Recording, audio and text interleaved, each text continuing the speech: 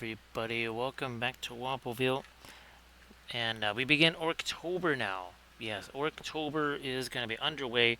We are going to be doing a whole bunch of these Uruk Hai here, because reasons. These are all from Papal 3D. We've got crossbow guys. I think the berserkers I'll save for tomorrow. We've got sword and board. We got pointy things. We got all kinds of stuff going on here. Again, crossbows. I think we're gonna try to squeeze the shaman here, maybe also in this episode. Right, Landrast, you should always do that. We're also gonna be doing. We got the iridescent pearl white out here. I thought I had. There it is. We have this out here because we are gonna try and do ourselves some T-M-M. A little bit like what we did over here with this guy in one of our tutorial series. So again, doing some metal stuff here. So great to see you there, Landrast. This was last night's stream, a little bit different right here. As many times as possible, right? Especially for maintaining certain health things, right? It's very important, very key. So this was last night. We had a little bit of object source lighting in our seascape. Here we got mostly. We're also going to try and use this here. We're going to try and use ourselves some weathering powders, wet oil paint, and weathering powders. Well, guess what? You use those together, and the wet oil paint kind of makes the weathering powders, well, stay in place. They don't have to do all the whole sealing thing or anything like that. So good to go. We are going to try to just do some dry brushy lighter stuff on things like the bases here. Let's just do something like this. Again, keeping things simple. We're going to be doing some darker glazy things too.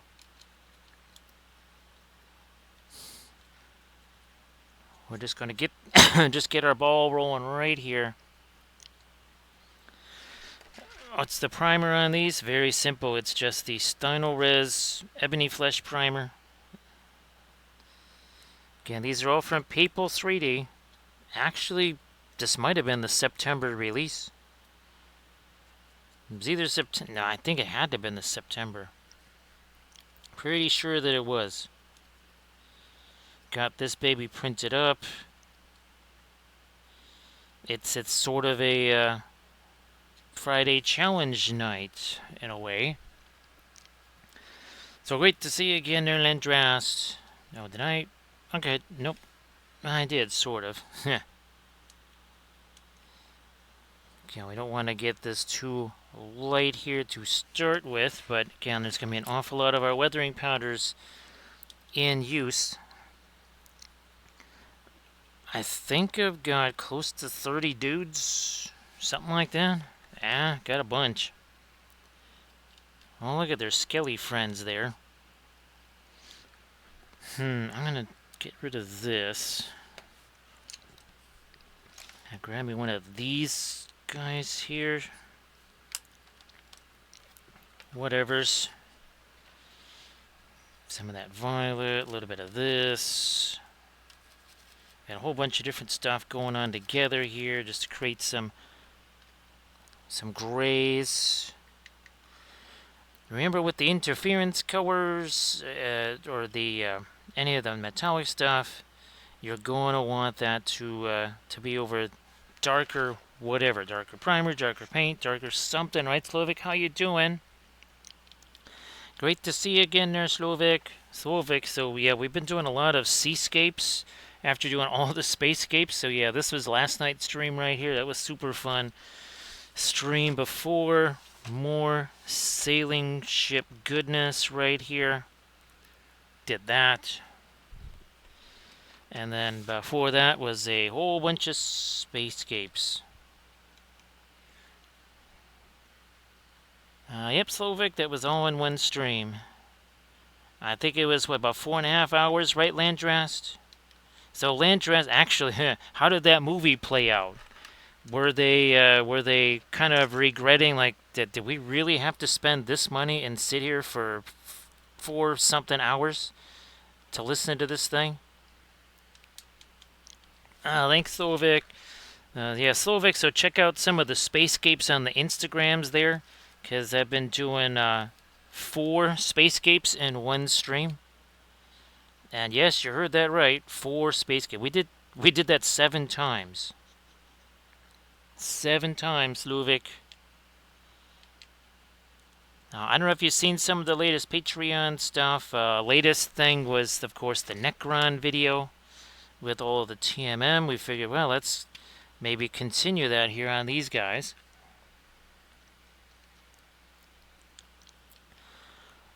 Actually, geez, Landrast, potentially, right? I guess if you're seeing like and you're seeing premieres, right? Landrast, you're not exactly seeing matinees there. Wouldn't that be around 20-ish bucks or something there, Landrast?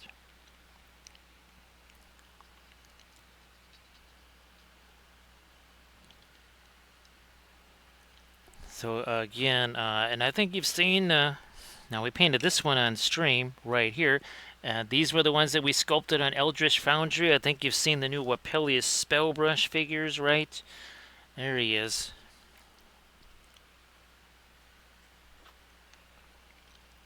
That's what yeah. I mean, that makes total sense.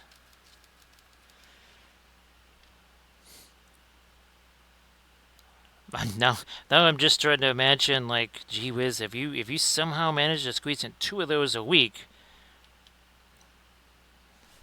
because I guess you could go again on Friday, right? Right, Landrast, and I guess again on Saturday and see another premiere, or at least what would you say, opening weekend? Maybe that's the term.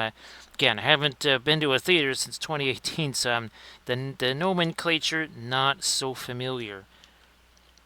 Not super familiar to me. So yeah, Slovak, I did 2 different versions, and well, there's more on the way. There will be more on the way.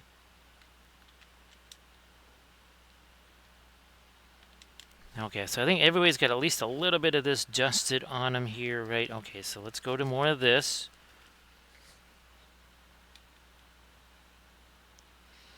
Actually, these bases are also from Papal 3D. I had to get all of these guys, again, close to 30 of them on bases real quick. So I just said, you know what, we'll just use his. Normally, again, I would prefer to just do my own.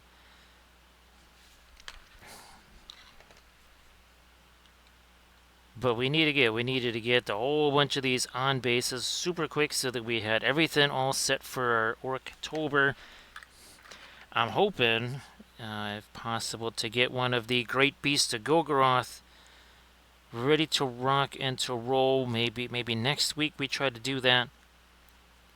Maybe we paint the 10 guys on Friday and then the Great Beast of Golgoroth on Saturday or something like that.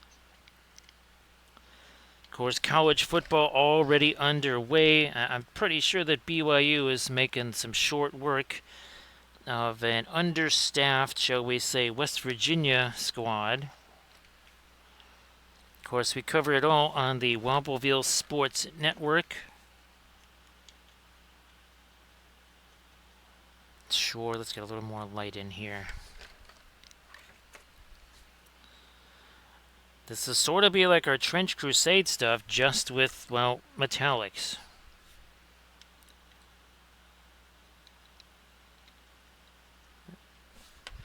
This guy, again, just looking to get this lighter gray over the top there. Alright, good enough on that. Let's, where's the other? Okay, there it is. Now, let's start doing some of this here. So, we are going to take our iridescent pearly white, and we're going to mix it with this. Maybe another bit with the Van Dyke brown. We have a couple of different deals there. This is a very dark silver.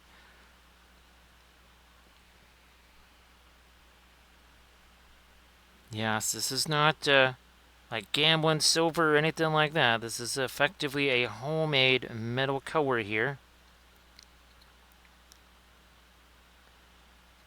Like you do. Hey there, AD. I'm looking like, no, that's got to be Arid, but Arid is streaming right now. So I know that you got the crazy hour, and of course you're trying to, switch the schedule around, right? Which is super easy. Everybody, please give AD Creations a follow. So AD, I'm pretty sure you won't be streaming tomorrow, right? With all the crazy schedule stuff going on. Oh, and AD here, check this out, super quick. So that's the painting from last night. It was kind of fun to be able to do this lighting here, because I did do a painting of the Bonhomme Richard, right? John Paul Jones, and when I was what, like 12 or something. So it was kind of cool to do a scene like this. That will be a super relief, won't it, AD? And of course, say hello to everybody for me. It was really cool that they got a chance to throw down on the green there, play a little bit of pool and such. But everybody, please give AD Creations a follow if you could. AD, what was interesting, oh gosh, it worked out exactly. You know how I do the little grid thing at the start? I think I got that sitting over here somewhere. Those ships worked out exactly. Like one ship was here, another ship was here, and the horizon line was right around here, exactly where you would want it to go. Oh, and actually, here you go, AD. So that's the Crescent Hot Press illustration board right there. So hello back. Hopefully he was victorious in all of those table endeavors there. Crushing his opponents, what would you say, destroying their dreams, that kind of stuff. Just the usual kind of things that friends share with each other.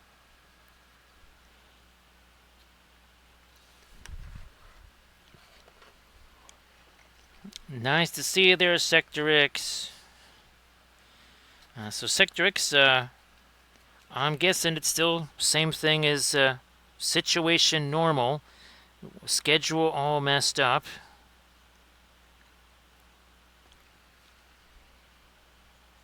And AD, if you wanted to post anything in the chat there before you head out to Sleepyland, please go ahead and do that. So again, great to see you there, Sector X. Now again, these are all 3D printed. These are all from Papal 3D.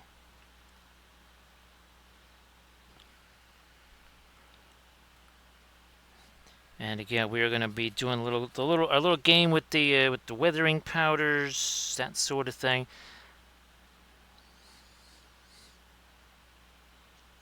Oh, that's right. Our Wolves of Isengard. Those two.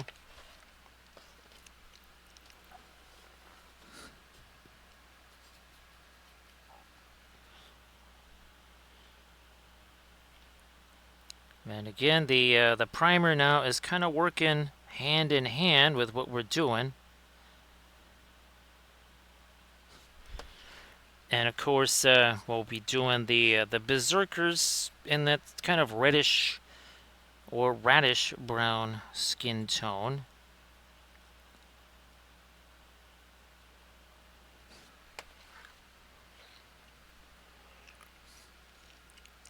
Alright, see you later there, AD. See, I almost did it again, but in reverse. Have a good one there, AD. And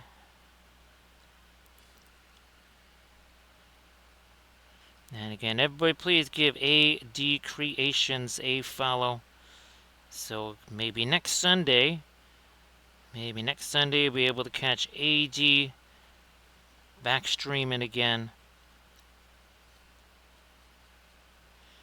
So again, these are all 3D printed, Papal 3D.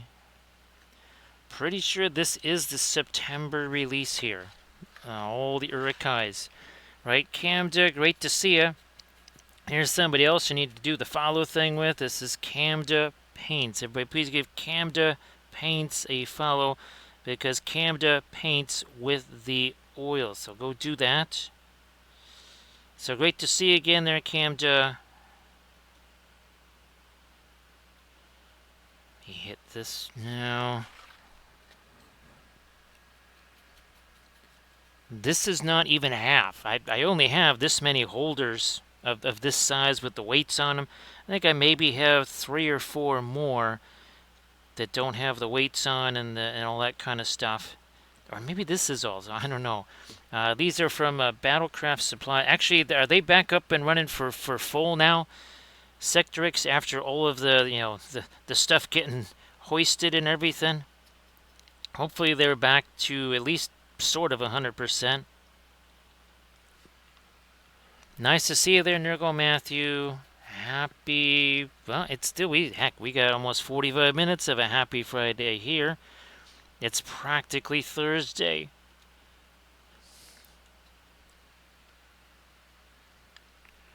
So yeah, these are from Papal 3D, and I'm pretty sure this is their September release. Now we are using the iridescent pearl white. Now again, if you cannot get the Williamsburg iridescent pearl white or the interference colors, you can get just the powders.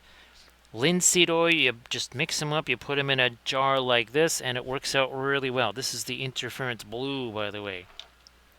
And I just did that, made that homemade paint, and oh gosh, it was just a couple of videos ago. It was very recent. Super, well, that's a little too thick there. Let's get rid of some of that. Okay, there we go.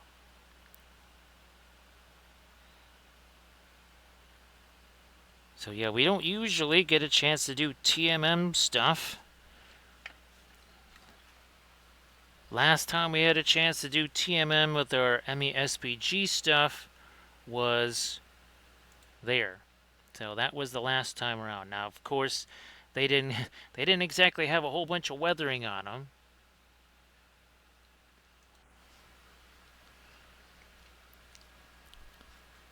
So Nurgle Matthew, it is it can be kind of wild mixing your own oil paints. Now, of course, Cam's like, yeah, it can be wild, all right. Then again, Cam, if you want to share anything in the chat, please go ahead. Like always,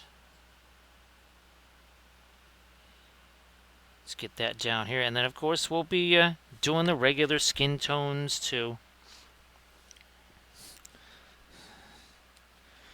And I just thought we would kind of do this in the way of our Trench Crusade stuff, where while the oils are all wet, we just take those weathering powders and go boom. And get in there while everything is still nice and wet, and then the powders just, well, they kind of adhere.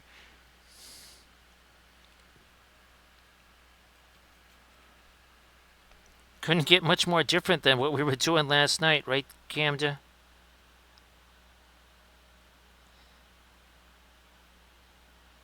And again, I think, actually, I don't know what the October release is. Oh, you know what? I wouldn't be surprised if the October release for Papal 3D is more Warg Riders, because, I only have like 2 boxes of the plastic ones, and I printed out, I don't know, about 30 other Wargs. Now, of course, it's not just Isengard that has Wargs. Angmar has Wargs, and there's there's Wild Wargs, there's kind of your Fell Wargs. So there are, it's not all quite the same, but gee whiz, there's going to be wargs everywhere.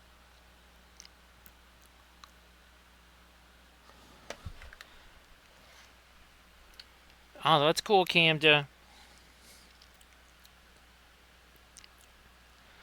Oh yeah, that was looking really good there, Camda. I saw that flash very briefly on the Instagrams there. So yeah, that was looking super cool. Now, Landress, do you have some of the crew there just kind of hanging out, doing hobby stuff, doing some painting, maybe whatever?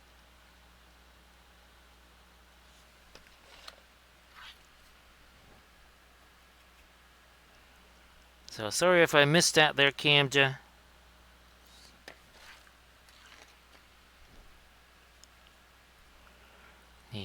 again, we're just taking our, this is almost straight up iridescent pearl white, which in most paint lines is probably going to be something, it's going to say something like metal medium. Ah, that's cool there, Landrast. So hello to all the dudes hanging out there at Chez Landrast. Now here, we'll put some of this lighter stuff on him, and then we'll show you the difference between our other dudes. So, and once we get to the skin tone, that's going to be a whole different deal. Now, where's I think you can see kind of the difference there.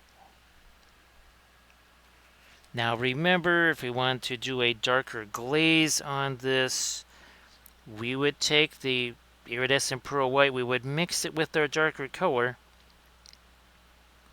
and then glaze with that. And of course, once you start doing this here, you can't use any opaque white or any kind of opaque colors, because it will absolutely annihilate any metallic effect you might have. So once you go this way, you're committed to this approach. There is no turning back. you just gotta roll with whatever this brings you. Again, otherwise, you're not really gonna have a whole bunch of a metallic effect at all. Nice to see you there, Recoil. Sorry I didn't get a chance to shoot you any messages, Recoil. Well, after the stream, Recoil. First of the purple peppers into a salad. It happens after the stream. Yes, indeed. Let's start thinking about maybe some of our darker glazy stuff for skinny tones. Man, let's I'm gonna try to do something a little bit different here. Let me take some of this and some of this and some of this. I'm just going to try to get a little bit on the skin here in a couple places, whatevers.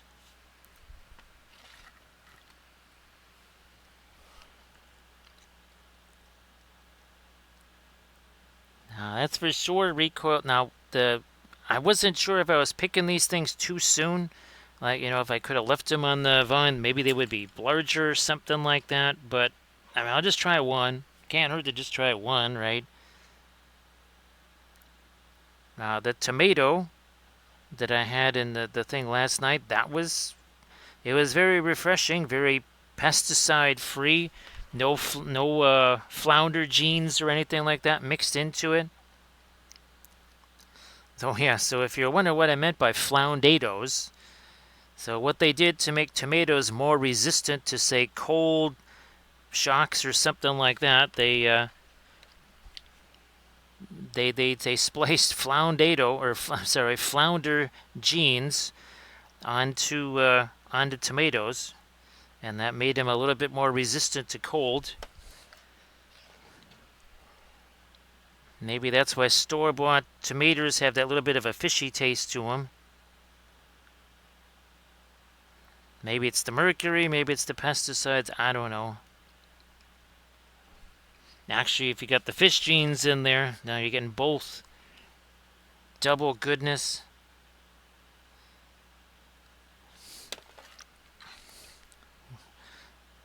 So yeah, I'm just trying to do a little something here with the skinny tones. Then we're going to just start mixing up some glazy things.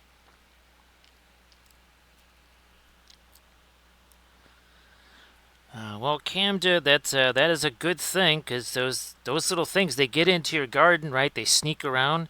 If they're glowing in the dark, now you can see them. So that sounds like a very good tactic to me there, Camda.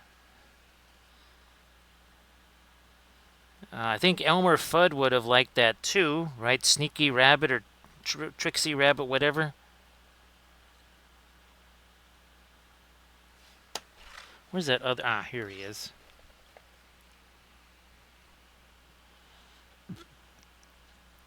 More cadmium, more better, right, Cam? Well, that makes it go faster. Usually right at the end.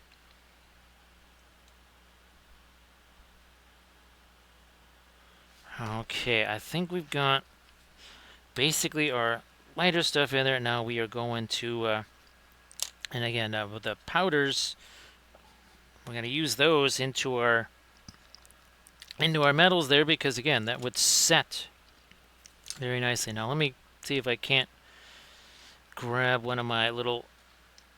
Here we go. So I think, Camden, are you ready for the most exciting part of any stream where we just mix up paint? Yeah.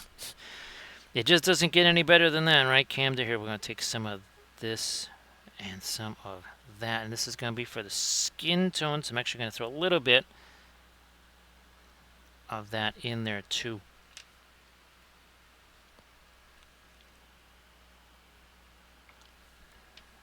Needless to say, looking to have a pin line wash type of a consistency here. This is the part of the stream again that everybody just craves for. I know there's been demands that we just do a 72-hour stream of only this and nothing else. What have we here? I think we've got that pretty well mixed up. Whoops, that's too many of these. Whoa, man. That was a little too steep of an angle there, too. All right. Let me see what we can do here for things like the skinny tones. And maybe again, this will be the stuff that's not metal here.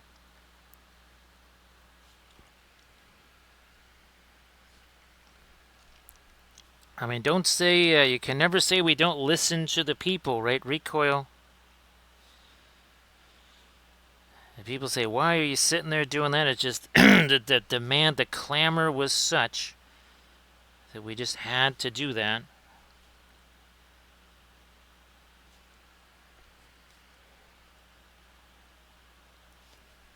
So again, great to see you there, Nergo Matthew. Appreciate you being here like always.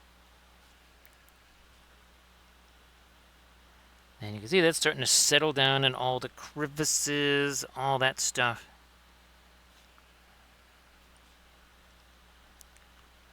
If it's a true pinline wash, it will travel like crazy.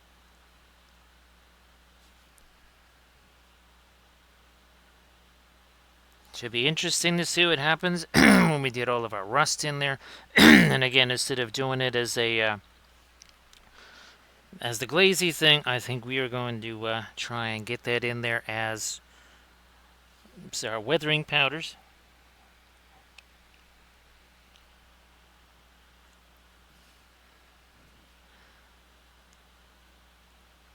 Yes, anybody can paint or sculpt, right? Recoil, it takes special talent to do mixing. Yes, that's a rare talent. You don't see that exhibited very often.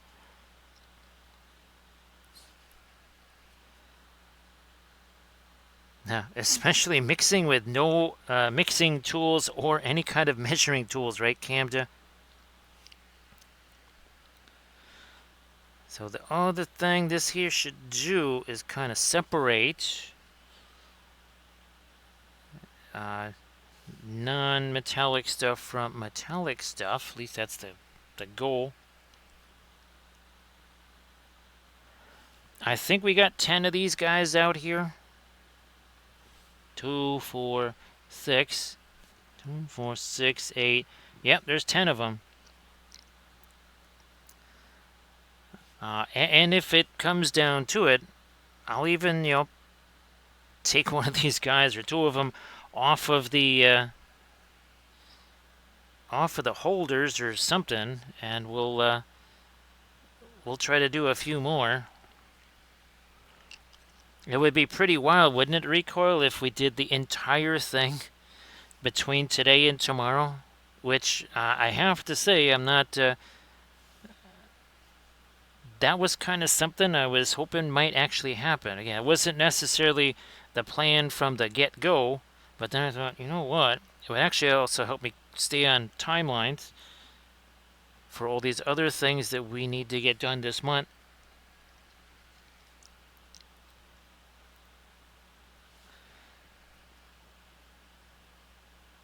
I'm trying to imagine a meme there, Camda, of mix-free zone or something like that. Oh, and oh yeah, that's right. I know who would be creating that poster. It would be Recoil's big acrylic character there. Yeah, I could see that. So again, we're just letting all this roll here, and all these little crevices. Look at that. Just let it march where it's gonna go.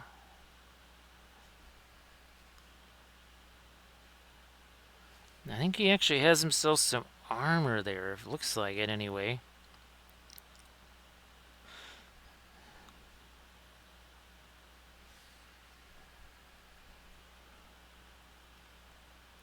Yes, I mean, why mix colors, Camda, right, when you could spend hundreds and hundreds of hours more just trying to buy exactly what you would mix? It makes no sense, right? Makes no sense whatsoever not to run off to the store and buy tons of stuff that you don't need.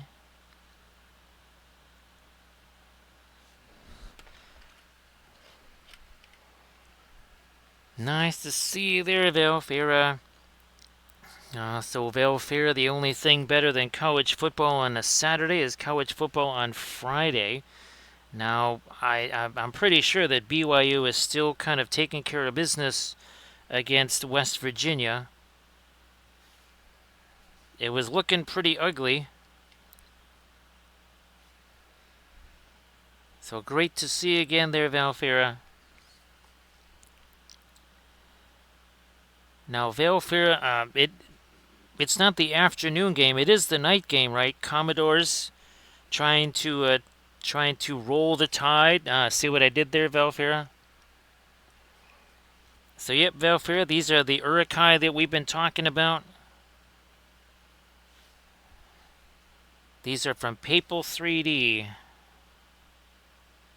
Now, tomorrow you'll be seeing some of the Berserkers. There actually will be object source sliding on at least one of them, because he's got the whole torch thing.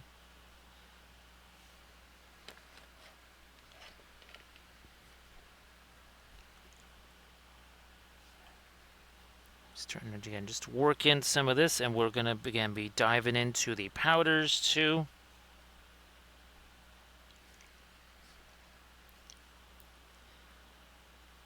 So hopefully Friday was not too bad for you there, Valfera. Yes, was not able to accomplish all the things I was hoping to accomplish today.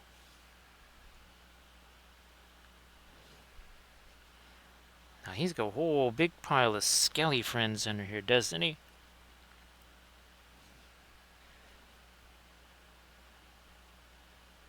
Now what I might try to do is remember to reverse these, or mirror them, that's it, not reverse, but mirror these guys. Then we would have essentially a whole batch of new poses.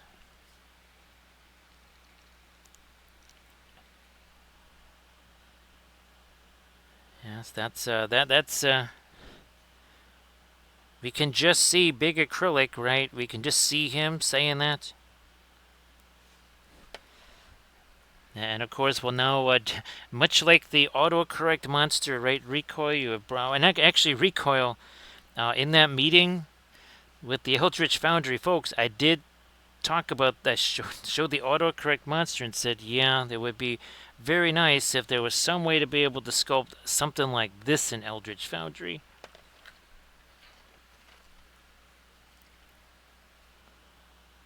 You know, I'm just going to hit that base with it too. You can see these guys are starting to already look very, very different.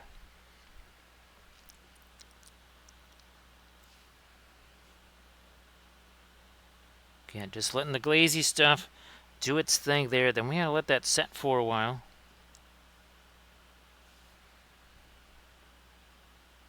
And of course, we have to start thinking about our weathering stuff too.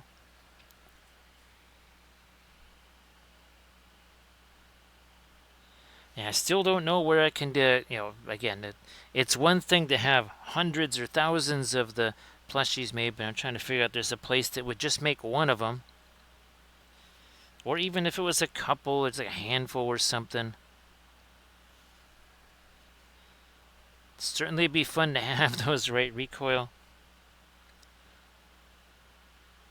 What better way to embarrass and humiliate the autocorrect monster than by having a plush toy version of the autocorrect monster?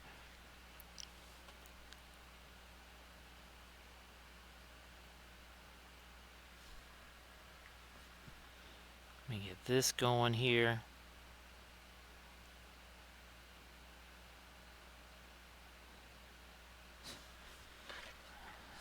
More continuing with our darker glazy stuff here. I might go back to do a couple of the other bases.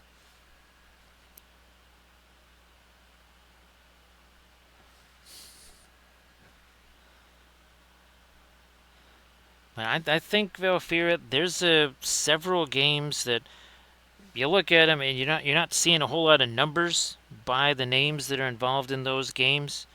But well, this season, right, Valfira, it's pretty much been game on. You don't need a number next to your name to be able to whip up on somebody. Oh, that's right, Umbar University. Yeah, I don't know if you were still awake at that point in the stream, Valfera, when we came up with Umbar University, or the University of Umbar. It's basically double U. See what I did there? So yeah, that's going to be part of the APCC. Naturally.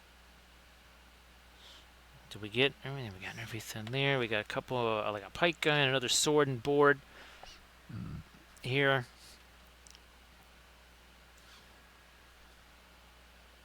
And we'll be coming back in with later skin tone stuff and all that. We're just trying to now kind of get a little bit of separation between our metal stuff and the skin.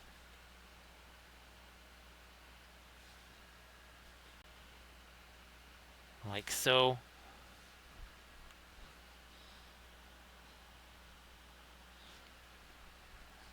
Some of the skin had kind of almost like a little bit of a purplish bent to it. So we'll try to do a few different skinny tones where we can. Alright, get stuff on the base here. And that is definitely the team phrase there, Valfera. You must respect the Umbar. What is it? Like one school has played like a champion today. There's respect the Umbar.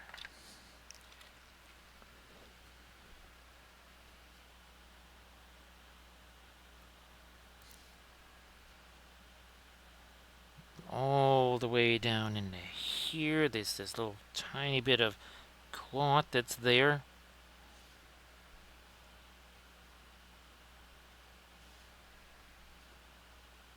All the way down to the base. Yeah, you can see. Look at that. That's a classic pin line wash right there if I ever saw one.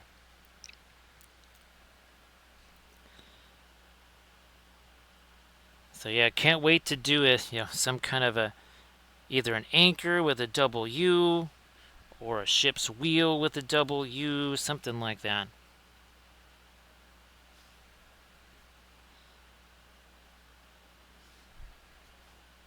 I think we just have a couple of bases now to hit with this mix. I believe. Let me work my... is this one that we kind of need to hit the rest of this.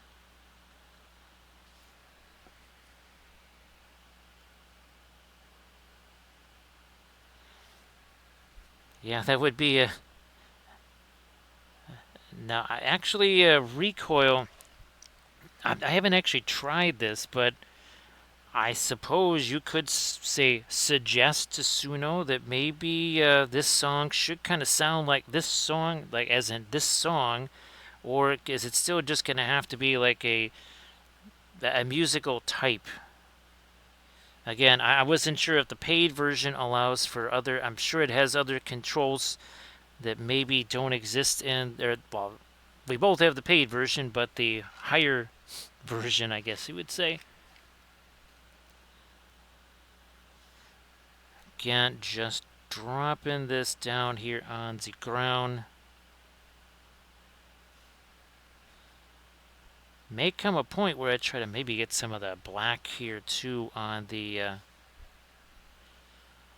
base from a visual standpoint there.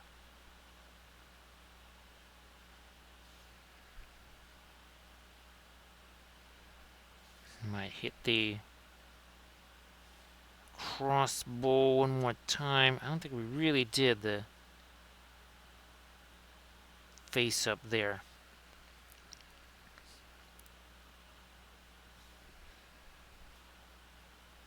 And just put a little touch of it in there. All right.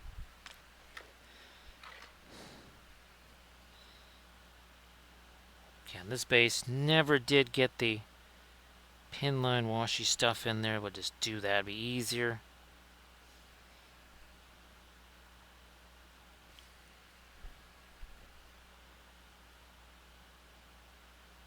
Almost there on the base now. Okay.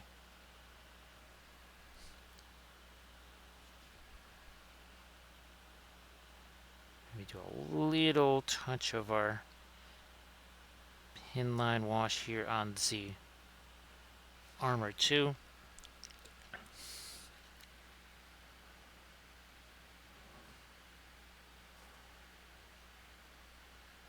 Recoil then. Now is he so recoil, is he also too tall for every tank that he tries to get in? I think what was the one where he was trying to get into I think he was trying to get into a Hetzer, right? Recoil, and he almost just got stuck in there. It's been a while, recoil, since I've seen a Chieftain vid. But everybody likes the Chieftain.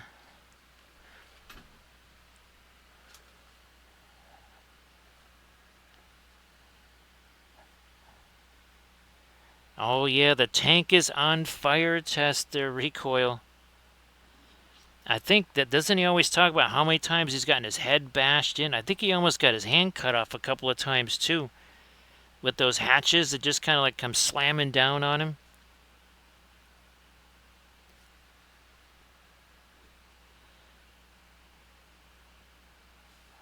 Because I think at first he was just kind of doing stuff at Bovington, but then he kind of created his own YouTube channel, right, Recoil?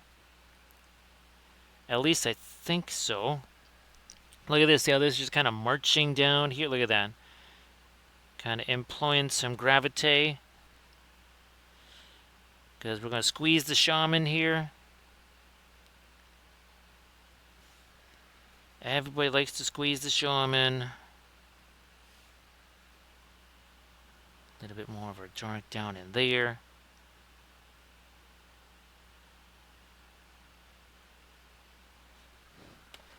So I think we got all the bases hit. Yep, got all the bases hit.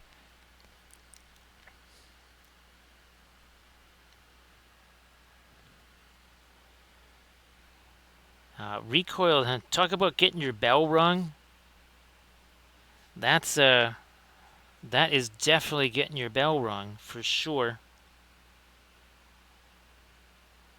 You're gonna know you got hit by that. Well, you may not, because you'll be unconscious at first, right, Recoil?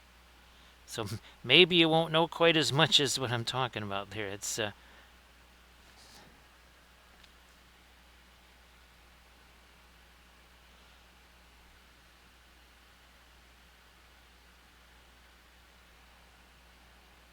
that's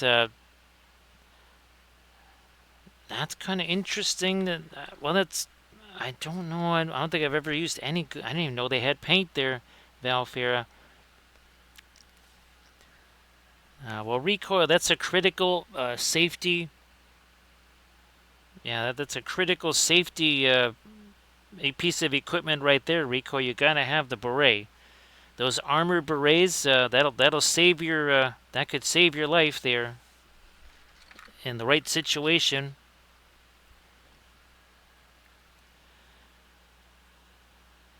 I mean, in case someone was to throw a paper airplane at you or something like that, that black beret, that's gonna stop it cold.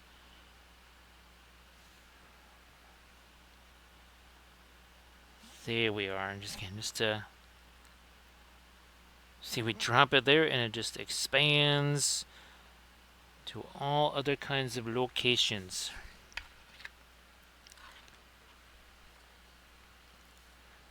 Oh, that's right, Recoil. Actually, oh, hey, Recoil, do you have any pictures that you could share so Valfera could see what all your tests were doing? Sorry, but I wasn't equating that, Recoil. I was not making the connection. Sorry about that.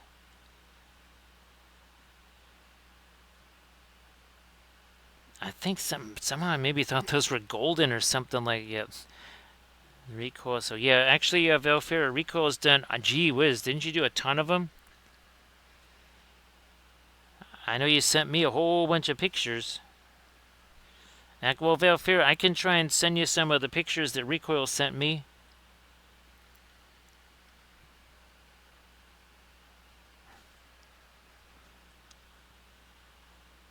Okay.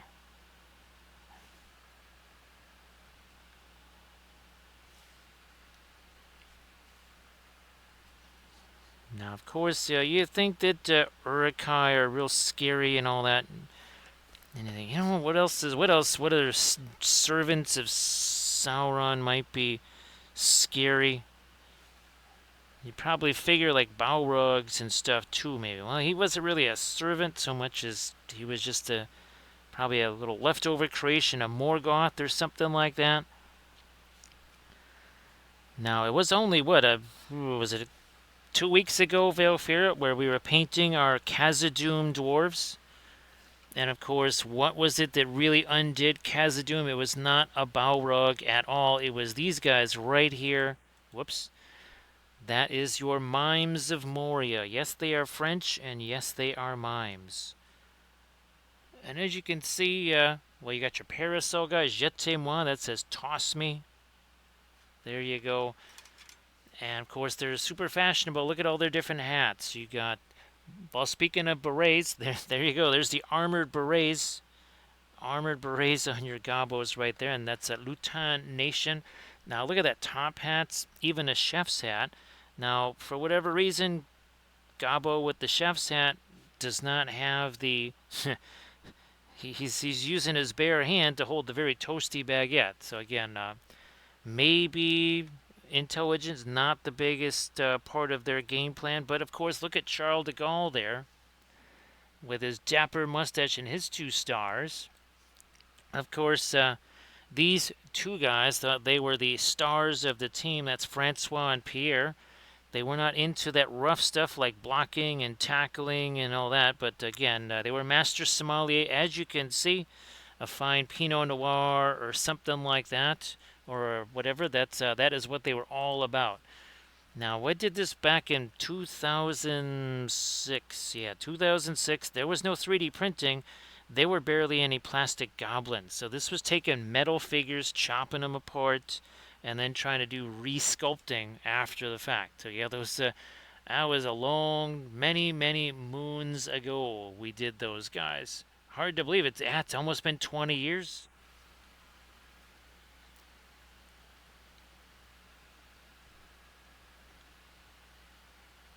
So yeah, that's it. Wow, actually, we might have to do something, Valfera, for the 20th anniversary of the Mimes of Moria.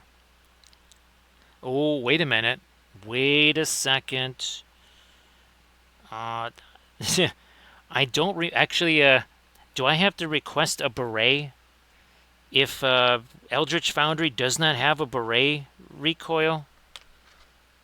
I'll have to look and see if beret is one of the options for headgear. It just might be. If that's the case, and I know there's top hats because I saw one. I saw a top hat. And I'm pretty sure maybe there's a judge's wig. I don't know. And I'm pretty sure there's like bottles of wine. Oh, that might have to that might have to happen there, Recoil. 20th anniversary of the Mimes of Moria. Okay, I think we just about have our darker glazy things in place. Let's see if we can start to maybe play around with some of those skinny tones there. Okay, we're going to try and go maybe violet with some. So we got this out here and some of this. Whoops, there we go. Let me try some of this here. Yeah, there we go. And some of that's already kind of mixed in a little bit with our clay stuff that we just did. So we'll keep that a wee bit darker.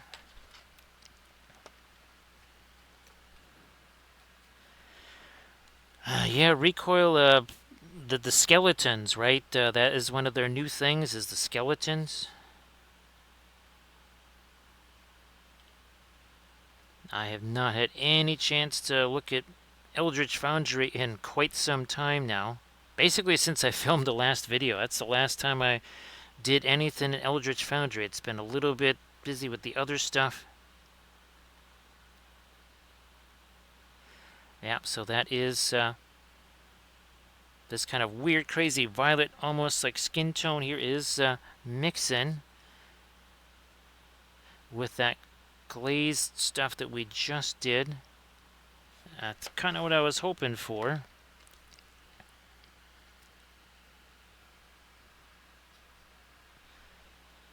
This is just essentially like an Indian red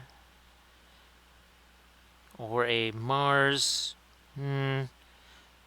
Actually, Mars violet with some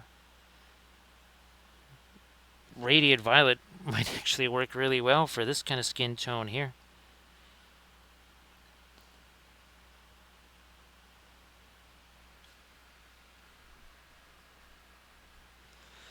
Now Recoil, as I was listening to this, well, one of the songs I sent you, you can hear in that song, there's a couple of places where they're singing the instructions again.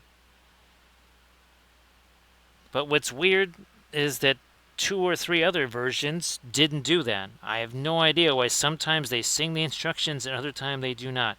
Great to see you there, Artemichael. Everybody, please check out this little link that Artemichael's going to share. Some fabulous painted miniatures there. So I hope that all the projects are going well there, Artemichael. I know there was the teaching gig and all that kind of stuff that was supposed to happen.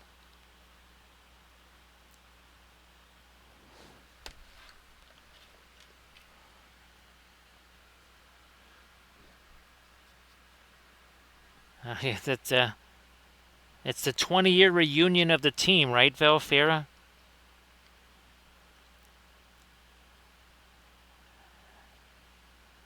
Now I think the last time I played anything with them was maybe 2008 or something.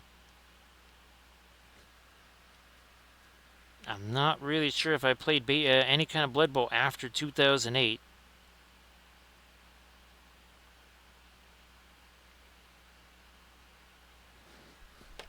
Oh yeah, got this here. I'm gonna have to remix a little bit of this here. Some of that, and again, this is we're pretty much going with the Paul Rubens Alkids here. And everybody check out that Instagram link that Artemichael just shared.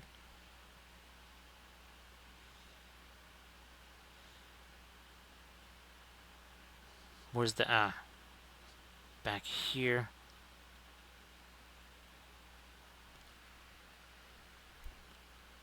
Nope, not skin there. There's some.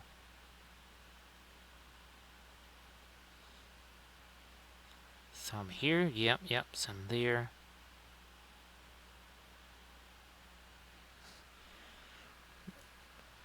Looking for... I mean, this might just have to work here. There's a support there. Just got to get rid of. Teensy tiny little support.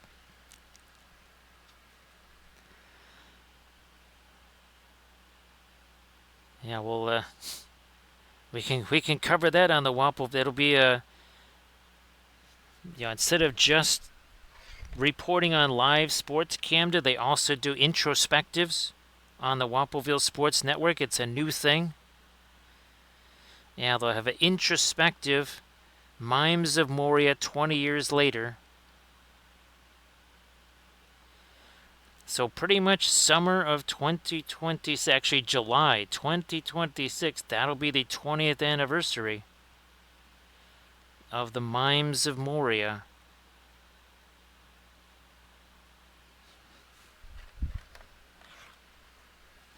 Whoops, almost reached for my glazy stuff there. What's hilarious is this is a middle tone at best, if not a dark middle tone, and it's actually looking fairly light here. That's, again, that is just how much dark we've been trying to build into this to start with.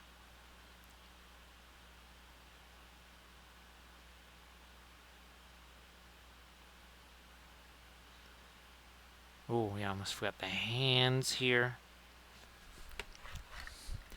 And I'm pretty sure we got, let's see, 2, 4, 6, 8. Yeah, we got 10 of these guys.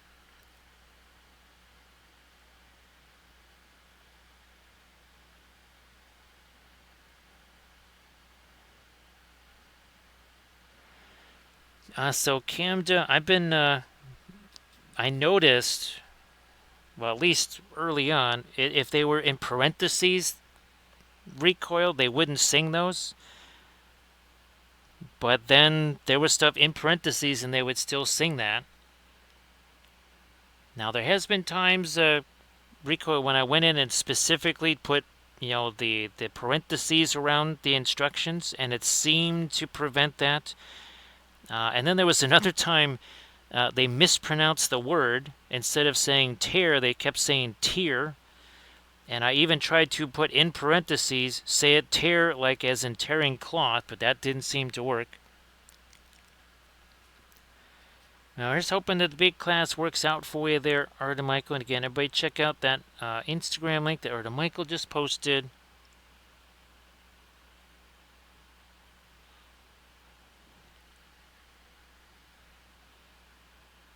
So yeah, recoil, that's, if you look at some of the, the musical annotations that I sent you, you can see there's stuff in parentheses, and what's weird is sometimes they won't sing it and other times they will, but then that's kind of how it goes, right? Recoil. Oh, the other thing is, when you're trying to kind of do your accuracy settings, now it doesn't seem to like to go below 15 or above 85. I don't know if you noticed that too. Yeah, it kind of, once you get to 15, it goes into the red for whatever reason, and when you get to 85 or 86, then it goes into the red there too. Not sure what that's all about.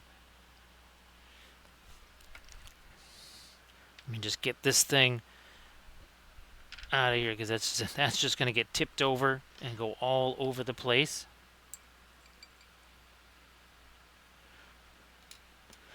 So here's hoping that works out really well for you there, Arda Michael. Now let's do more of our violet here. It's almost like a weird pinkish type of a color.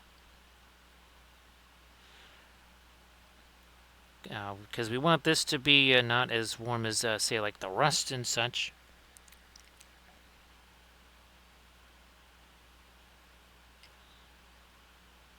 I'm glad that I know that that's a pain there, recoil, but I'm glad that it also happened to somebody else besides just me.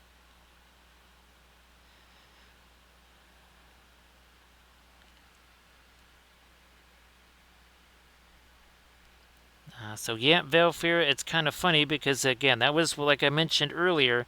There's no number, at the end of next to one of the schools there, but they used to have one, and they're also kind of an angry team, wouldn't you say?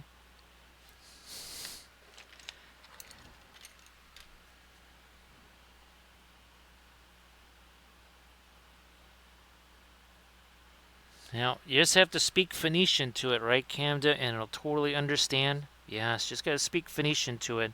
Ancient Phoenician. That'll totally work.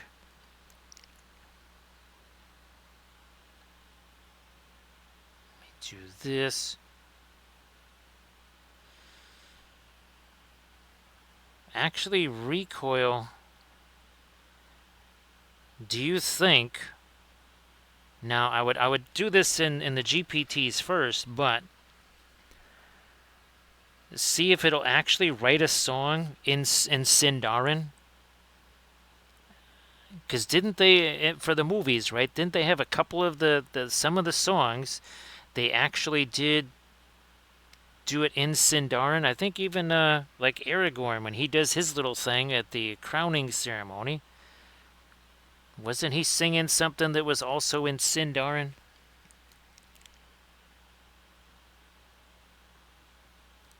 I could be wrong.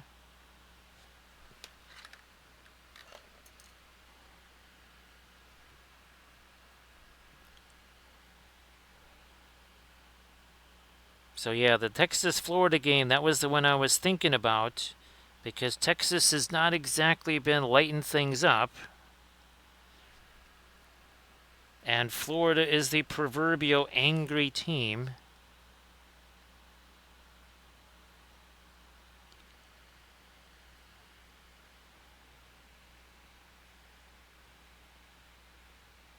That's that does not surprise me there, Recoil.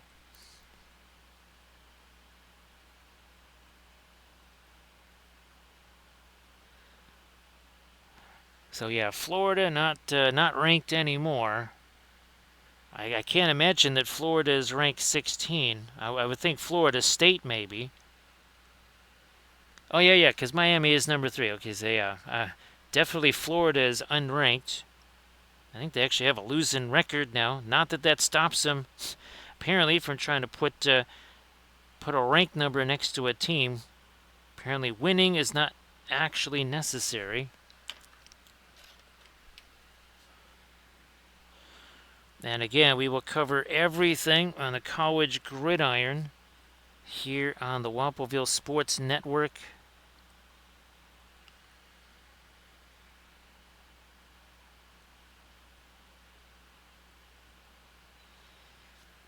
So we'll, I don't know, Valfira. It should be interesting, and it's going to be played in Tuscaloosa, right, Valfira? That game. I would imagine so, since last year the goalpost ended up in the Tennessee River or whatever. I would imagine it's going to be played at Alabama. So even now, this is still not a highlight color. This is still just I don't even know if it's not even a light middle tone yet. Just pop in this here for some of the skin. While we allow our middle stuff to have a chance to set, and then we'll get our, I mean, we could do a little combination. We could do the rust as powder and rust as a glaze too, or pinline wash.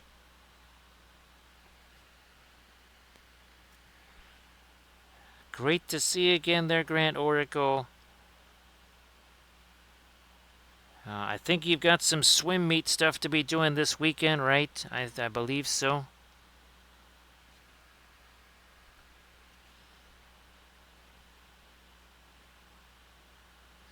get some of that over here. So yeah, we're just getting started on our orc. We're working on 10 guys here. We've only been at this an hour.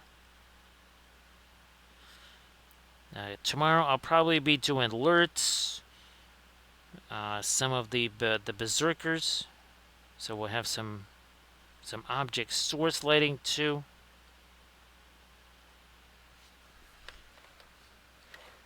I've never actually painted alerts. Here, let me. I wonder what this would now. Actually, Valfair, it's going to be real interesting to see what happens when we do this after all the rust and stuff is applied. Because I don't think there's going to be really much of anything there. Yeah. Well, it does have, I guess, a little bit of bluishness to it, I guess.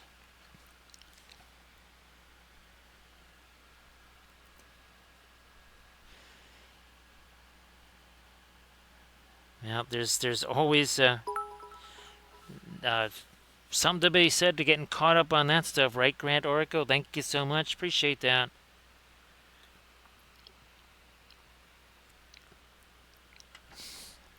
So thank you so much, Sir Grant Oracle. Appreciate that.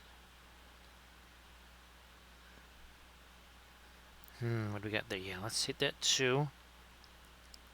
A little bit more of this on the face there. Oh yes, fingers.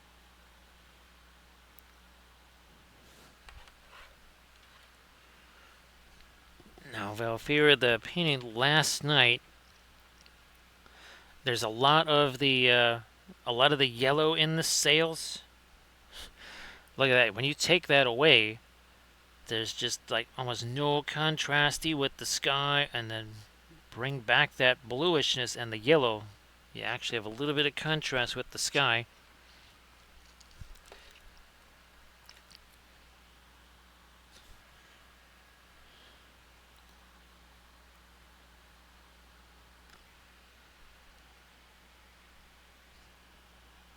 Well, that's fantastic there. And again, Grant Oracle, if you want to share anything in the chat, some of the stuff that you're trying to get caught up on there, please go ahead.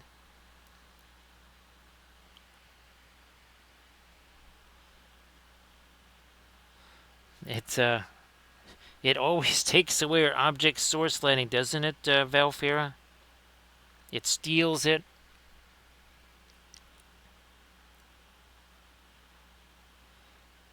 I think, okay, yeah, let me get a little more of our lighter skin tone up in there.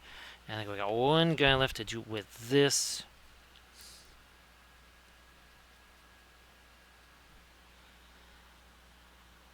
And of course, we'll try to do the berserker guys with that, well, very much reddish brown type of a skin tone. And again, these are 3D printed from Papal 3D. Papal 3D here.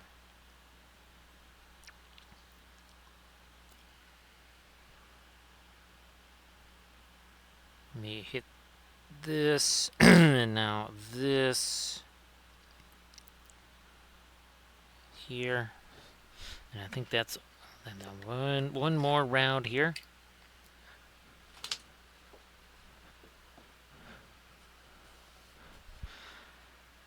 Now, Grand Oracle, are you doing them? I always referred to it like kind of like Monopoly money, where you have 8 guys on a stand, then there's 4, then there's 2, then there's 1, and the guys like the 2s and the 1s, they would like change, right? Because so that when you would take off the big stands, you'd say, okay, well, we lost 6 guys from here, and then you trade out the 8 for a 2 or whatever.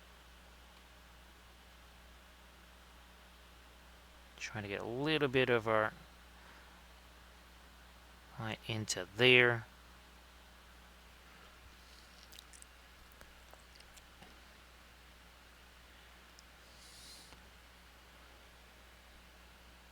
Let me see. I'm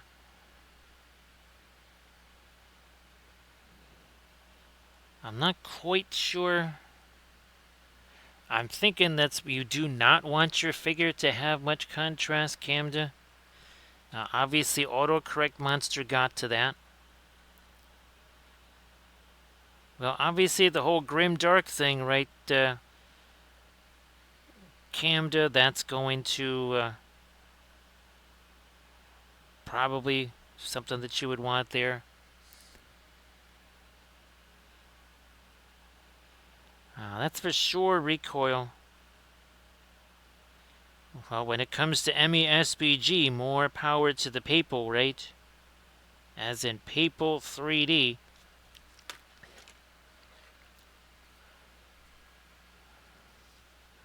So yes, once again, the autocorrect monster has struck. So again, if you're just innocently typing stuff in, to the chat there, and all of a sudden the autocorrect monster makes your chat very confusing to read because it modified it in some unjust way, be sure to expose him to the light of day. Looky there, Elias. He's messing around with your keyboard there. Don't let him do that.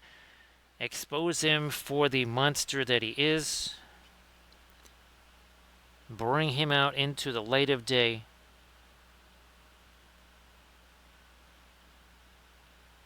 Let me catch again a little something later.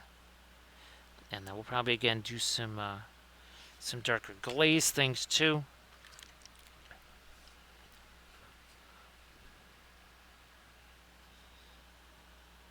We'll have to figure out how we want to do our white hand stuff too on the helmets and such.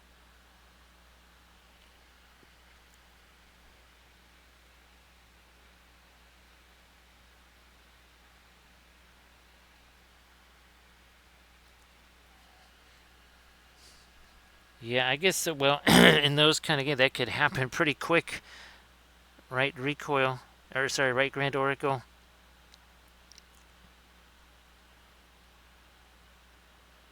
Remember what I was talking about last night with that whole Wooden Ships Iron Men experience? And I asked, are there any morale tests for these ships, or do they just kind of, are they quite willing to sail to their doom? And when the answer was, well, no, I said, all I needed to know.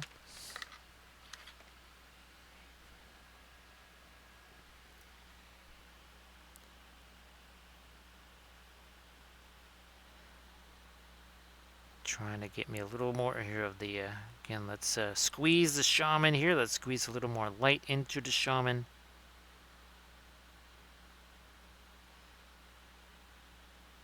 Get a little something on his face there. A little something there.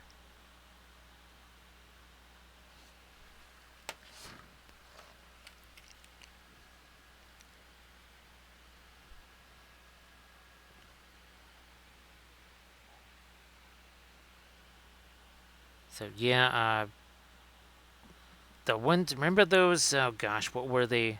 I think they were the French Cavalry 1818 or something like that. And there were some that were in 4, based in batches of 4, and others were doubles, others were singles. I don't think it went beyond 4. But those were 28 mil, so definitely not like your, the 15 mil Napoleonics or whatever.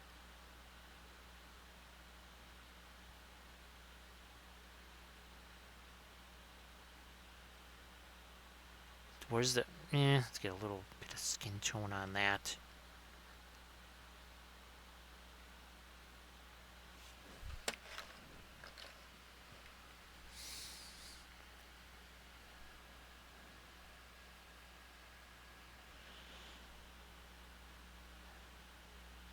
So yeah, Grand Oracle, I was trying to explain to folks with their whole little hypothetical matchup there of victory versus Constitution that, we're not talking about a fleet line action. We're talking about a 1v1. And that's gonna be some massive advantages to Constitution. Because last I checked, none of the 104 guns for HMS Victory were on rotating turrets, and I'm pretty sure that the range of those were no greater than the range of Constitution, so it's not like a battleship, right? They can, shoot at you 25 miles away, whereas the cruiser guns are maybe limited to 17, 16 miles or something. So you don't have a range advantage either.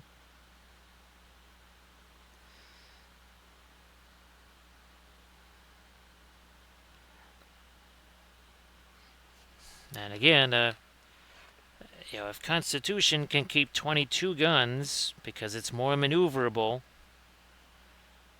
facing to the few locations where Victory does not even have 22 guns, guess who's going to win that?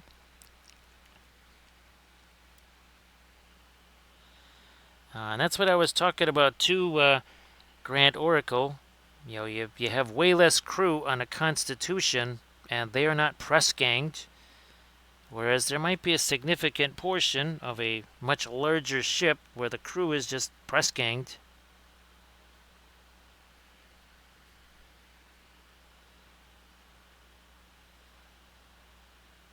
So that's the thing about having the smaller Navy, is that, well, you don't have to spread your higher trained sailors among tons of different ships.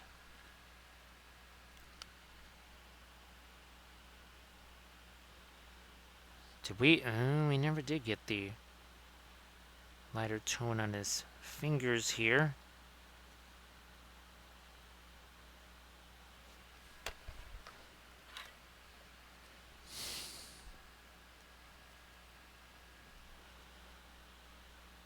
So it should be very interesting doing the Berserkers on tomorrow night's stream, because this mix is going to be much more Terra Rosa-like.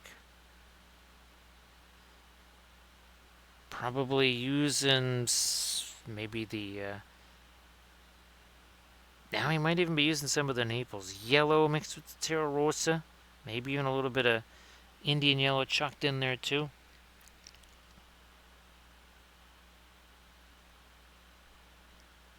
Ooh, let's get this up here.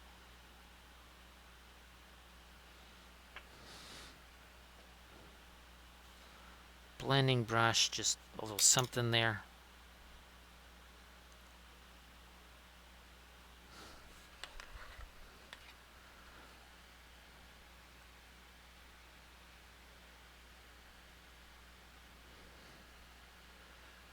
So Grant Oracle, those 44 gun frigates, the center of gravity is much lower.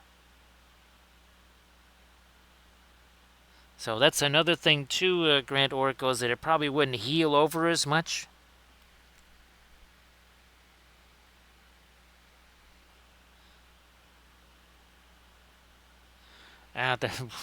That's for sure, right, Rico? That would be kind of a game set and match there.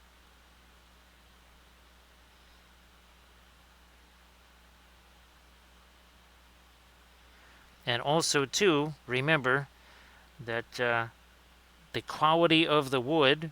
Now, Constitution wasn't exactly an ironclad, but it was probably, that wood was way less brittle than the wood that you're going to have on, say, HMS Victory, which could be, you could almost consider it a poorer quality wood. Because, well, they've been making ships for a very long time, and shall we say there wasn't as much of that resource left.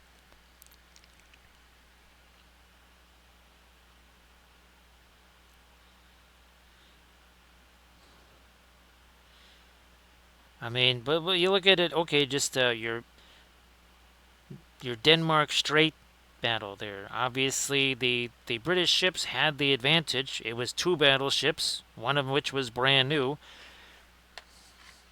versus a cruiser and a battleship, which was on its first shakedown cruise, essentially.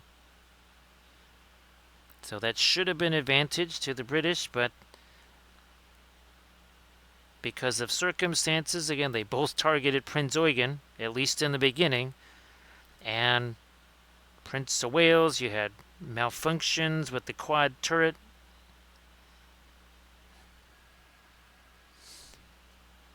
And the way they were approaching the battle, they were pretty much getting their T crossed the whole time.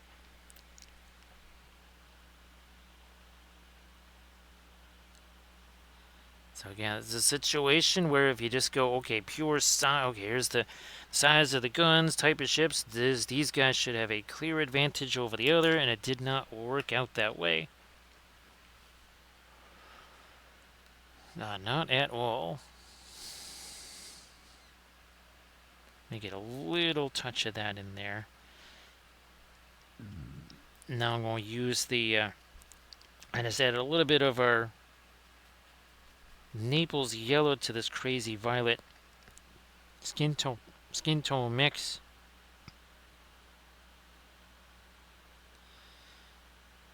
And again, we'll probably be coming back into this with some glazes too to darken things back down in some areas, get some separation.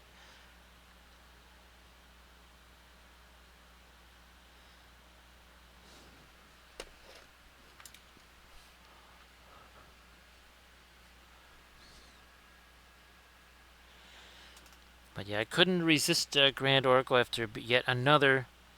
Oh, that's what I keep forgetting. This is actually Grand Oracle. I think I might have sent you the video that I made. I forgot to make a screen of that. Sorry, of that 500,000 ton, basically one ship fleet that was proposed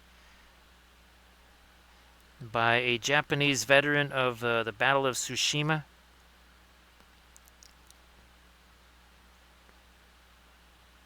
Essentially, and even then they were thinking about building it in sections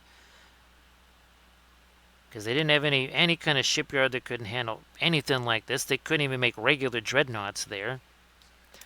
And the idea was you make sections of them, you launch those, and then you somehow assemble those after they've been launched and in the water. Not sure how that would work. Like we were talking, Camden, there was sort of like Project Habakkuk on steroids.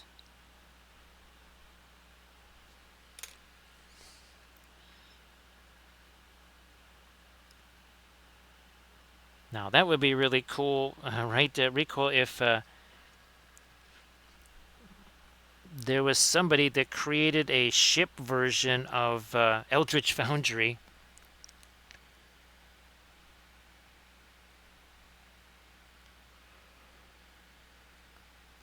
So Grand Oracle, that definitely happened, obviously, at the Battle of Jutland, right? That happened there.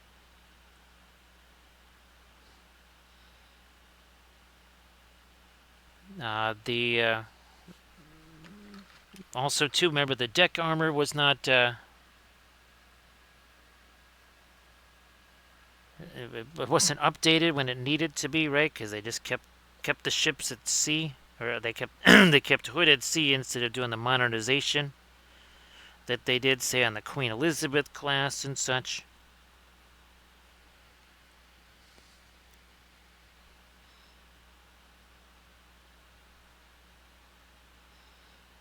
So yeah, that's what I want, Grand Oracle. I want the Eldritch Foundry version of a ship construction website. That would be super cool.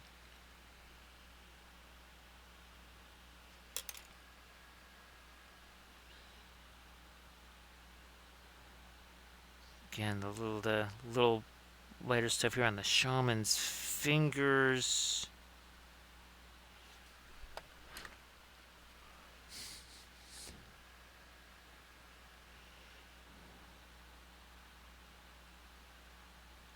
More here. So let me see. Oh yeah, with our dwarves, right? Didn't we were doing 10 dwarves? And I think that was a 5-hour stream, right? Which kind of, well, that was our new record.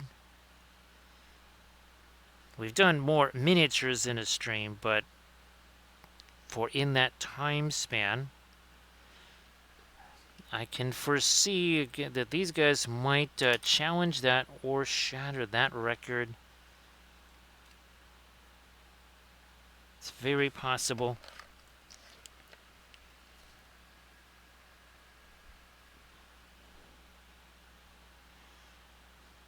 A little touch of our lighter.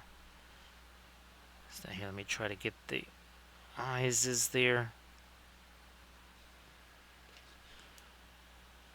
And then try to use this to get rid of some of that. And we're going to be doing all of our rust stuff now.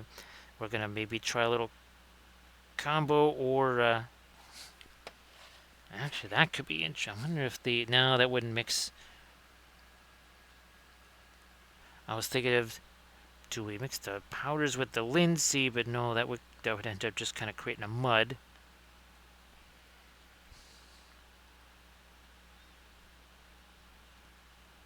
Let me get the eyes is here.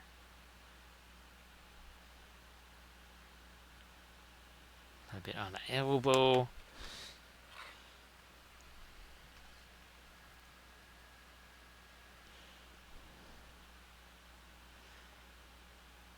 I never got a chance to paint. Never got a chance to paint any Uruk Hai stuff back in the day.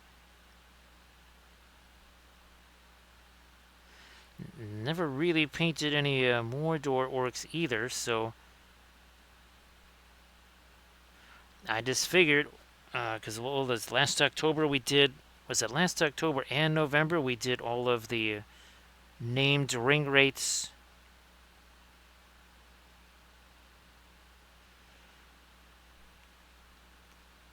I also got some of the really big trolls, like the one that has the catapult. I've got some of those printed out, so there's we'll probably be doing some trolls as well.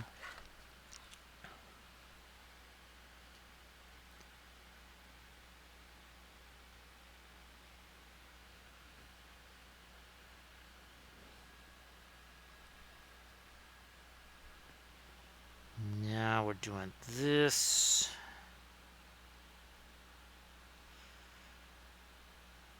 Because that Battle of the Atlantic game that I talked about, that one stream Grand Oracle, knowing that in the actual thing the two ships had targeted the wrong ship, well, I wasn't going to be making the same mistake, right? So I was targeting the correct ship, and they won that one. I wouldn't say easily, but they did win it.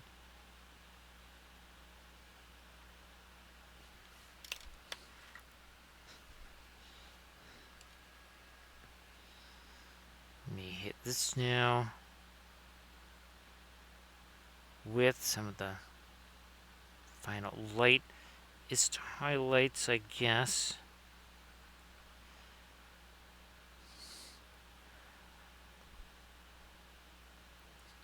Do we go with it? No, we'll do any kind of leather stuff. Oh, maybe wait. Let's see if we can't maybe get to our rust of it. I might try to do that as a more of a rust glaze or something.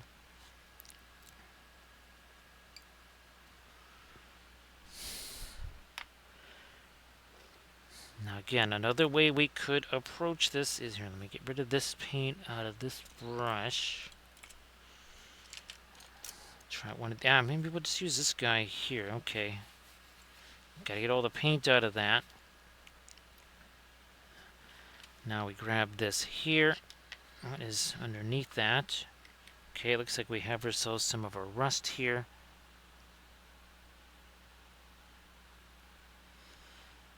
And that is going to go on him.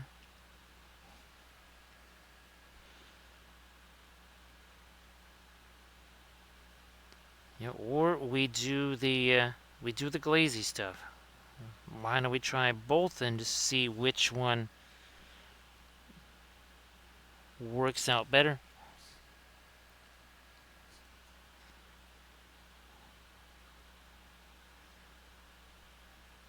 So again, just hitting this with some of the weathering powders. And the idea is, since the oil paints, well, they're still wet, that means they should adhere reasonably well. So I'm going to try that now. Let's try more of a glazy approach.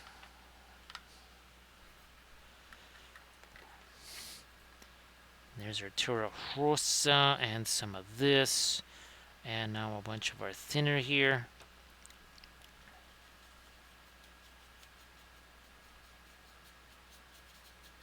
Maybe a little bit of the Van Dyke Brown in there so it's not too light to start out with here with our, again, our rusty kind of glaze stuff. Breaking this down much as we can. Come on, some more. There we go. Yeah, kind of liking the this approach better. So we're going to roll with this. I think this will actually take less time than the powders. So that's how we're going to roll.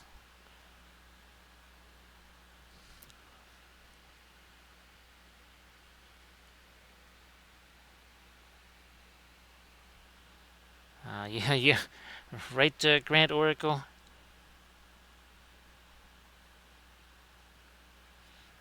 Oh, let's not forget this. Need some of the rusty stuff there too.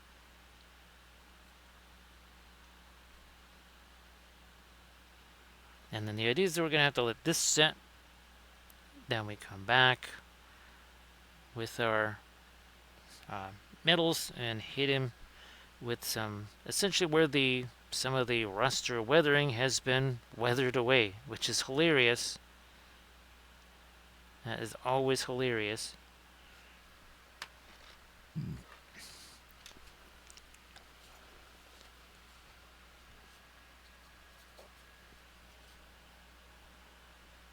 Yeah, letting it do its pin line washi type stuff here. If I need more thinner, we can always put more thinner in there. Oh, there we go. That traveled. That really traveled.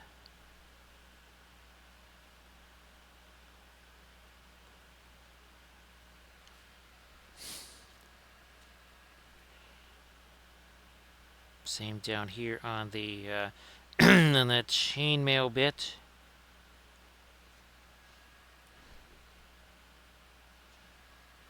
Pike, rust, whatever.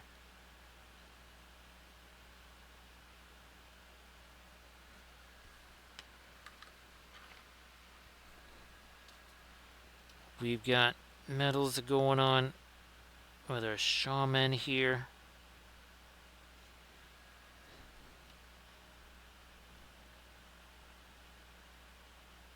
There.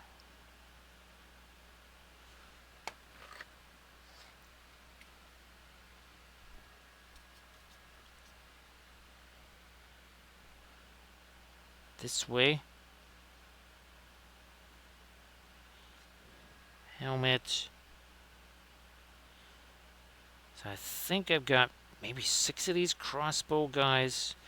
I think there's about 5 of the berserkers, maybe 6 of the pikes, 5 of your sword and shield. You got the shaman, there's alerts. So yeah, this is not exactly a gigantic Uruk Hai army. I would need to certainly print out more dudes with the pikes. I think berserker, I might have, maybe it's 5 or 6 berserkers, I can't quite remember.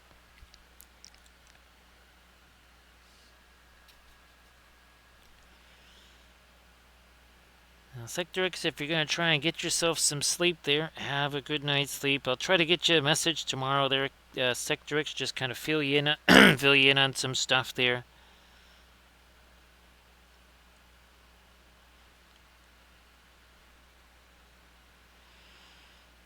Hashtag no sleep in Wapoville, right, Sector X?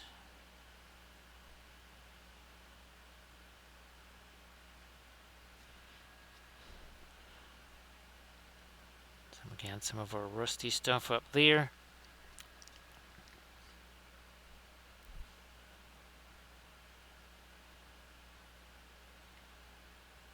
Down here.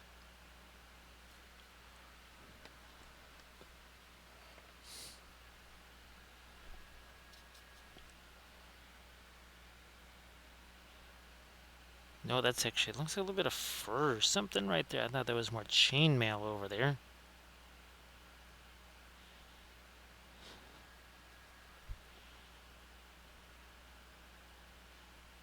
Yeah, this is way easier than trying to do the... Now, of course, it would have been fun to do the dirty down stuff. However, this would have to be dry to be able to use that.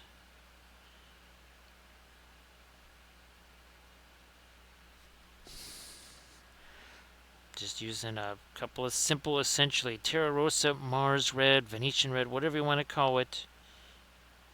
Again, to be doing some very basic rust type stuff there.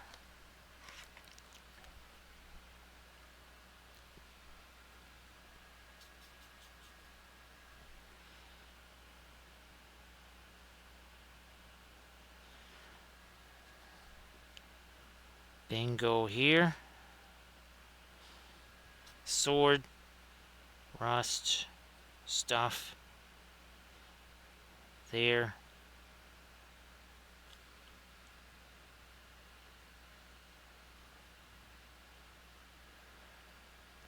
Grand Oracle, I still wish I was never convinced to get that, the top hat, as I call it. Because that never were, all those spools, they just popped open all the time. Never should have gotten that thing.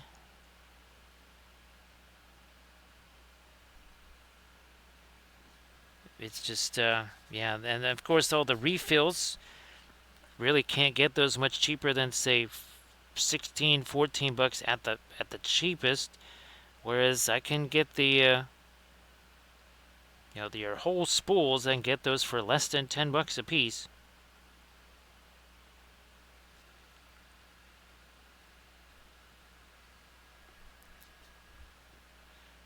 Again, with our rusty cores in there.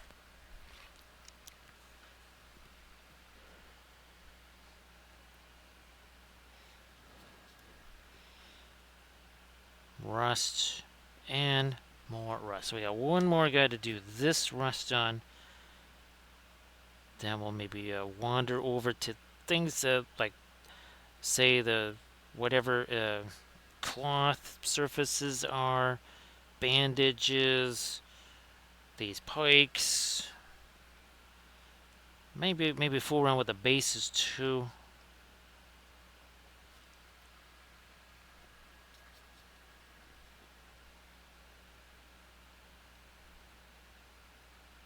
Again, doing ourselves some TMM here. Not that we really are approaching this all that different than if it was just regular non-metallic, because, well, especially with all the weathering type stuff that we're doing, I mean, it's exactly how it would be doing it. I just wouldn't be using the iridescent, the iridescent pearl white with all the mica flakes in it.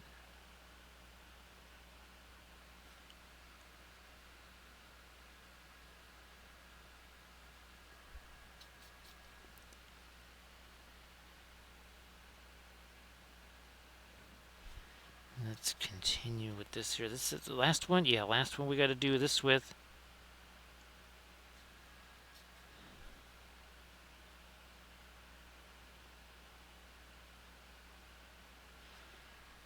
And bring this up here.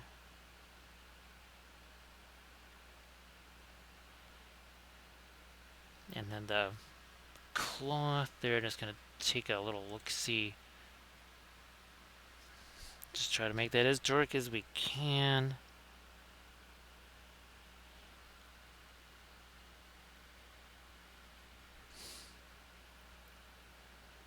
Ooh, yeah. Down here on the greaves. I think we even did get some of our metal there at all, so.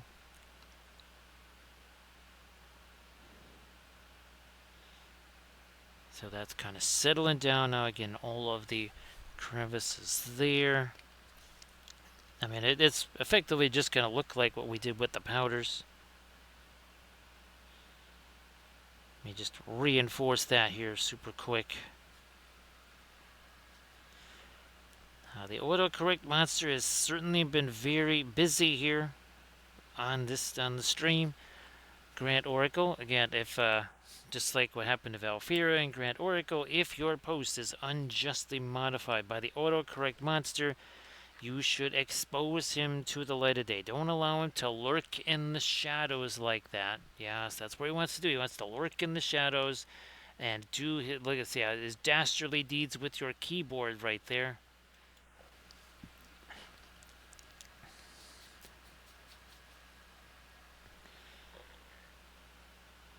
Well, it's all about camouflage. There you go. It's kind of like Dunkelgrau there. Grant Oracle, yeah, it gets weathered, and it just takes on the color of the surrounding landscape. It's, yeah, it's just, it's like Dunkelgrau, but with no paint.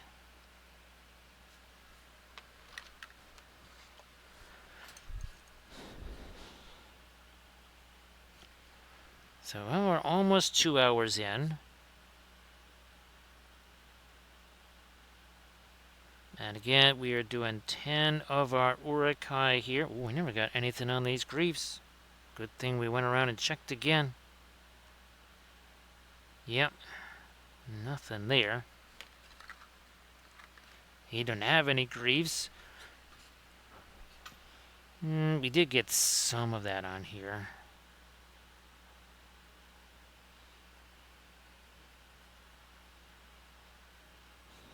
Did we? Okay, we did get some on the pike.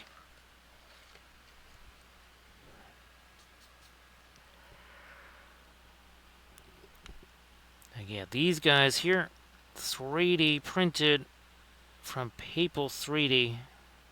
And I'm really, really, really convinced this is the September release here.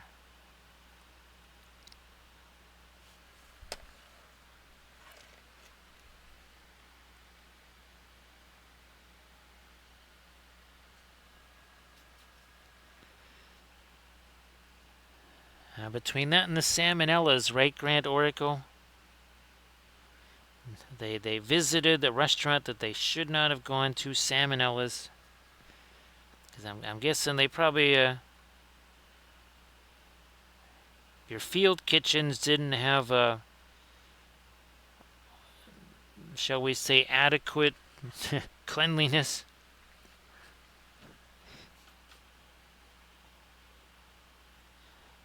So now we have to kind of back away from all the rust stuff, and now we have to move on to maybe some of these leather surfaces here. We're going to make those darker too. Grab you. We'll take some of the Mars black and some of the Payne's gray. We'll get those mixed together. And we have our iridescent pearl white out on the palette here already. We already actually were using that. So trying to put some of this on the leather strap and some of this even on the, well, the cloth here. Trying to separate that a little bit from the skin tone.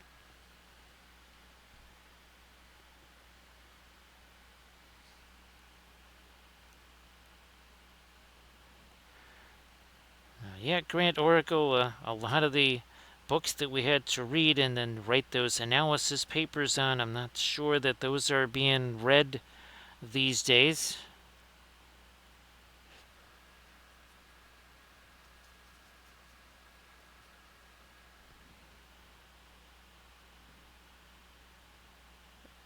So here,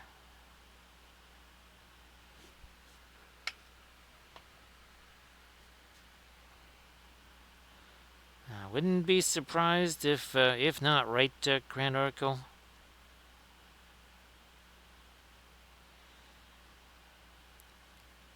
Okay, just to try to make those darker, not entirely darker, but I think different again from the skin tone. We'll probably try to get some of our mud color into that as well.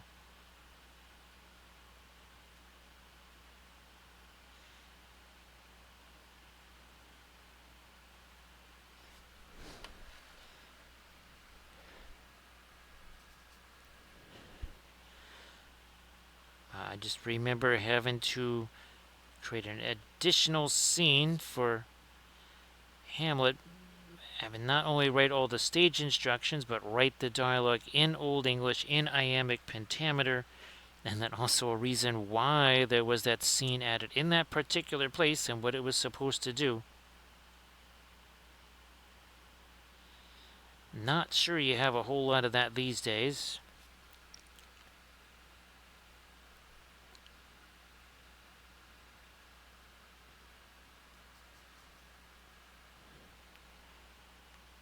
Again, just darkening that all down. Some of this over here. Oh, yeah, back of the shield there.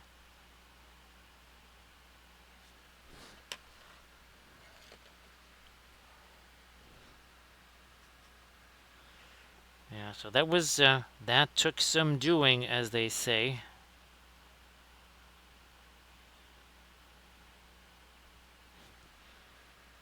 Kind of mix of the Payne's gray, some of the black, and that is starting to make it stand out from some of the red. And the idea is that now I can go back in and even do a little bit more, maybe with the lighter rust color after this, because guess what? That lighter rust color will have set. That's the plan anyway. We'll see if it actually has happened.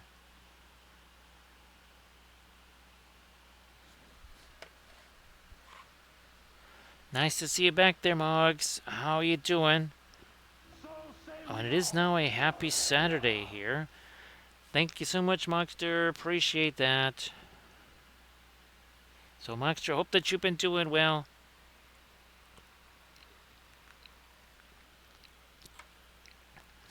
Trying to get Orctober underway by rolling through a very large Isengard army there. And our stream last night was a little bit different. That's what we painted last night on stream. So a little hypothetical USS Constitution versus HMS Victory. As again, we see plenty of the World War II versions of that, but you don't see sailing ship versions of that. So that what would be very fun for a flat Thursday is something like that. We did that last night.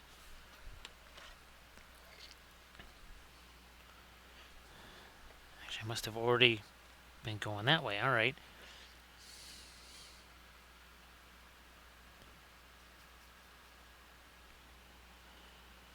We did that one too. Okay. Did you? Haven't done you yet.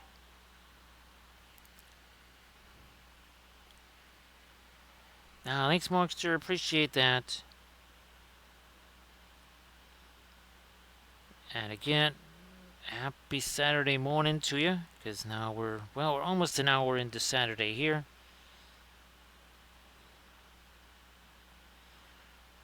Now, hopefully you've seen the new Wapelius Spellbrush figures that we've done.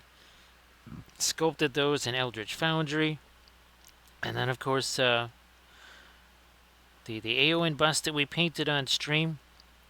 And then did another version of that for a tutorial video on the Patreon page.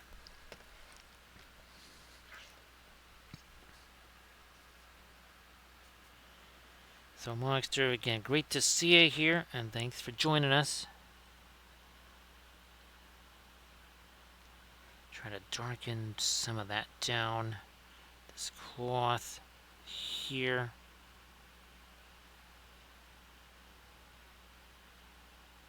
Get rid of the rust on the cloth, because our pin-lined wash kind of ran over that, which you would sort of expect.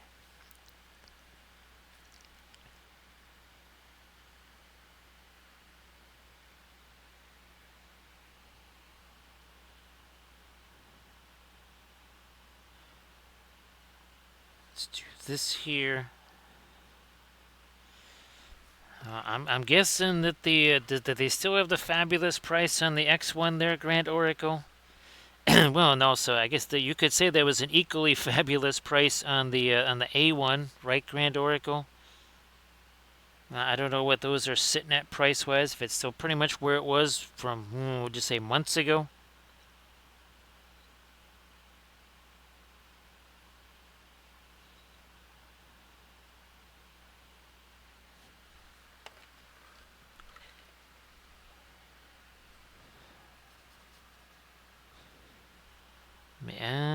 Yeah. Let's do this here.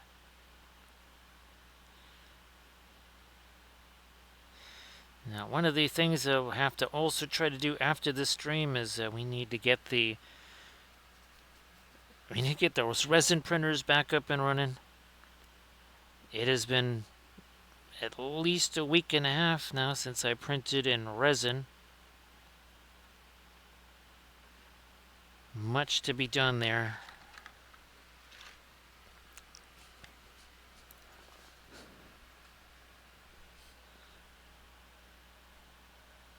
Get our dark up in this, yeah. Oh yeah, back of the shield here.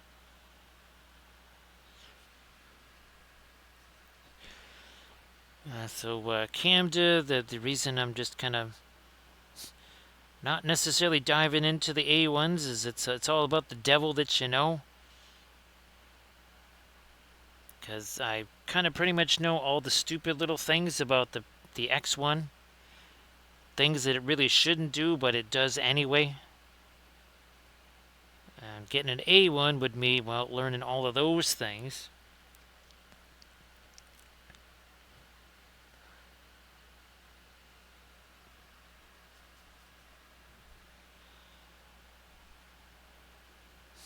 Do we have... Oh, yeah, one more here. And this is, I think, is this the one we did with... Yeah, this is the one we did with the powders.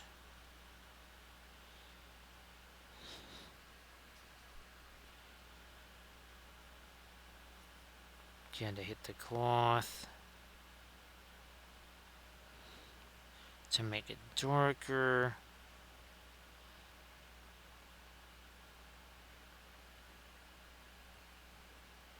Darker there. Okay. Now, maybe we try to do some lighter rusty stuff. I'm going to try something else instead. Let me take... Oh, look at this, our iridescent pearl white. And now we're going to start doing some of this.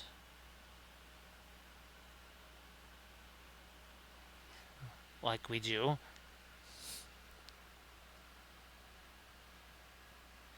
Not, there's no thinner on this.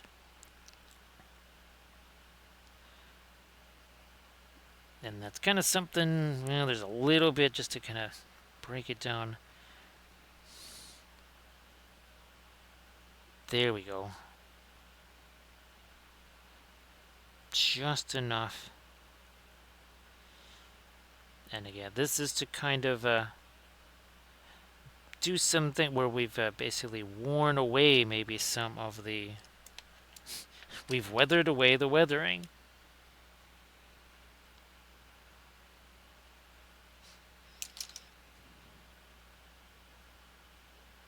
Ah, there we are.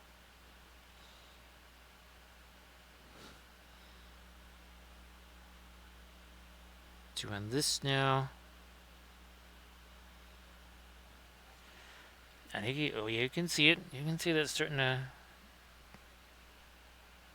play out here on the helmet. Gets a little lighter.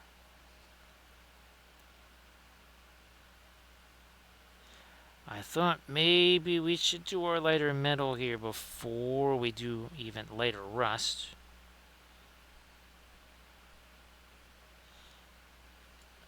And again, the whole idea here is that we're kind of painting where some of the stuff was chipped away, worn away. Some of our rust and such.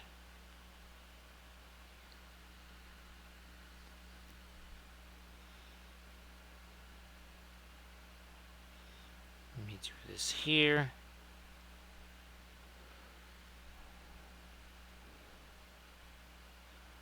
That's it. Now let's get this shoulder up here.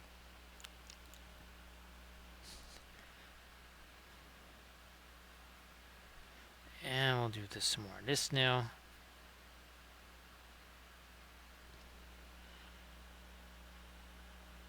Right there on the underside of our shield here. A little bit more of the light there.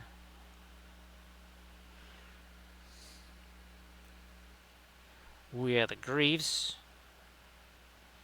Let's get a little something down here. And then we'll probably come back to that with maybe actually some weathering powders to do mud. Yeah. We could do that on the cloth and the feet. I mean, it's basically, again, like what we did with the Trench Crusade stuff. Same deal.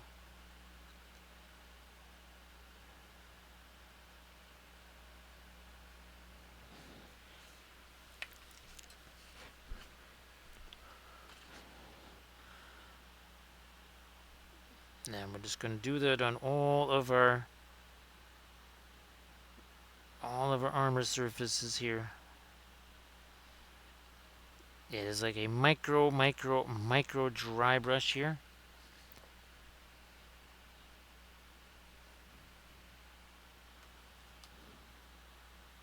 Shoulder. After this, mess with the bases. I think bases and maybe stuff that doesn't involve the armor again. I'll let this have a chance to set these. I wish there was kind of an alkyd version of iridescent pearl white, but there's not going to be.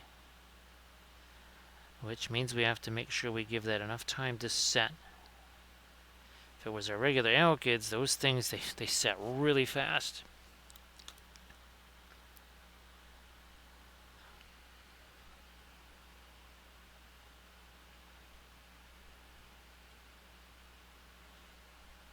Yeah, let me try to sneak this in over here a little bit. Again, it's almost like a dry brush there.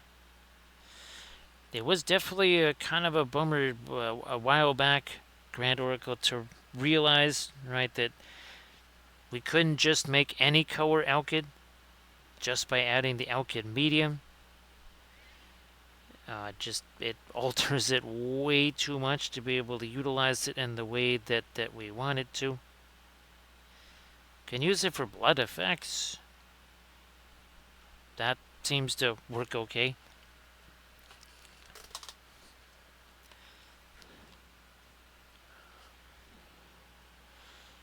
Another sword and board here.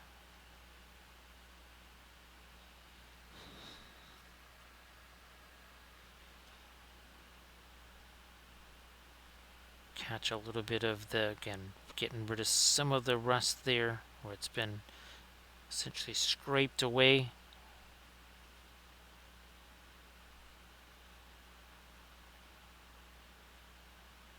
And again, let it kind of set down into some of the recesses there.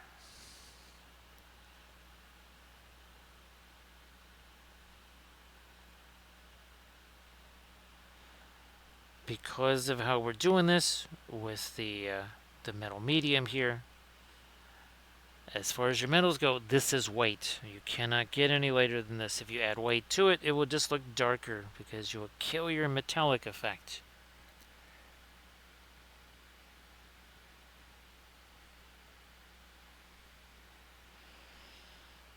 Grand Oracle, it also it does that hyper translucency, and it also gives it basically almost like a height. That's why it works really well for those blood effects, because it almost gives it like a 3D effect or something. But that's not really something we want with our our metals, or the like with the Necron thing that I did. So Link's Camda. It is very weird to be doing this on a whole army. And of course, it's very weird to be doing Uruk Hai, because again, I never got a chance to paint these. The only person that painted an Uruk Hai army was Kathy.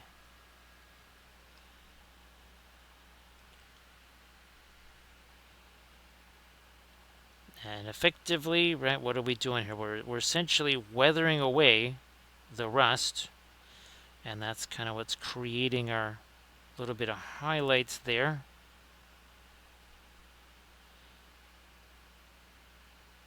And I'm going to have to refresh this every so often because, well, it is over wet paint, so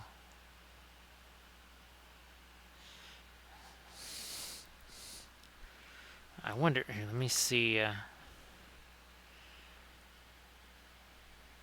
Yeah, you can definitely see the lighter metals that we did in the sword. And actually the skin tone, that violet in the skin tone, that actually does show up. So that's good. I wasn't so sure that was really doing that. I needed to kind of get away from that and be working on some other stuff to see it.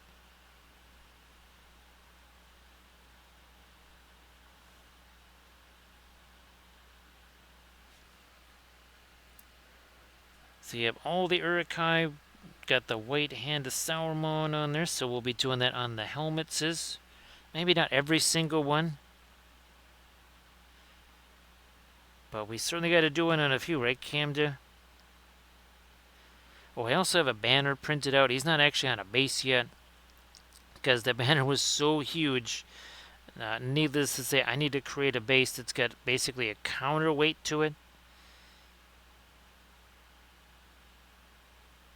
I don't think we'll be doing that for tomorrow's stream, but, well, who knows? Again, we've got these 10 here that we started 2 hours ago.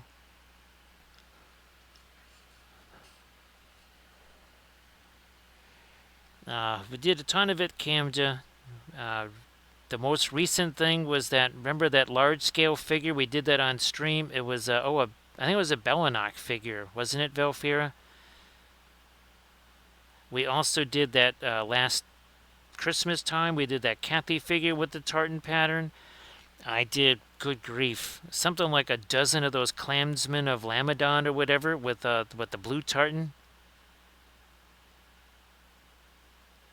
And then there was something else I just did. I think it was a tutorial video that had tartan patterns in it.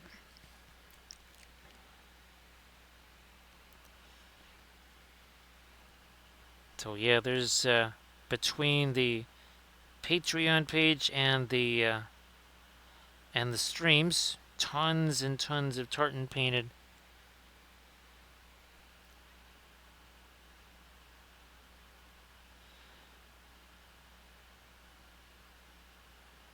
Yeah, that's right. Even on the Kathy miniatures, we've been doing the tartans on there too.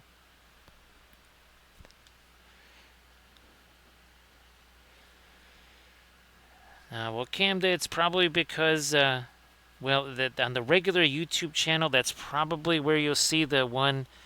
Gosh, yeah, I'm pretty sure that's that Bellinok figure that had the blue tartan on it.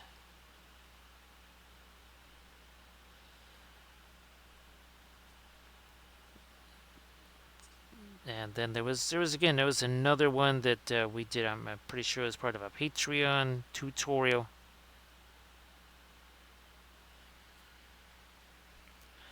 But anything that might have been obviously a highlight, that's not going to show up. And I don't think the Linseed Fellowship channel is connected with that, Camda. So you might have to search that separately outside of the search link that's part of the Patreon stuff.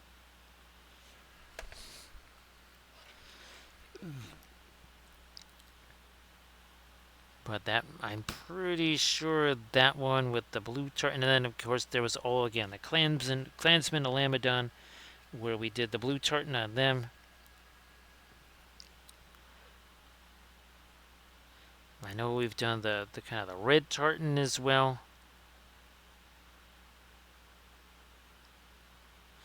Again, just getting some of the lighter metals in here.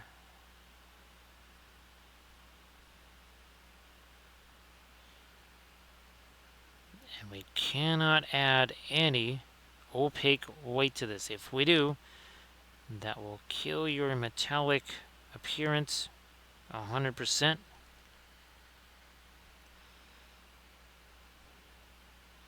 I don't think there was an army painting series, Camden, not that I can remember.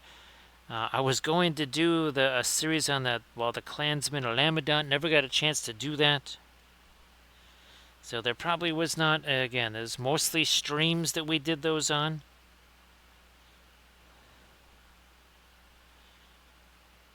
And I think there was not a bust. Oh, maybe it was a large scale figure. Yeah, that's probably what it was, Camda.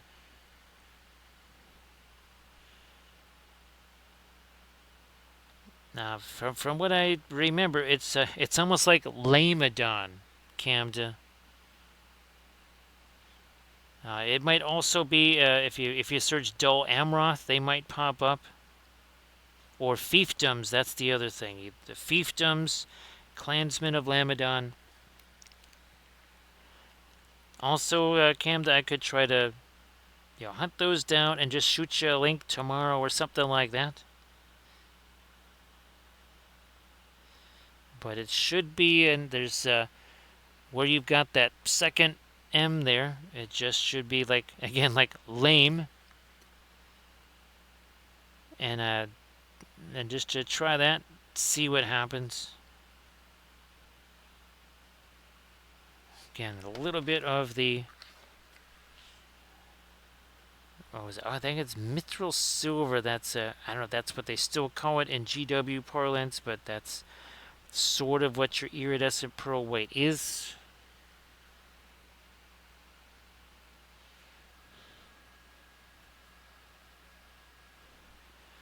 Again, 2 hours 7 minutes ago, we started with 10 of these guys that were just primer, no paint. Primer color was your Badger Steino Res Ebony Flesh. That's all it was.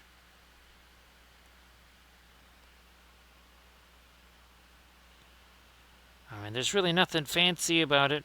You just kind of, you're literally just drawing multiple tic-tac-toe boards on top of each other, and they're offset. And then at the intersecting points, that's where you got to decide, okay, are these going to be lighter intersect points or are they going to be darker? Because they pretty much do both things. I know you have a whole bunch of references there for different clan tartans and all that. Do we? No, we don't have our lighter stuff going on there. Then we'll have to maybe even do some darker stuff down in the recesses again.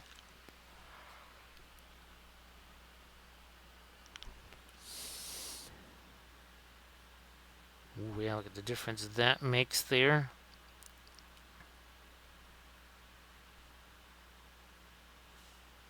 We got some armor on his, these greaves here.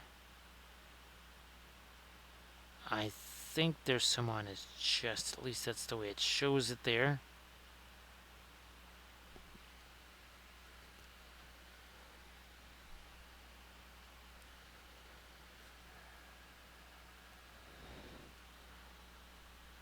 And of course, what Camden, I know that Kathy, on her stream, she obviously painted the tartan stuff a lot. I think there was one stream where she painted something like 6 or 7 tartans just on a board.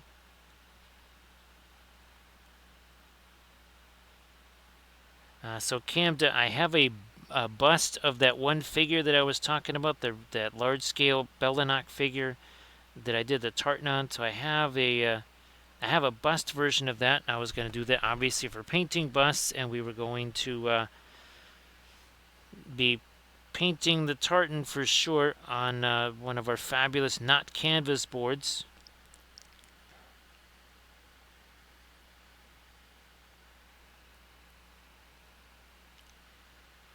Nice to see you there, Surface Tension.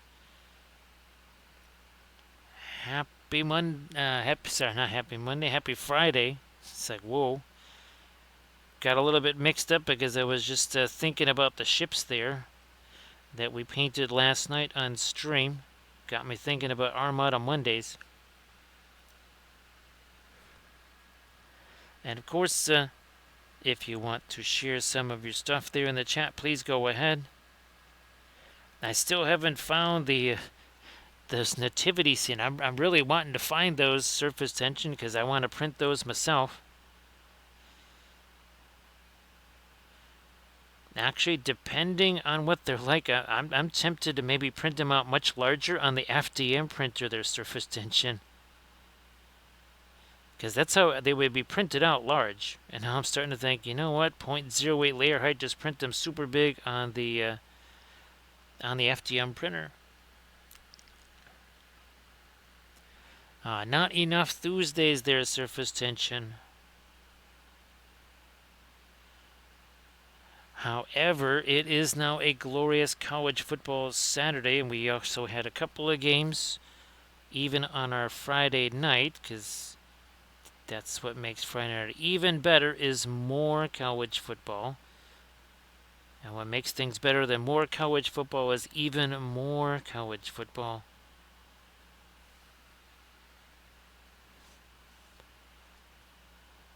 And again, surface tension, you wants to share some of your stuff in the chat there, please go ahead.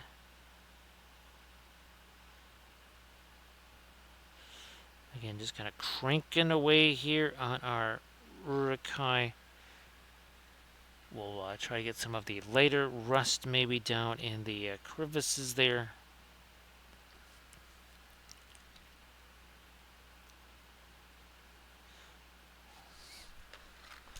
We got a sword and board coming up. Yeah, we got a sword and board here.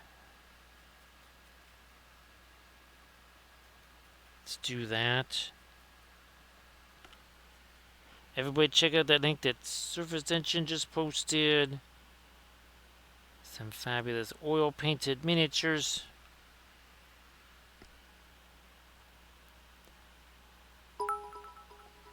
Now, I think Surface Tension, we could use a little bit of our medicine. It's still the alternate medicine. That's your Monster Energy drink right there.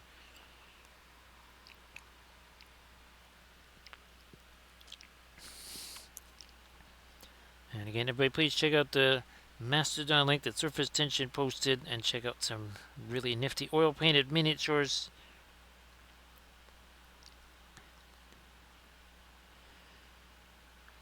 Now, so we don't often get a chance to do the true metallic stuff. And I was glad that the reel that I posted, instead of trying to do photos of this thing, we actually have a video of this where it's doing it's on the little round table type thing.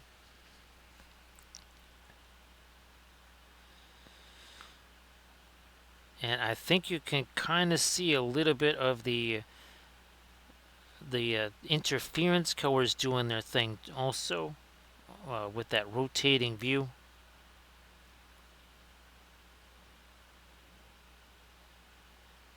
Again, trying to dirty this thing up a little bit here. Can maybe even start to think about little chips or something in there. Thanks, Surface Tension. That was a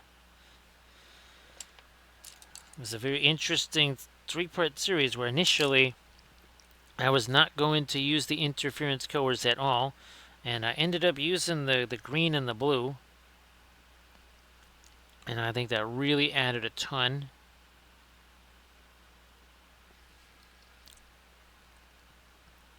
We did get some down here. Okay, let's not do too much.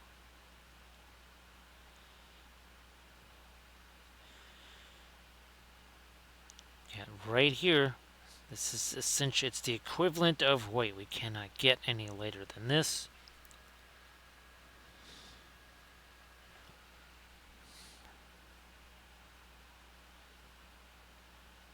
Get the, back of the armor there. Now let's get our shield here.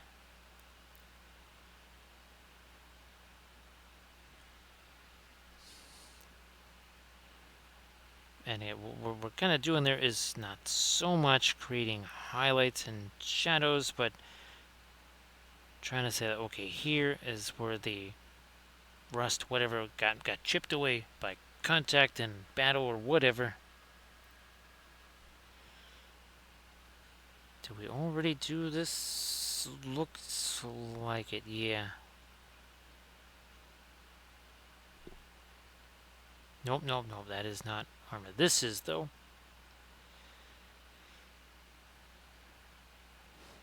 So, Grand Oracle, I think, now, we're going to try and do a little bit of the Trench Crusade approach, especially on the lower portions there, getting out the weathering powders, doing some dust and mud and such.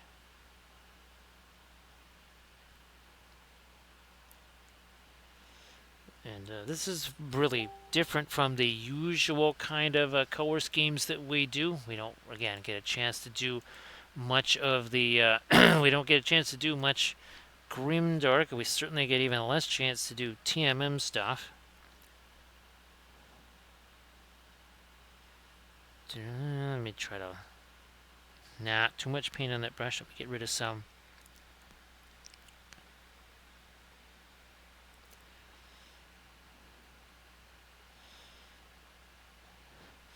So yep, Grand Oracle, as long as it has no white in it.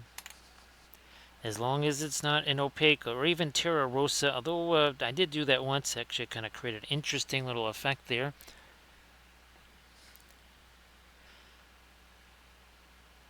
But in that Necron video, we were actually combining the fluorescent green with the interference green. We were combining two different kinds of phthalo green. There was blue shade and yellow shade. But no matter which shade, they are very translucent colors, and that's what matters. You need a darker color that is translucent. That is crucial for making the interference colors work.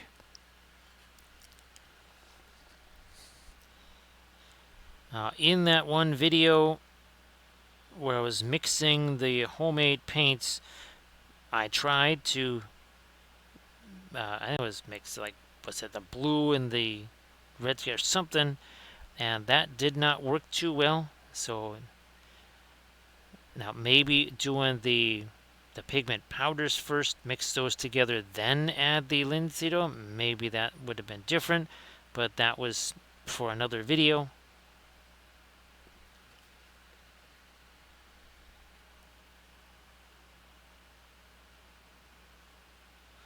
Yep, let me try to get a little bit more of our lighter, non-rusted stuff over there. I think we're good on the blade edge.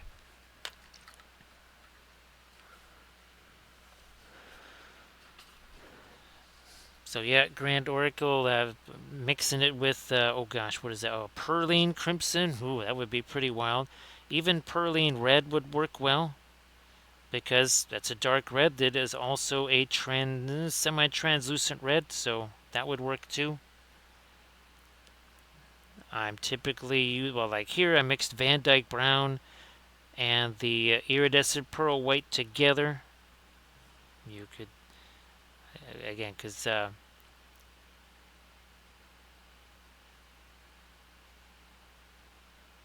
need to try brush this. Yeah, let's continue to try brush this here.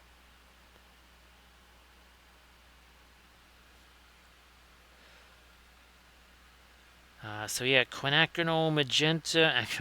Imagine quinacridone golden brown, Grand Oracle, and iridescent pearl white mixed together. Or interference red or something like that. Or interference gold. And again, in our latest video, that's interference red and that's interference blue. You can see that little bit of blue iridescence right up there.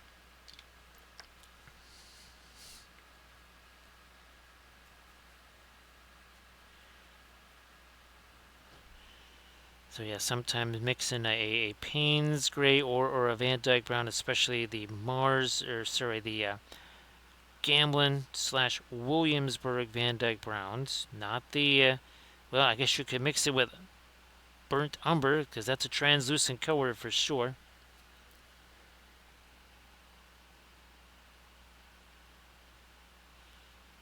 Let me hit the rest of this, and then again, we'll see if we can't maybe do some white hand symbols on some folks here.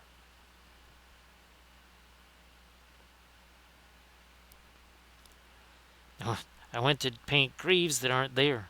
It's like, what happened to the greaves? It's right, these the archers and your berserker guys, they do not have the greaves, I don't think. And that's what we'll be painting on the Saturday stream. Probably alerts, some of the berserkers.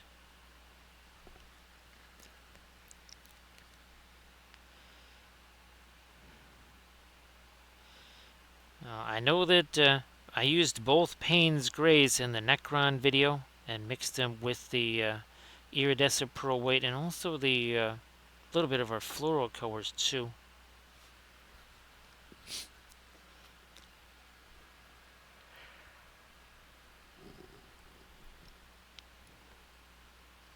Hit this here with some of our lighter, again, not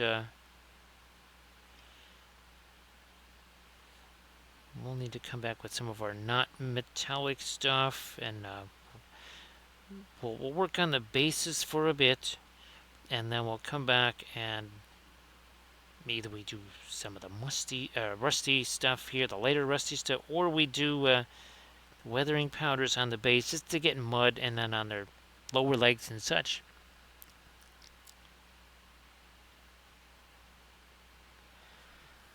You never want to have a grievous oversight, do you?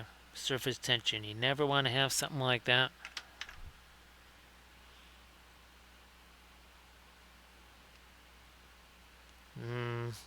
Okay, that's a little bit of light there. Yep.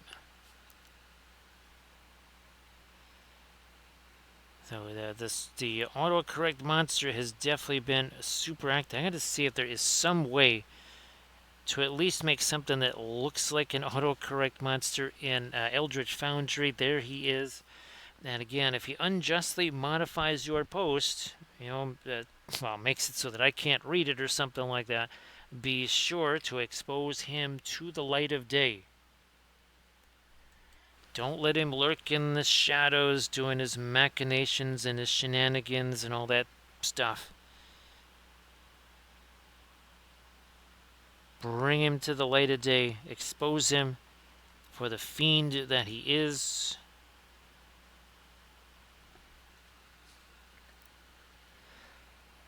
So yeah, now Camden, if you want to see that, there's a couple of army painting series there. There's the Necron army painting series, but there's also the Tyranid army painting series. We used tons of interference colors there, and they were definitely mixed with all kinds of the regular paints. So again, that's the series. That's the series on the Tyranids. We'll have to get ourselves some more cough drops, I think, too, because we're going to be in a little bit here. As we get close to 2.5 hours in, I was going to go run and get some more medicine, but I see also some more cough drops too. Now I'm thinking I want this helmet right here to be as dark as possible. Otherwise, our white hand's not really going to show up there, is it? Now, what we're hoping is, since we have all this metallic stuff there, that painting a white hand is going to really stand out because it will not be reflective, right? Because no mica flakes in it.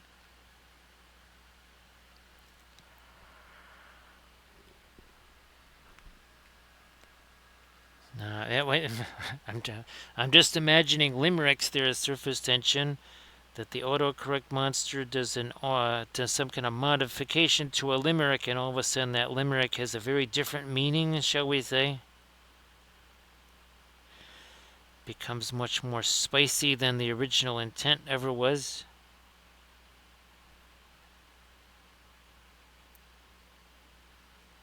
Can't imagine what that could possibly be.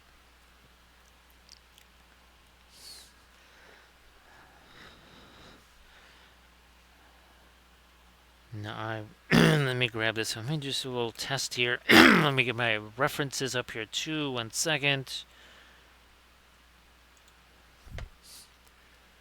I need dish brush. Oh, also too, I don't have any white out on the palette. This is that super light gray. That's the Paul Rubens light gray. Yeah, there's no white out on the palette yet. None at all. So let's see if we can. Yeah, that is going to stand out.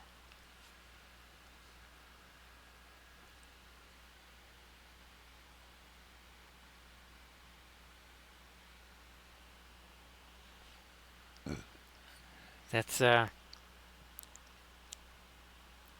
yeah, because we have the darker stuff there, that actually does stand out. And if you remember, the hands kind of, they weren't all just like boom right in the center of the head.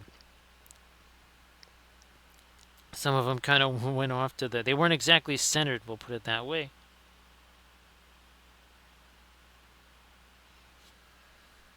Where do you go? I think you go back here.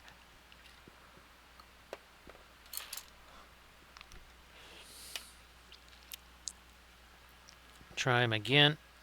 Again, this is not white.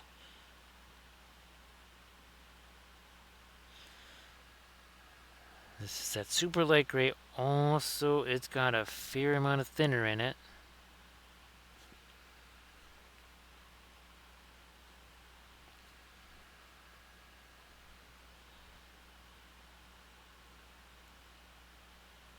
Trying to get maybe some of the lights in his eyes there.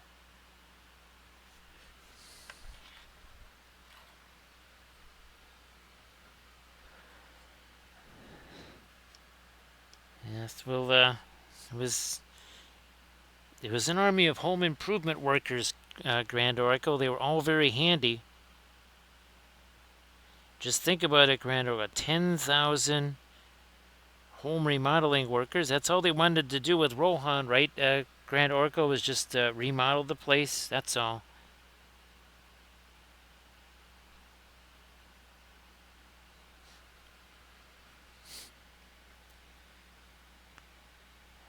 Let's see.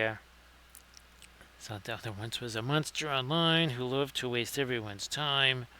He'd mess up each text and move on to the next and never be caught for his crime. I think at the actually Surface Tension send me that, and I'll see if there's some way that I can include something like that in some sort of a Sky Reels animation.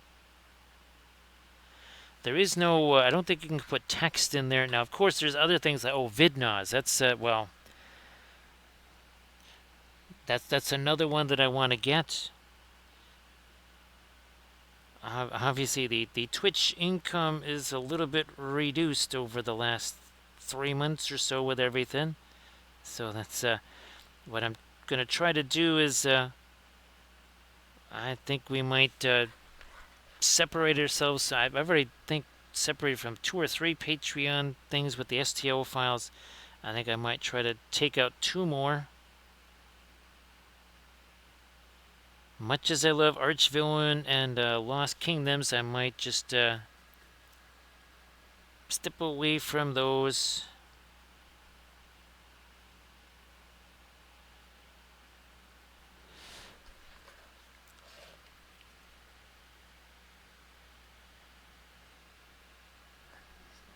Do this here. Yeah, there's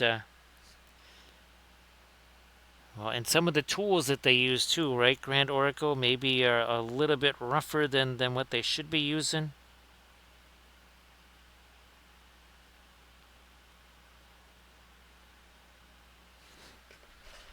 Let's see if we can get the hand on here too.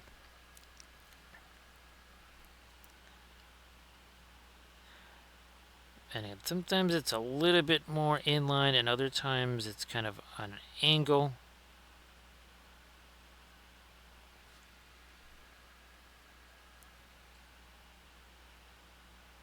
Again, hand, thumb.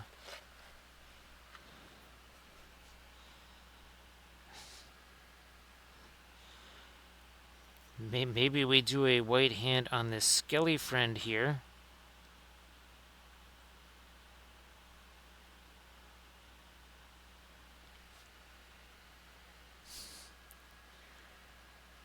Just think what they, well, in Fangorn with some chainsaws, right, Grand Oracle? That would not cause any problems at all.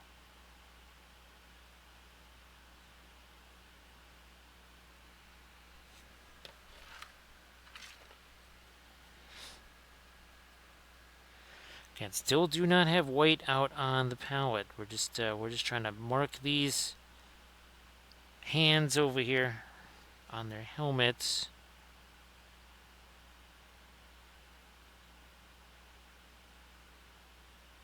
Yeah. I was gonna say, am I using the blending brush? No, this is the one. Or I can just kind of use that, take some of that away.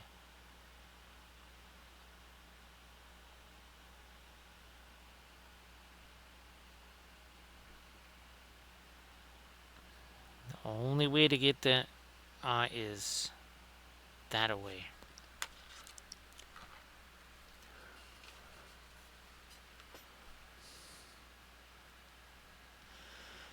So yeah, working on these 10 guys here. 2.5 hours in.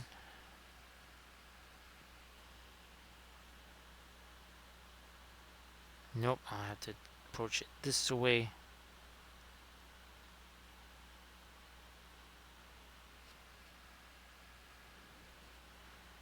Try to sneak in something for his eye there. Another one there. And again, these are all 3D printed. These are from Papal 3D. One more helmet to do here with our little symbol. Wait a minute, let's could feel that starting to move there.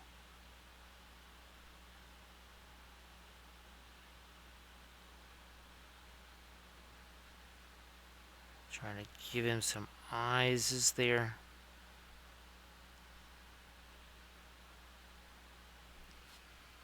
Something like that. Oh yeah, this is the one where we use the weathering powders on.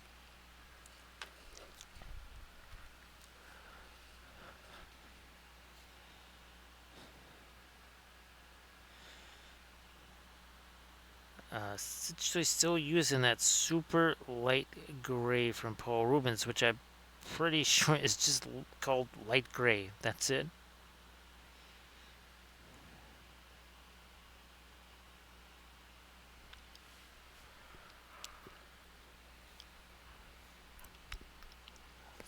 I'm gonna...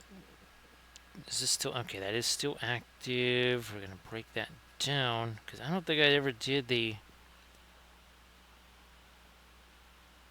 No, there are little, basically like scratches, and dents and chips and such on his sword.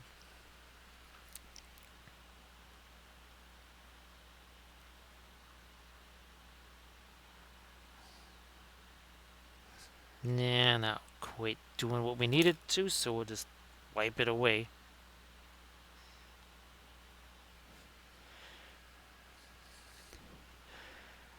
Now the base is here. Let me see if I can... Van Dyke Brown. Maybe some of this here. Let me try some of this. It's got more of a tan look to it.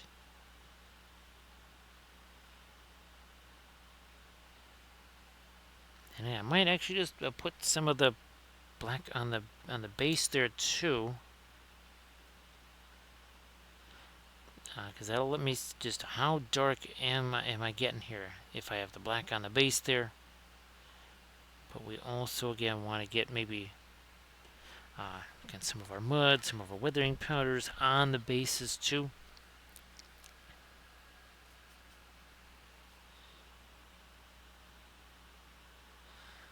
Maybe we throw some static grass on these things after they dry during the week or whatever.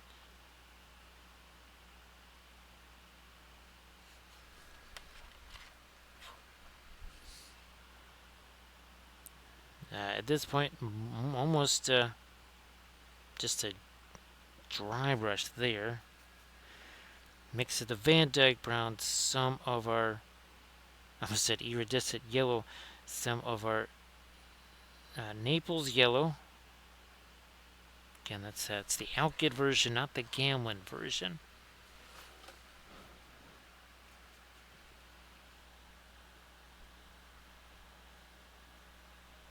Let's get that more on this base. All these bases in here.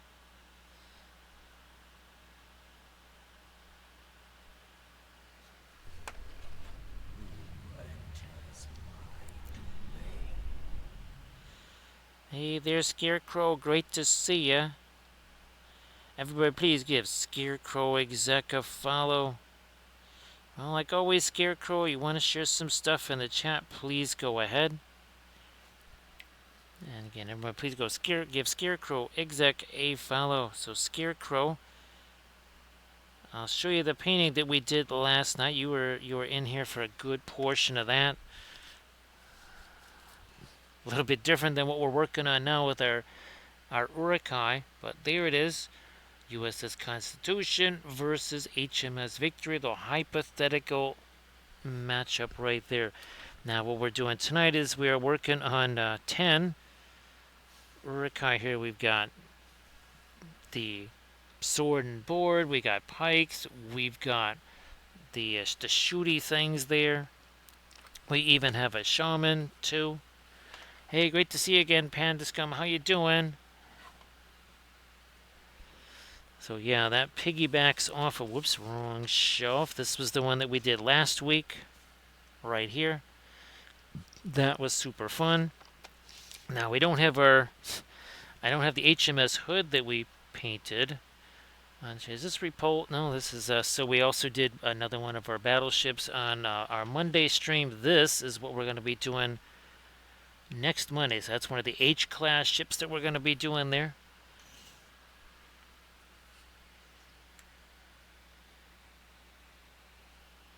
So they were definitely having an object source lighting kind of a blast, right, Grant Oracle?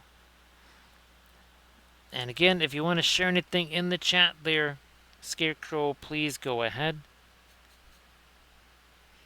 Again, appreciate you being here. Appreciate the raid, all that good stuff. Oh, I don't have our the Trench Crusade figures out here.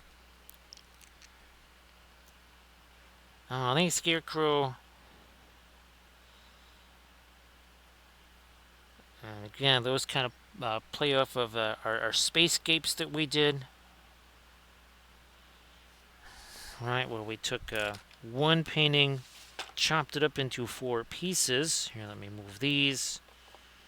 And I think here's one of our examples, right? So again, that was originally one painting. We chopped it into 4 pieces, and then we turned those 4 pieces into 4 individual spacescapes there. That was, we did that, what, 7 times?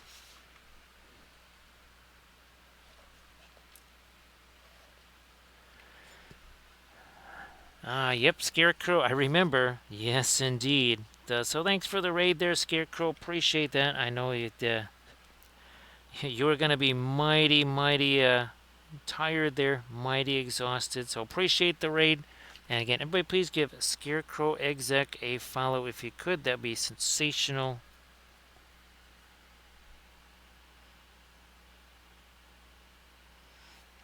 So have yourself a, well, hopefully some rest there, Scarecrow. Hopefully you get yourself a little bit of rest.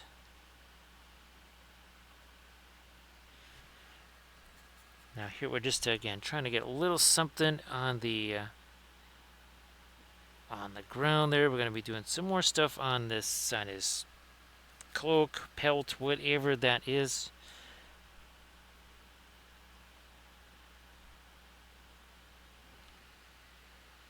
So see you later there, Scarecrow. And again, thank you so much for the raid. Appreciate that. And we're working on 10 of these guys.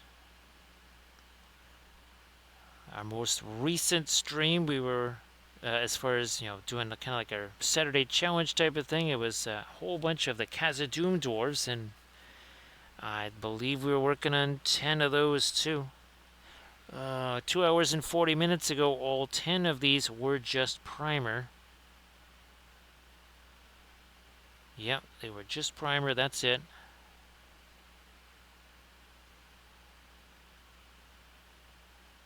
Let me get some of this into here. Yep, like so.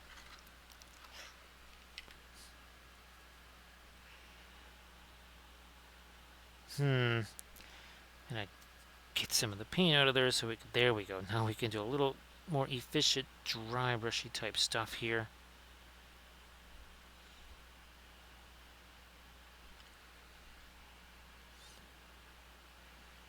Then we'll go back to our weathering powders, and again, it's going to be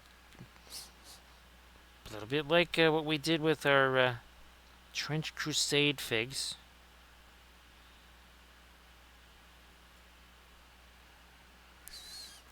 Get rid of this, and now we will take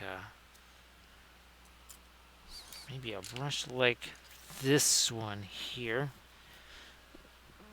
Oh, there's our weathering powders. Ended up over here.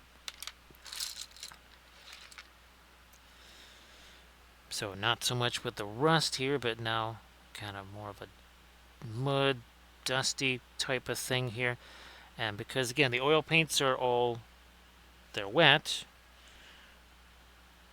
this sort of clings on to the wet oil paint there. Dries with it, essentially seals it.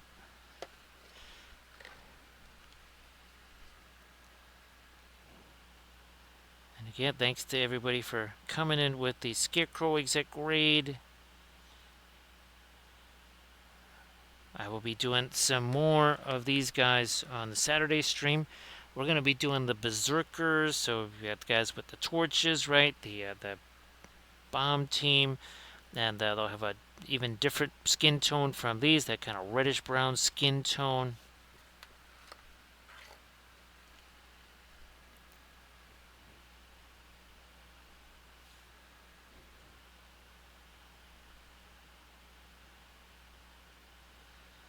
Get more of our, there we are.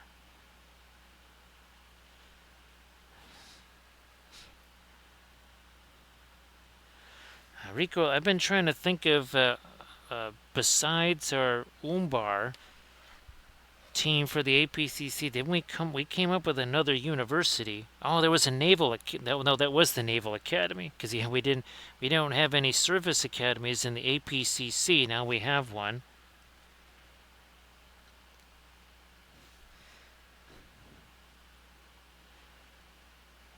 I don't know, maybe we'll have to have Dol Amroth in there, and then, or no, we'll have to have some kind of a Rohan type of a thing, so that we can have a cavalry channel represented, because, you know, there's only like 200 college teams that are called Mustangs.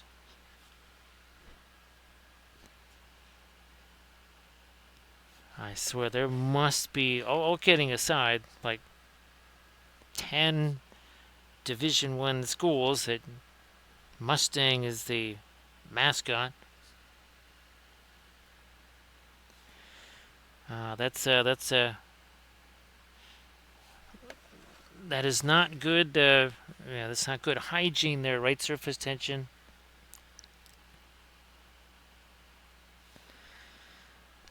Boy, Grand Oracle. I know the first guy to really do those was Printing Goes Ever On. And remember, the one thing I never realized, or at least I didn't realize initially, is that you had to mirror the guys that were carrying the battering ram. And this was the small one that they used at the Hornburg, not Grand or anything like that. Nice to see you there, Doji. Hopefully you had yourself that fabulous bakery run that we always talk about. And here's hoping that things are going well. Of course, if you want to share your usual link there, go ahead and do that. So Doji, after the stream, I'm going to have one of the purple peppers. I'll send you pictures. I think I might have sent you pictures of the salad that I made with the first of the garden tomatoes, or tomatoes, or potatoes, whatever. I did actually have a bakery run of my own, because I made one of the dump cakes earlier this week. Have to make me another one, because tomorrow, that's the end of the dump cake there. It's the last of it.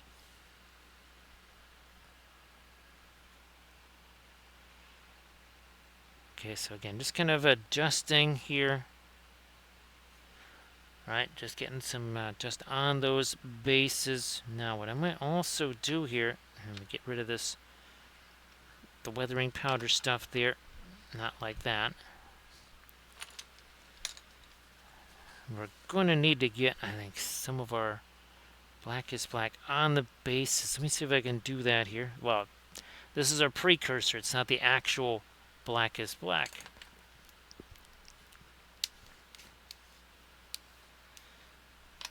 And again, these were the homemade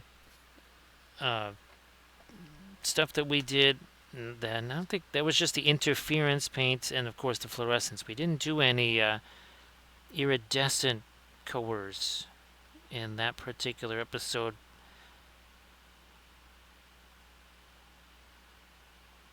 Yeah, oh wow, that really, definitely needed to do this to see how much lighter that was getting, especially now with the powders on it. Yeah, look at that.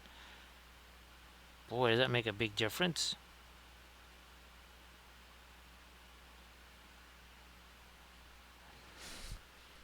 Nope, you can't stay there. I'm gonna move you over there.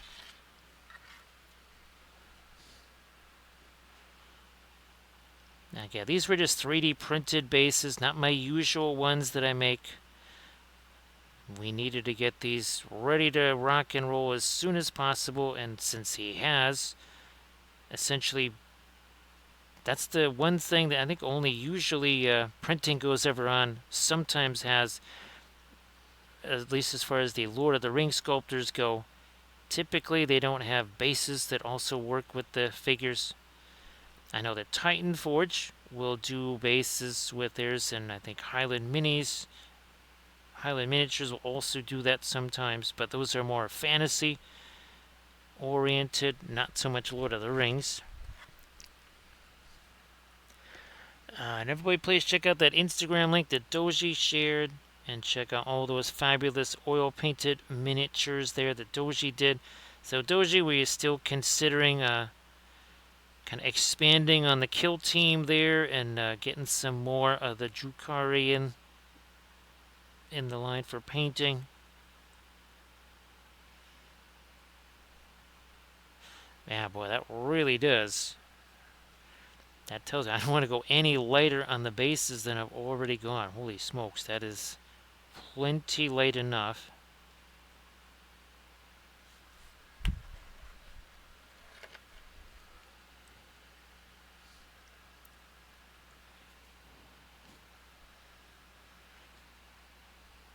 So yeah, typically Titan Forge, and again Highland Miniatures, sometimes the release does not have bases.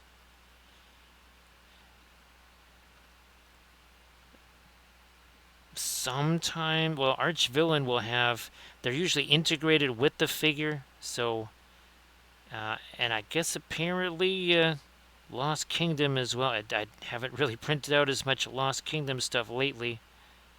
I was trying to download a bunch of that.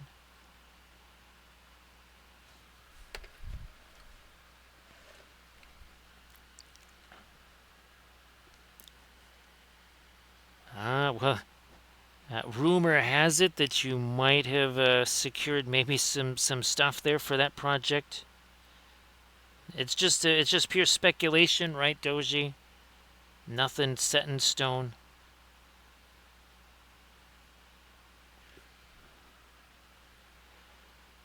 We talk about context all the time, and this is why. Well, okay, if you have black primer or white primer and you're only going to be painting not the whole figure at once, but just tiny little parts of it, that's why you're going to run into a situation where you say, wow, all of a sudden that looks really dark or that looks really light, because again, it's everything next to white primer looks super dark and everything next to black primer looks very light. And that's why basically never use black primer or white primer. It's on the lighter side, it'll be a neutral gray, and on the darker side, it'll be like a dark blue, dark green, dark brown.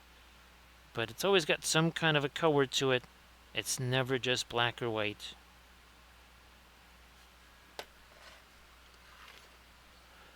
So see you later there, surface tension. Yeah, we're what, 2 hours 51 minutes in, so not even 3 hours in here on our first batch of Uruk Hai. Again, now we got the shaman here. Don't squeeze the shaman.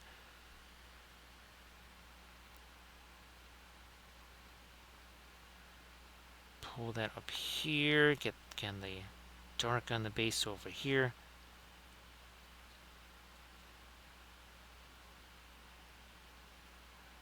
Good to roll. Geez, we still got 3 more of these to do. Okay, so it is only 10. I started to wonder maybe if 1 or 2 hadn't actually snuck out here somehow. Maybe I was doing more than just 10. And again, this stuff is from Golden Acrylics. This is not the Blackest Black or the Darth Max, say from GSW.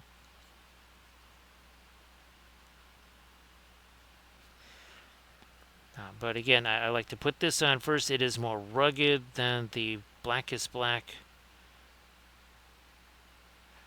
That way I don't have to use as much of it. This is not as expensive, of course, as, say, the Blackest Black either.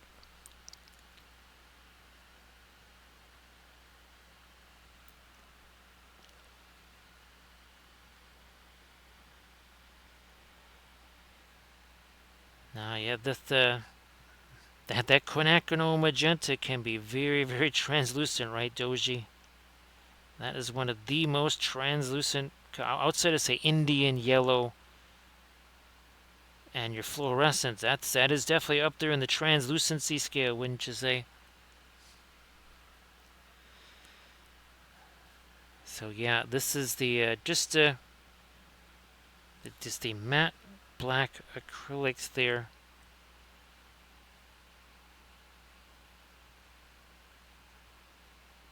Okay, now of course, Badger always told me, well, you could make Blackest Black out of practically even just the Steinerres primer if you just kept adding the flat additive. Because that's it. There's nothing, you can't make black pigment more black. What you do is you reduce any kind of reflectivity.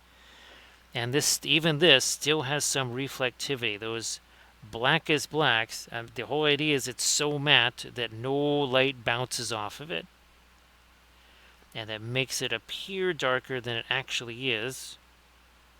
It's no darker, it's no lighter, but it is definitely way more matte. And there we go. So now we got old tent with that line on them, so we can close this baby up here. Oh, that's nice that it's got that, that durability there.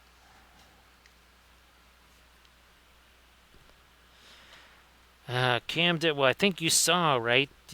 Because, yeah, you saw the video with the hideous canvas boards there, trying to airbrush those things. That was absolutely brutal, right? So what I might actually, well, here, let me see if I can do a little bit of this here. Again, just trying to get some of the paint out of there.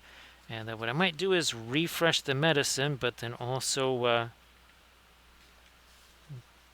I might even see if I can grab a couple more of our guys, see if I have any more of these, or at least some containers that I can put them on.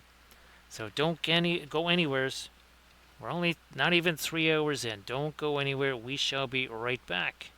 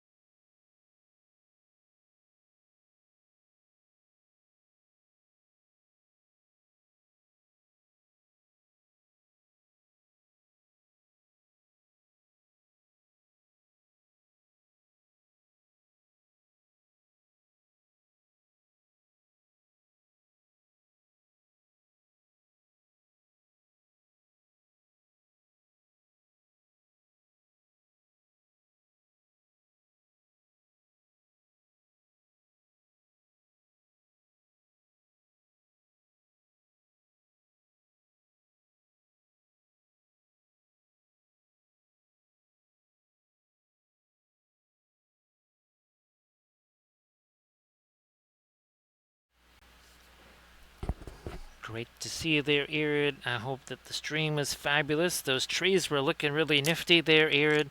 And of course, if you want to share some Pinterest links there in the chat, please go ahead and do that. So yeah, Camden now, they were okay as far as, again, creating some generic background type stuff, but yeah, all that texture on them. Like the painting we did last night, there is no way we're getting that kind of on a 5x7 board. It would be like painting on it'd be like painting on a basketball, Camda. Yeah. And it would be that level of holy smokes rough. Yeah, it'd be like trying to paint a basketball or something. Everybody check out that Pinterest link that Ira just shared, and everybody please give Ira a wave a follow. So again, great to see you there, Irid.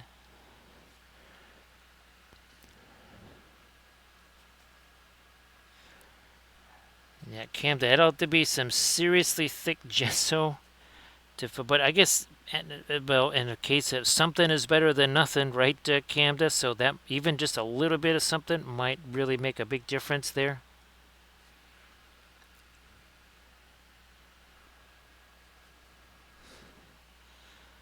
So hopefully that was a little bit of a nice distraction for you there, Irid, being able to do the stream.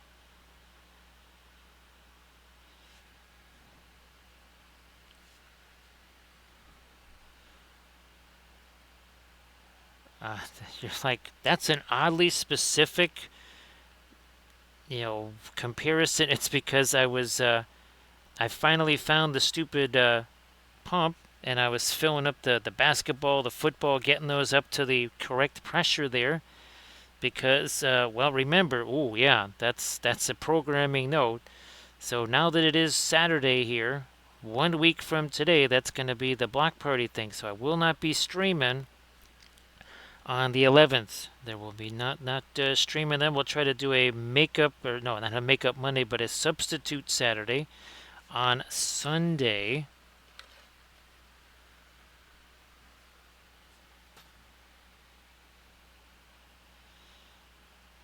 So yeah, sorry that is, well, again, distraction, everything, right? Even if nothing is happening, that is a negative thing. Just sitting there kind of waiting for the next thing to possibly go kaboom is, well, somewhat of a distraction, right? And you always feel like you got your head on a swivel.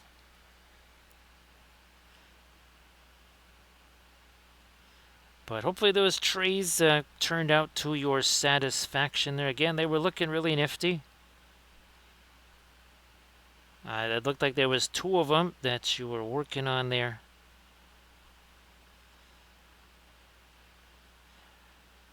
So now what we're going to do is just kind of get into some of our more detailed type stuff. All right, we've got the skin tone, the armor, some rust. We got dust on the bases. Now we're just going to start to go in and try to do some stuff on the faces, whatever. Nice to see you again there, Denethor. Now that's quite the forest, quite the diorama there, Irid.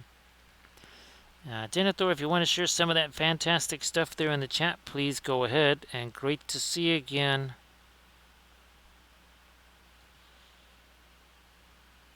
So as promised, right, Denethor, we're getting to, we have our Orctober has begun.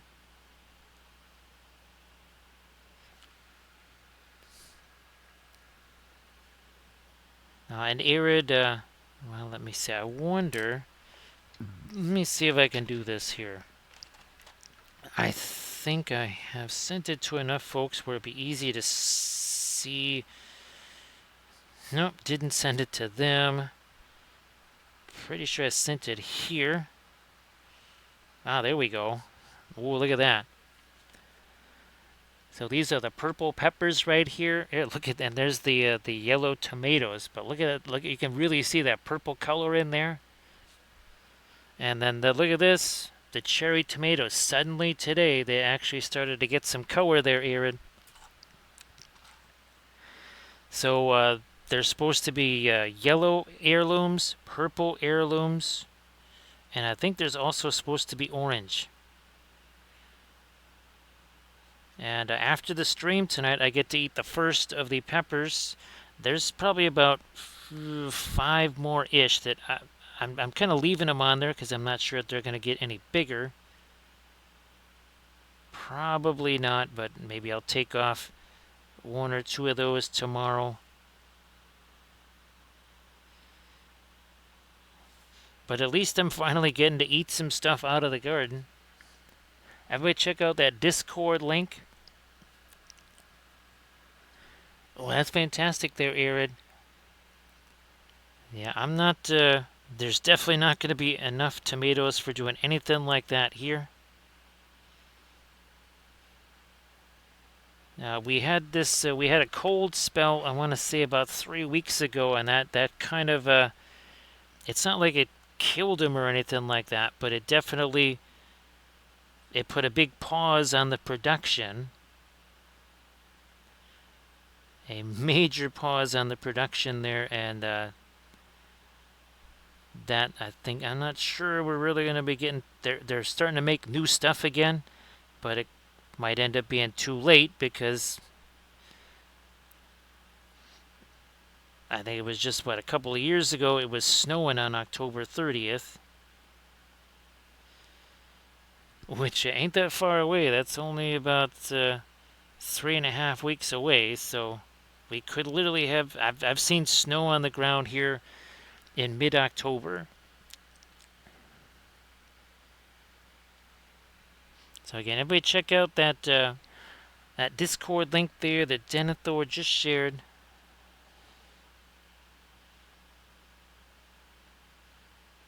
Gonna get some light on his cloak as well.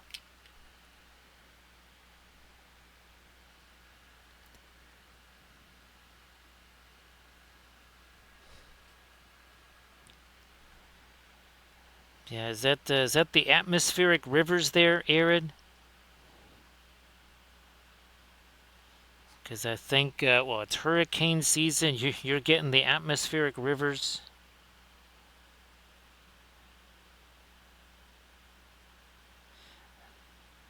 Darker there. That definitely separate a couple of our plates, and then we're going to get some of our lighter rust in here too.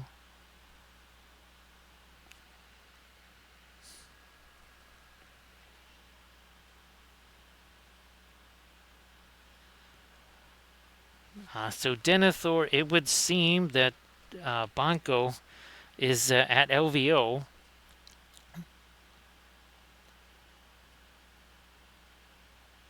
Which is interesting because that's, well, where Armored Wolf is right now. The Alaska crew is trying to help run the miniatures area there at LVO.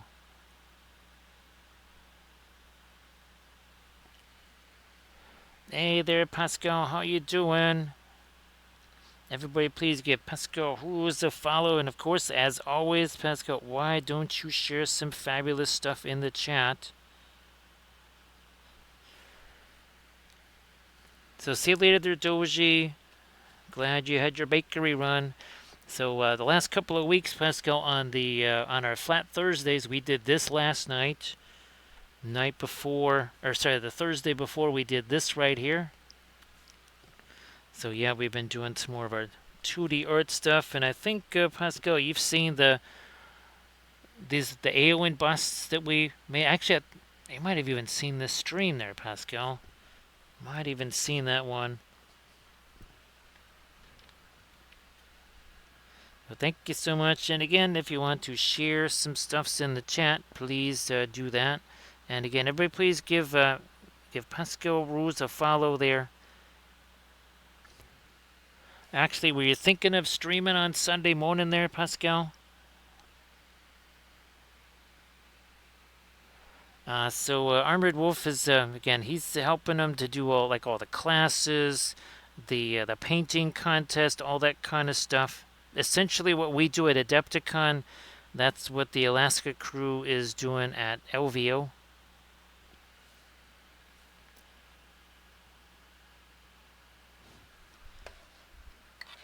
And let's see, again, we're working on 10 of our Uruk Hai here. We'll be doing 10 more on our Saturday stream at least, maybe more. I'll see if I can find some more holders.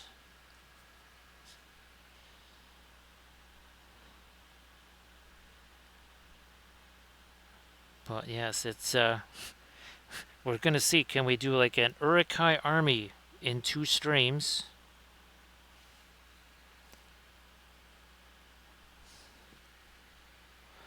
See you in a little bit there, Erid, and everybody check out that Instagram link that Pascal just shared, and everybody again, please give Pascal a follow.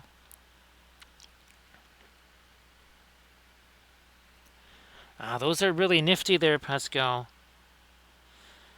You know what, actually, Pascal, do you know of anybody, whether it's my Mini Factory, Cults 3D, whatever, if anybody does 3D printable flats?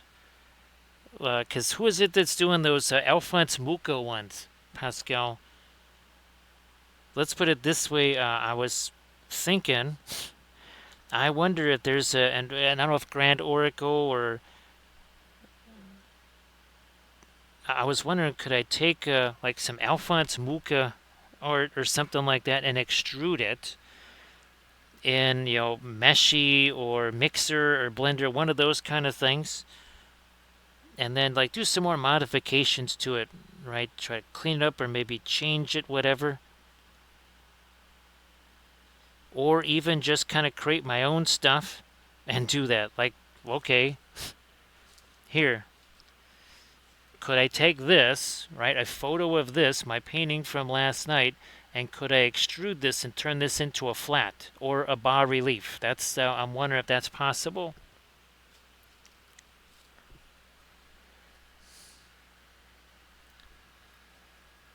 Because if I can do that, that would that is definitely something I would really I would love to do, and I would just make my own artwork for that and make my own flats.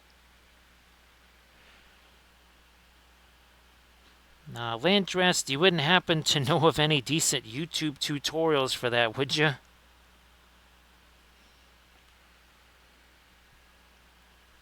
Now, Pascal, because well, part of it is right. You're those fabulous tarot card ones that you're working on.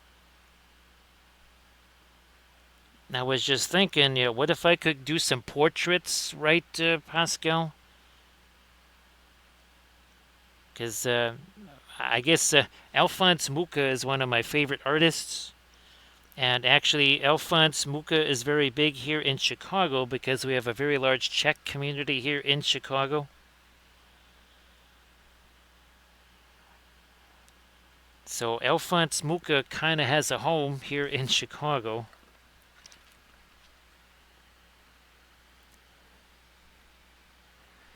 Landrast, I mean, there's kind of a, it doesn't have to be just like, okay, Alphonse Mucha art, right? You could, oh, here you go, Lander, you could take a picture of a bunch of your painted, ultramarines, or your trench, ooh, there you go, Landress, take a picture of your Trench Crusade minis, bring it into, was it in the Blender? And then create yourself a flat out of a picture of your Trench Crusade stuff on some terrain.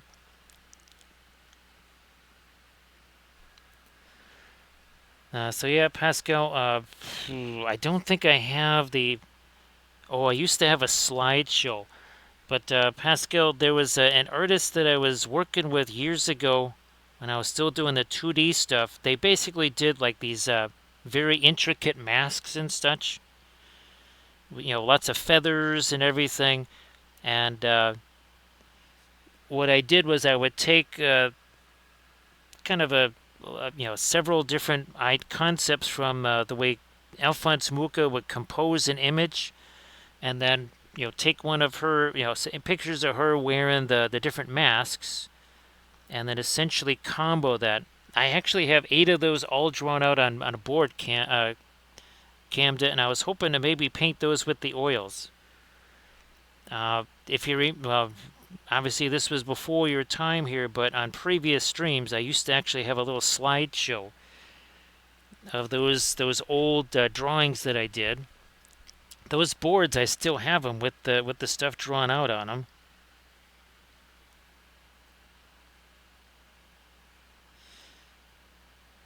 So yeah, Pascal, this was very fun because I was really able to.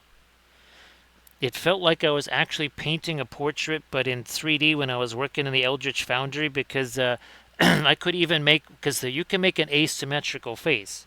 I was actually making one of the eyes closer to the nose. The eyebrows, I was trying to make one higher than the other. So you can do asymmetrical stuff with the Eldritch Foundry stuff. Because all of our faces are asymmetrical, right, right, Pascal?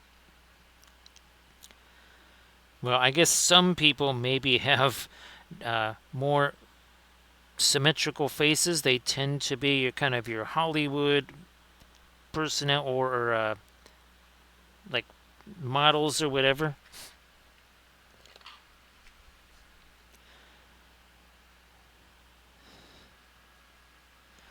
So yeah, that's one of the nifty things. So we'll have to actually. I was going to ask the Eldritch Foundry folks if they were thinking of doing flats like that, or bas relief type stuff.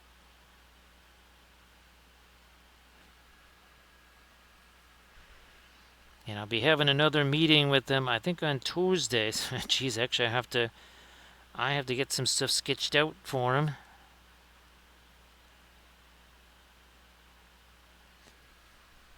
All right, let me go back to my lighter metal here. Let me see what happens with this. I need to get me some thinner, smush that down.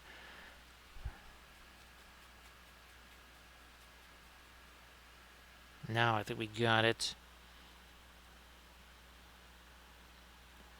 So when it comes to your metallic stuff here, the iridescent pearl white, that is your white. There is no adding white to your metal color, or you have no metal color.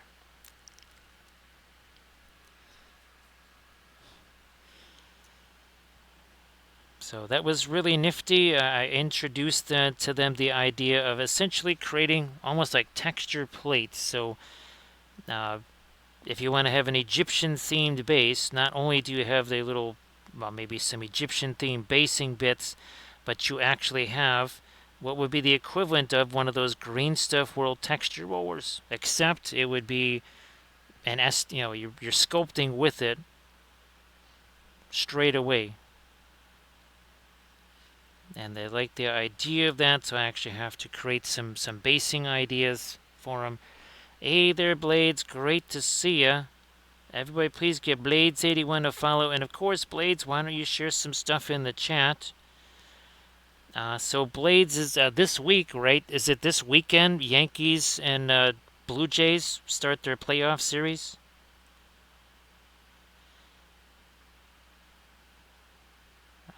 It's gotta probably be this weekend, right, Blades?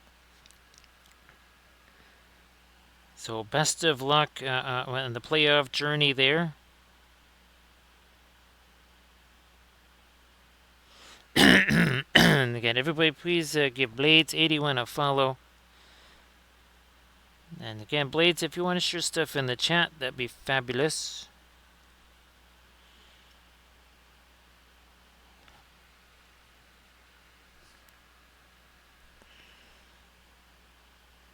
So yes, among the 10,000 different things we're going to have to try to learn now is we're going to have to try to do something with Blender or Mesher. One of those things. To try and create some kind of bas relief.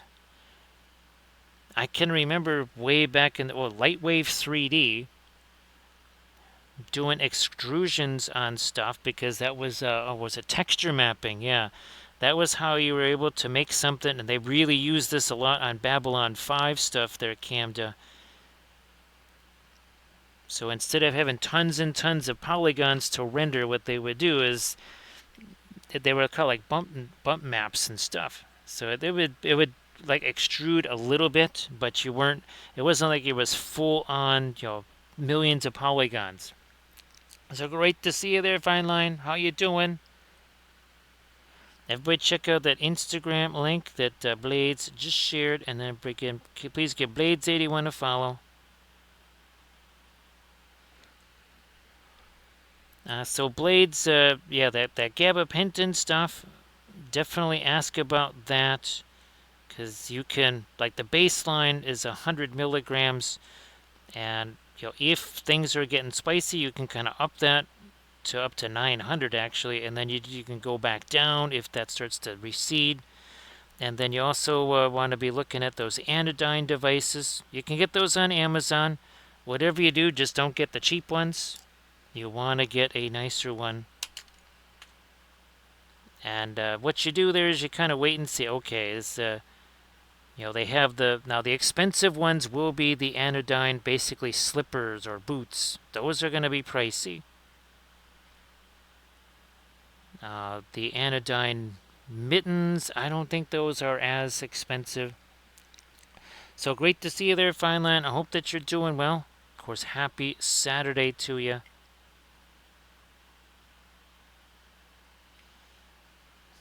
Trying to get a little bit more of that lighter metal here on some of our edges. Like you do here. Let me get some of that up here.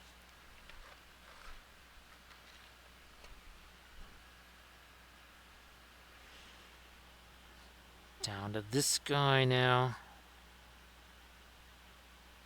So yeah, we'll be doing some berserkers on the stream tomorrow. So a little different skin tone than what you see on these guys.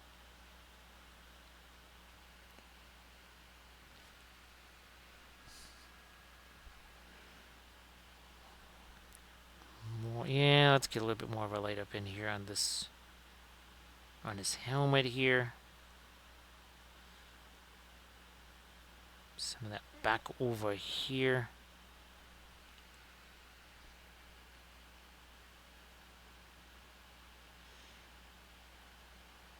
Now Blades, I think, yeah, that was the wild card round. So the Jays were just kind of hanging out, right, Blades? While I think it was it Yankees, Red Sox? Yeah, it was probably Yankees and Red Sox in that wild card series.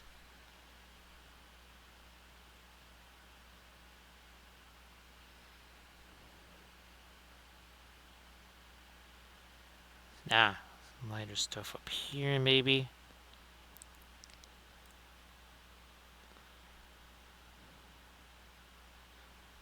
Lighter stuff there. A little bit more on the greaves. Again, not too much. We don't want them to look like Swan Night Guards or something like that.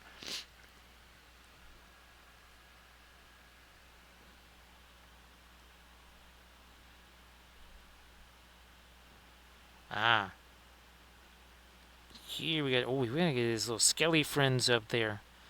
Yeah, let's start doing some more stuff on, we need to squeeze the shaman a little bit more here.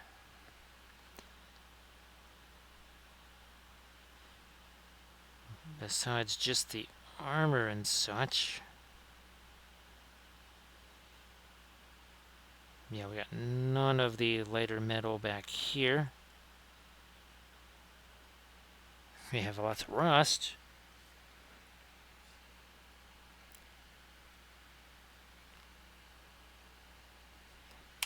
Oh, geez, that's wild there, Blades. And yeah, I mean, they have to...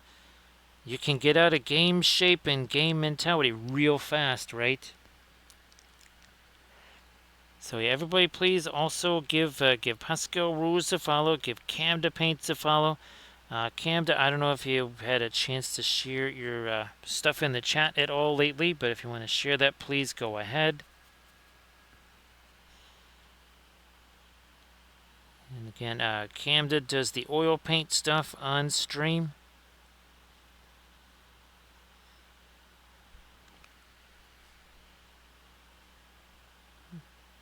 Yeah, that had to be really fun there, and again, hopefully it's a very easy series.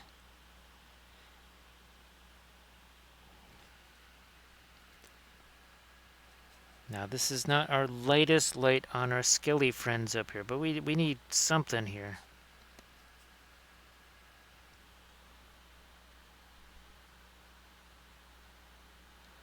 Do we have more? Yeah, let's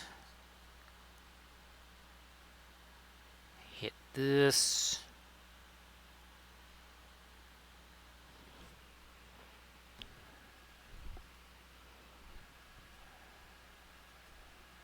Again, we still have not used any white. We have used 0 white here so far. Then we've been working, what, 3.5 hours? How much white have we used? 0. None, not a zilch. No white.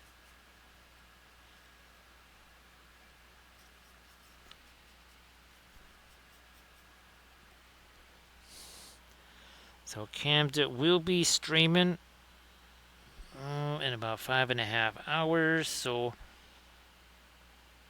let's see, so about 9, or is it 8 o'clock? Yeah, 8 o'clock my time, I think.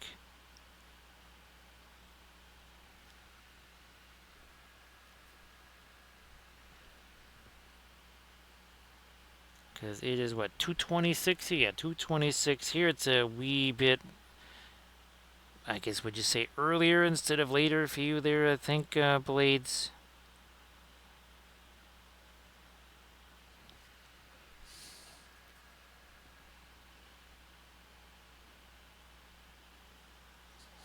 Yeah, that those skelly friends got the white hand going on it there. And these are all 3D printed from Papal 3D. He's got tons of fabulous Lord of the Rings stuff.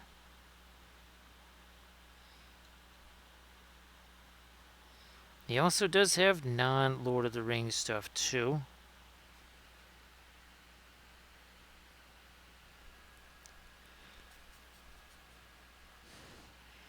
And of course, Blades, I don't know if you had a chance to share your Instagram link there, but that was looking super fabulous, Blades.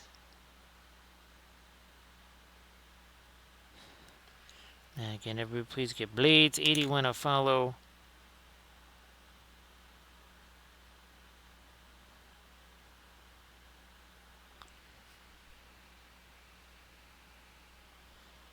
Now, well, Camden, I don't know if you remember this is like it was either a month ago, maybe, or 5 weeks ago, something like that. We were painting the Fountain Court Guard.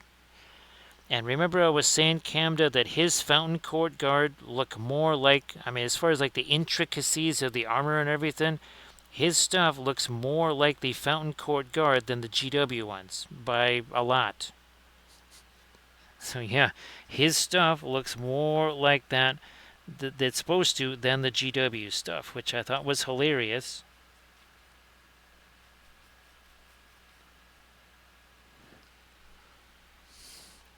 Oh yeah, the I guess Blades, he has some kind of new ducks or something like that. I don't know if they're ship ducks or something. I don't know, but Armored Wolf sent me a picture. There's some kind of new ducks or something. Hey there, Thranuel. Great to see you again. So see a little bit there. I got to do the same thing, Pascal. I've been printing out tons of stuff in FDM, like tons and tons of stuff, but haven't printed out anything in resin in like a week and a half. So we gotta change that after the stream. So great to see you there, Thranuel. I assume it's been combo of school and work, like always. Not sure if you had a chance to see the Necron thing there, Thranuel. That was pretty wild. We're actually working with not interference, but at least the iridescent pearl white. So we're actually doing TMM here on these guys. I'm not even sure if people would notice if I wasn't saying that I was.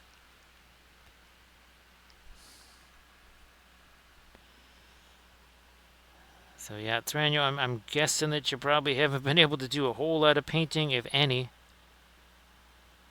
Unless maybe I'm wrong and maybe things have kind of worked out so that you could. Great to see you there, Tifu. Everybody, please check out the Pinterest link there that Tifu just shared. Well, that's fantastic there, Thranuel.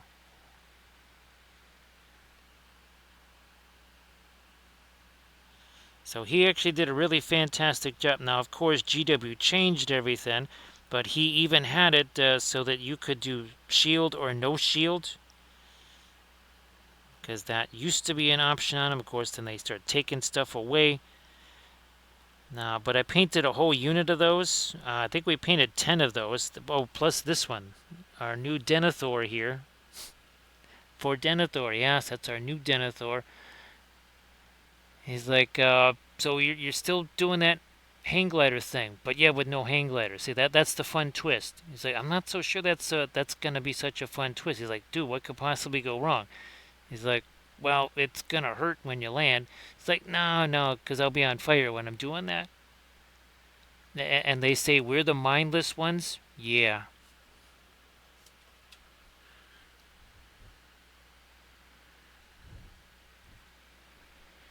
So great to see you there, Tifu.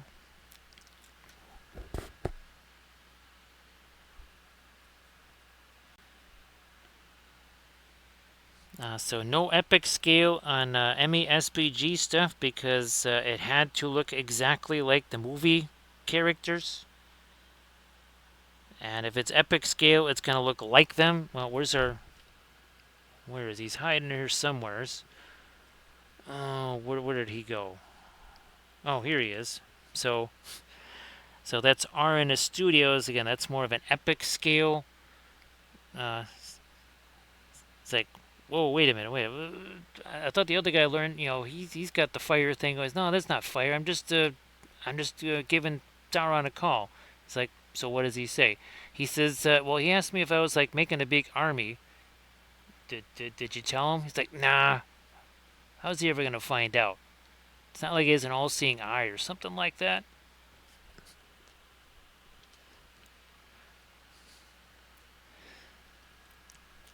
So yeah, all of the stuff for MESBG had to be true scale. No epic scale. Or I see, but I was thinking heroic scale there, Denethor. Sorry about that.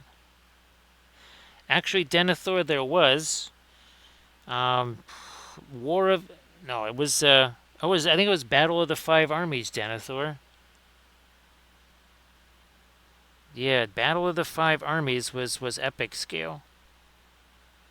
Sorry, I was thinking heroic scale there, Denethor. Sorry about that.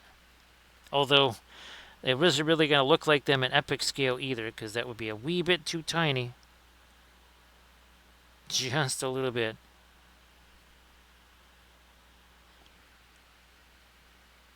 So glad that you were able to kind of get a project going there, Thranuel.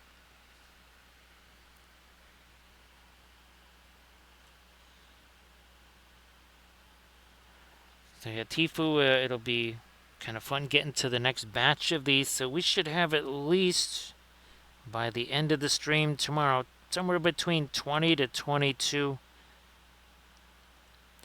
of our Uruk Hai done. Again, we'll have 10 of these done at the end of this stream.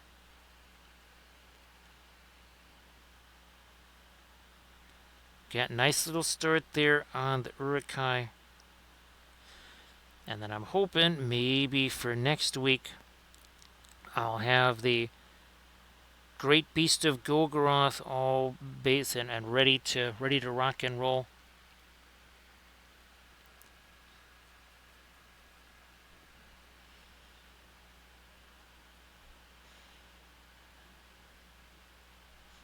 Yeah, Thranio, I know that is a ton of work there.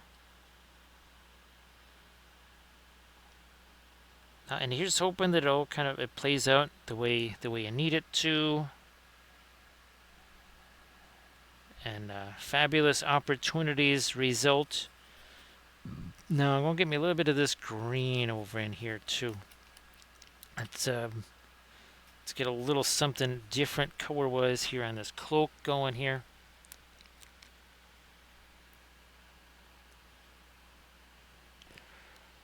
Geez, Thranduil, I gotta try and get the Cathay stuff assembled.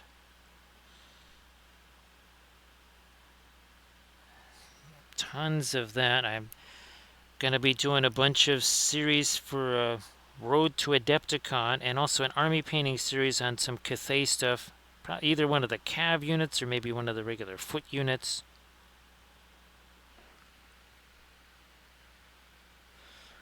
Now that sounds like it'd be a fabulous idea there, Denethor.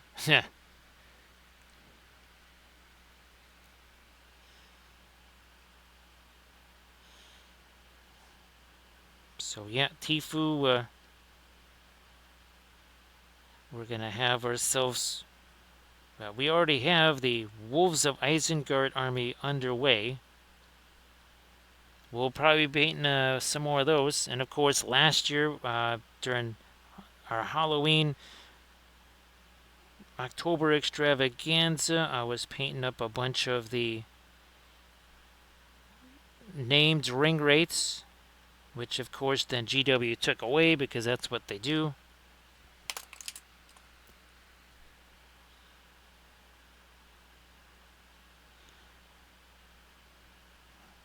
Okay, trying again. Get a little something that is not just the same colors there on him. We need to maybe give him some eyes here too.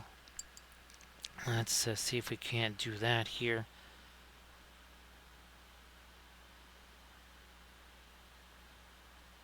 I'm looking this away.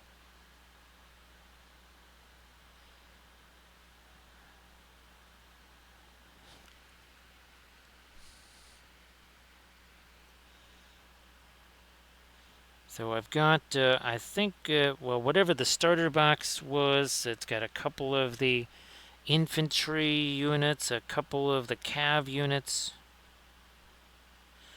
I got one of the balloons things.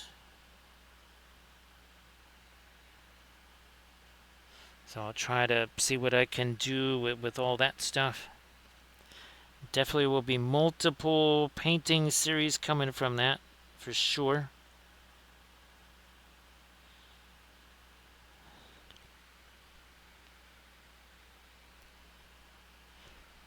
Yeah, Tfue, most of them were from Navarrete Studios, but there were a couple from, now I'm just drawing a blank because I keep thinking of Papal 3D.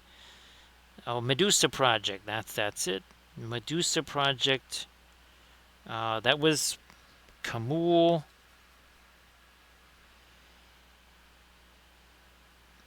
Actually, I do have another Kamul figure that I was going to paint too. We could do that in October because, you know, scary thing for October. Gonna do, oh, actually, that's his hair. Okay, so we'll make that different than the cloak, cape, whatever. Fine.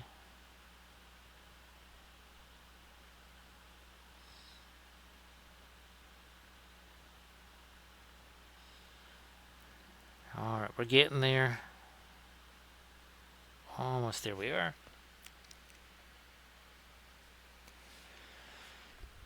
So yeah, Thranduil, this was a wild series here, and again, a lot easier to work with them when they dry, right? So this was a 3-session thing, and the last thing we added was, you can see the blue interference paints in it. Look at how it's kind of shimmery.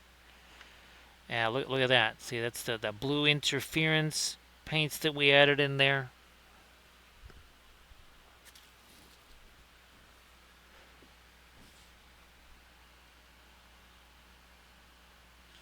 So yeah, that was doing the fluorescent greens, interference green, interference blue, and some fluorescent green as well. That's when I found out that actually mixing the fluorescent green and the interference green that actually works. Hadn't really tried something like that before. And again, we still have not used white on here yet. We have not used white yet. Just kind of doing a little bit more here with our shaman. We got to squeeze the shaman a little bit here.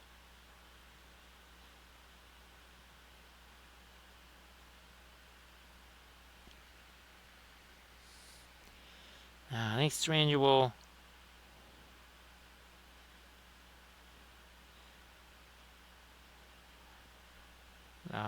That was 3D printed. Again, I didn't add the two little guys that are supposed to be hanging from whatever, because I wasn't quite sure how the heck they were supposed to go on there. Didn't seem like they really could go on there very easily, so I just said, and I was glad I didn't put those on there. I actually kind of like it without them.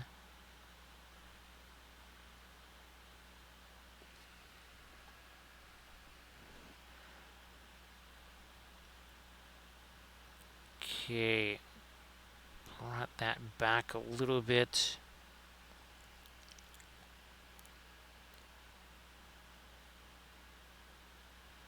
We need a couple little, at least mid-tones on that side of his head. This, if we're not going to be doing the whole white hand thing on him, now we should still do that. Let's do that anyways. Boom.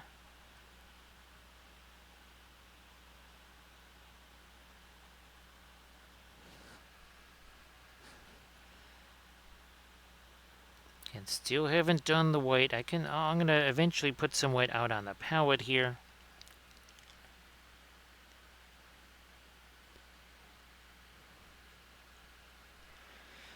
So Thranual, don't forget you also have that search engine.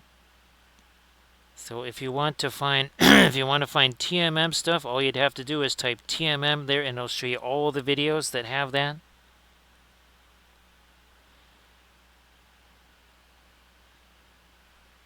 But just shoot me an email there, Thranual.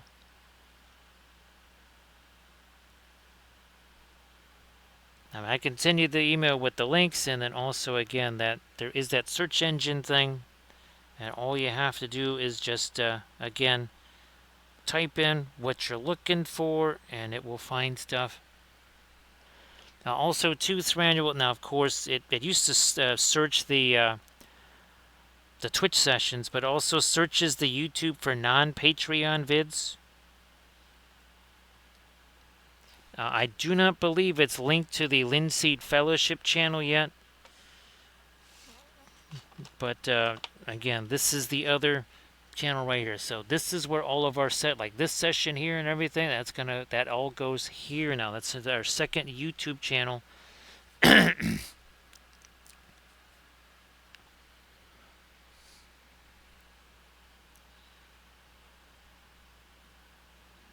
There. So yeah, Denethor, that I think, yeah, we started out with the assembly on that thing. Yeah, we started out with the assembly, putting it on that base. And that base, that was one that we made in our printing workshop series. Because if you've seen that series, that base has a giant hole in the bottom of it for magnets. I mean, a gigantic, like 1.5 inch wide hole for magnets.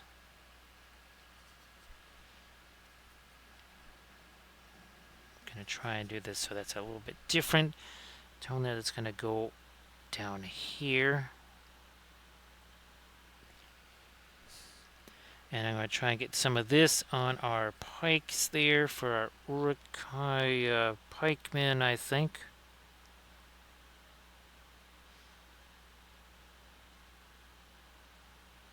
Again, that's got a little bit of a kind of a reddish pink almost.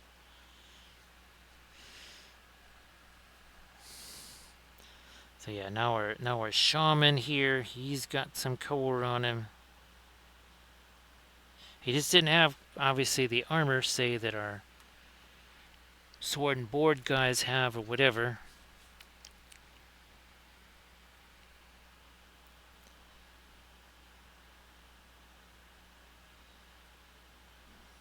this into here. Actually, I think that's supposed to be not his not his beer arm. It's supposed to actually be some kind of clothes there, whatever.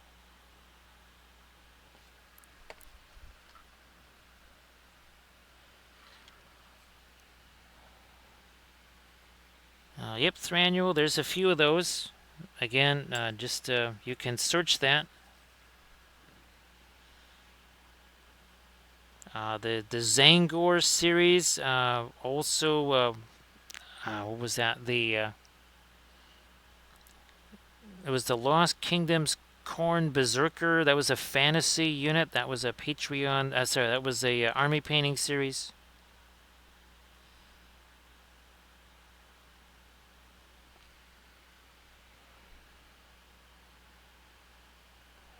And now that the one with the Khorne Berserkers, that was non-metallic, but I think the Zangors was actually TMM.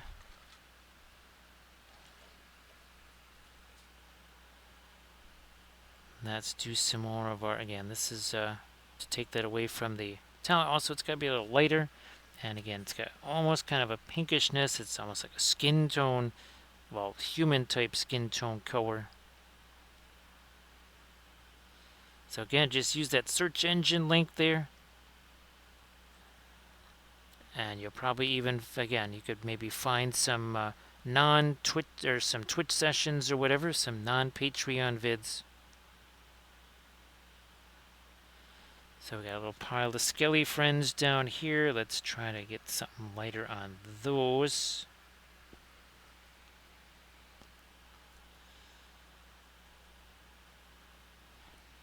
So Thranduil, there's tons of new stuff. Obviously, all the Paul Rubens stuff. Then there was the series that I did with the new gambling colors that Kathy's sister sent. So yeah, tons of stuff. Again, with the Paul Rubens colors, that's the biggest edition right there for sure. And not all of those are color theory and oils vids. Also was, oh yeah, the Naples yellow. Actually, I'm using that right now. The Naples yellow hue. That's not a Paul Rubens color.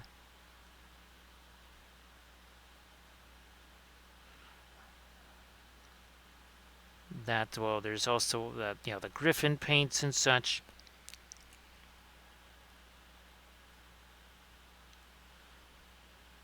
You can get a little bit extra light in there, also over there.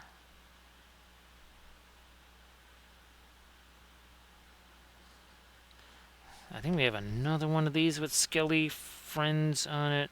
Yep, here's the other one with Skelly Friends.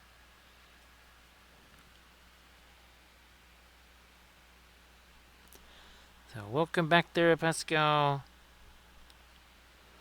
So the Paul Rubens floral colors, those really set up quickly. They dry quickly, so it makes using the fluorescent paints very, very easy, for sure. And I don't know if you saw the video we just did where we made brand new homemade fluorescent colors. We also did, actually, speaking of brass and bronze and copper, we made this too. That was out of the Green Stuff World pigment powders. So welcome back, Pascal. Great to see you.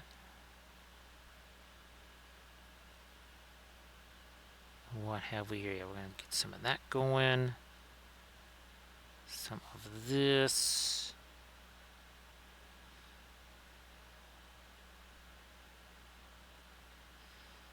Some of this here.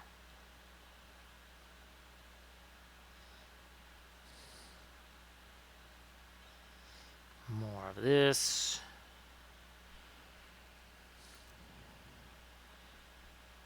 We need a little extra light down in the room. Not that much. Not that much. Take some of it away with our blending brush.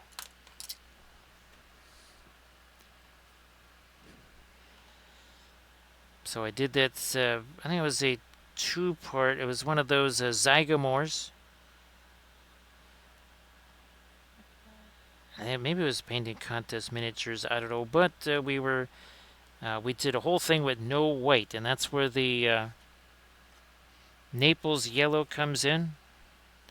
So we painted an entire figure that had absolutely no white, just like here. Well, we're painting 10 figures, and we have no white at all. It's not even on the palette. You know what? Let me grab some of you, and we're just going to chuck you in amongst the skelly friends there.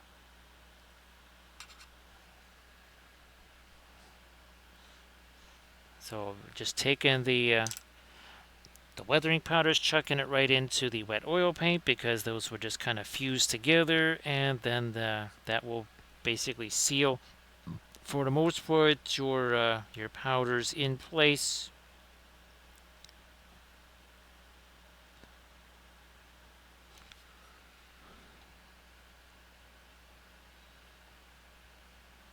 There we go. Actually, these are more wrappings here, aren't they? Yeah. So some of the Terra Rosa, maybe even mixed with a little bit of that green.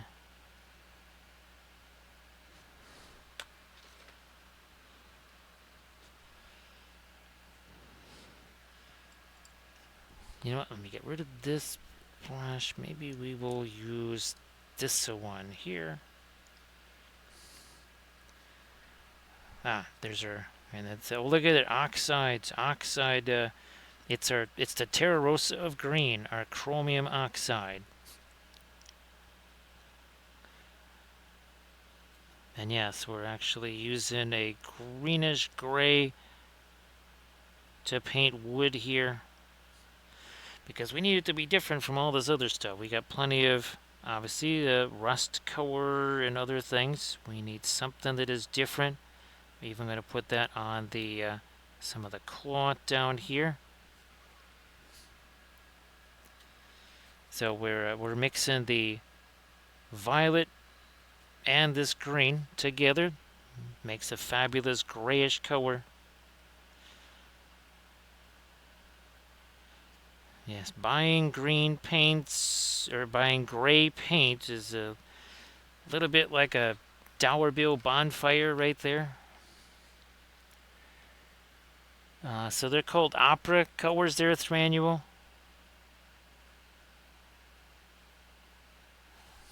Got the tube right here. Now it's hard to see because it's white type there.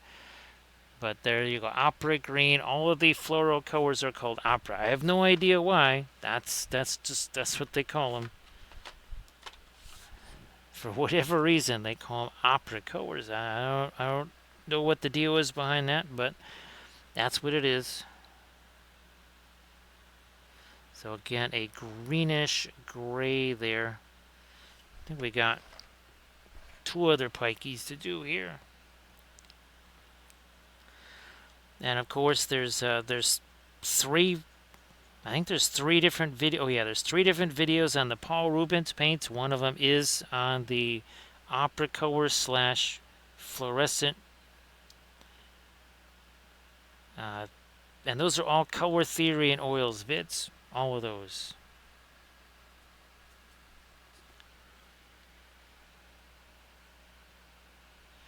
So okay, now the pikes have a little something that can't all just be one solid dark Van Dyke brown or whatever there. You know, we got a little something happening on these guys. So a little bit of that Naples yellow. So that's one of the more, well, it's in some ways, it's, I don't want to say it's a substitute for Brilliant Yellow Pale,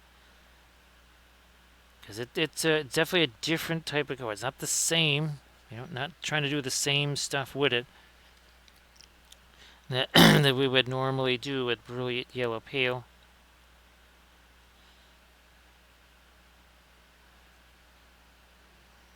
Now, yeah, all this cloth stuff here, that needs to have a little more color slash shading on it. Because we made it really dark before. Now we have to get some kind of shading in there, I think.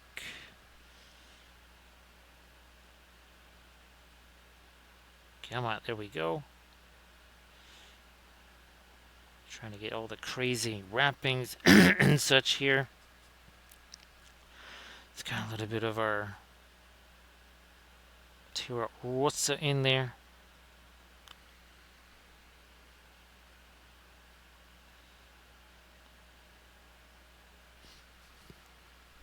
So let's see, it's 3 o'clock in the morning here, so in about 8 hours, our fabulous college football Saturday kicks off. There's going to be some very important games there.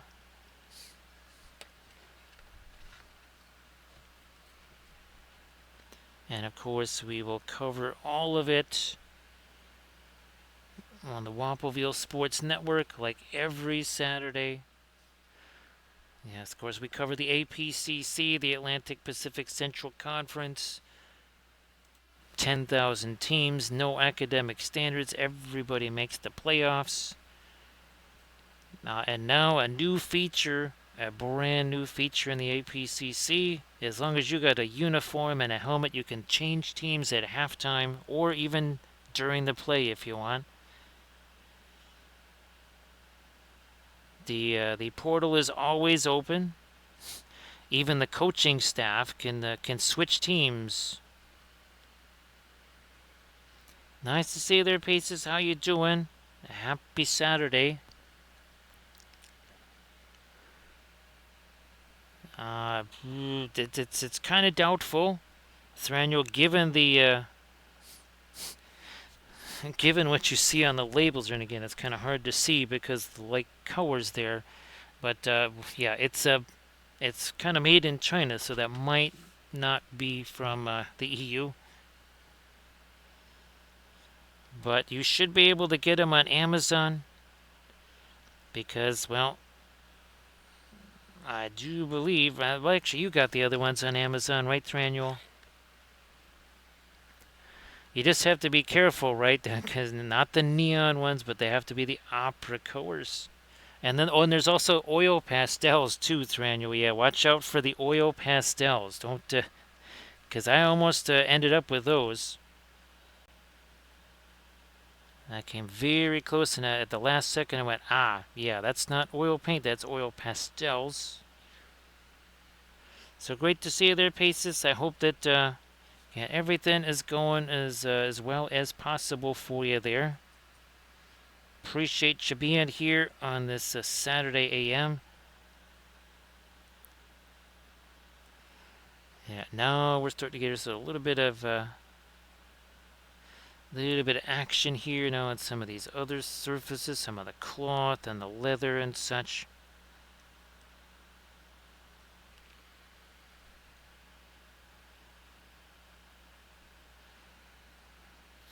Little something in there.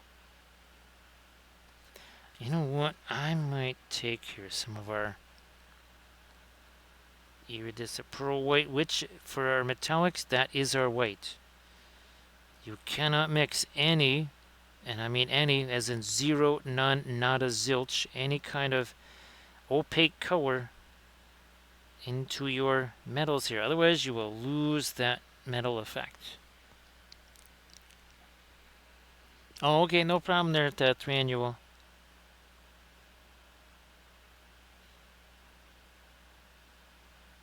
No problem.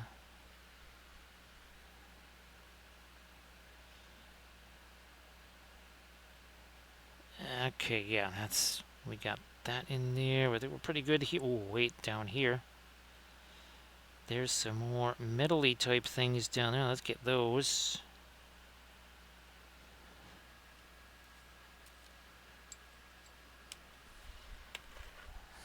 And just get my paper towel into here.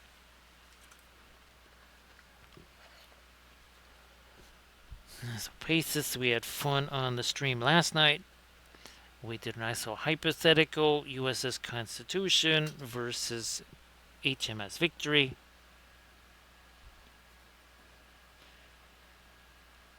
Because I kept seeing all of these, okay, Bismarck versus Iowa class, or Bismarck versus Yamato, that sort of stuff. I thought, well, let's do that with some sailing ships instead of always just the same World War II ships over and over and over again.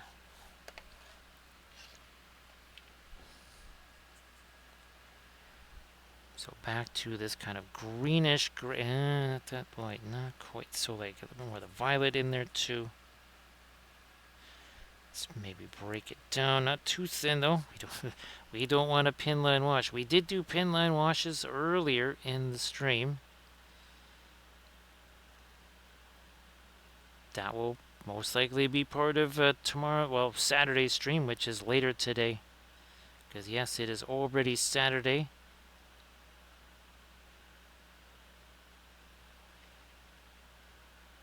Let me hit this now.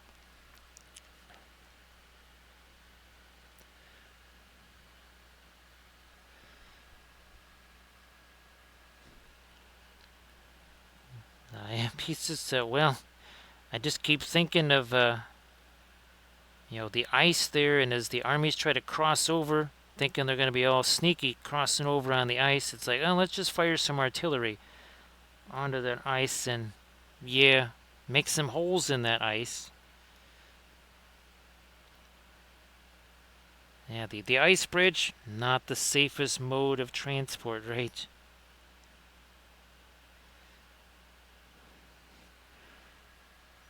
But that was super fun again. We did that one last night.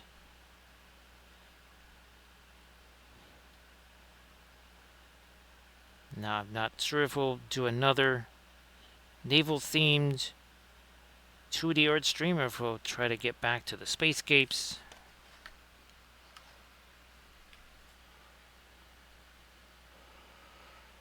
Oh, well, that sounds really good there, recoil.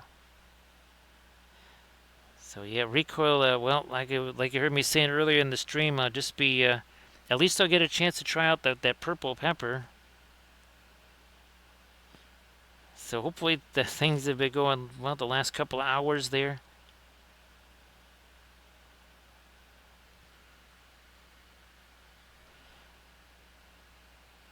Now, Paces, those ships have some really powerful engines on them, right? They may not be gigantic, but and they're not fast. But they're pretty darn rugged.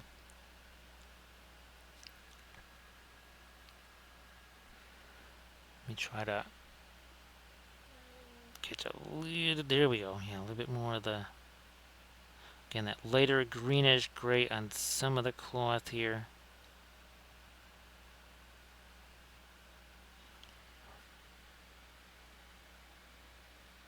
Oh, geez, boy, that was. I was wondering about that recoil.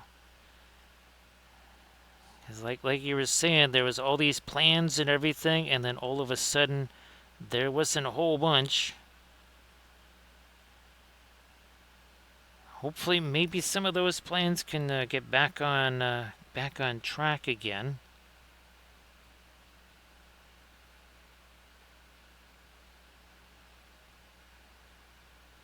Let's do that. There we are.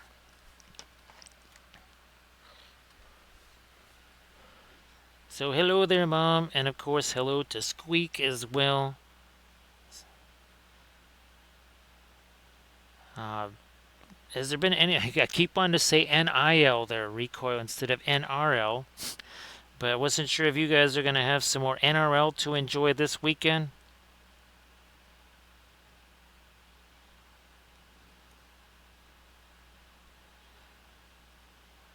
Because obviously the focus on college football takes center stage now.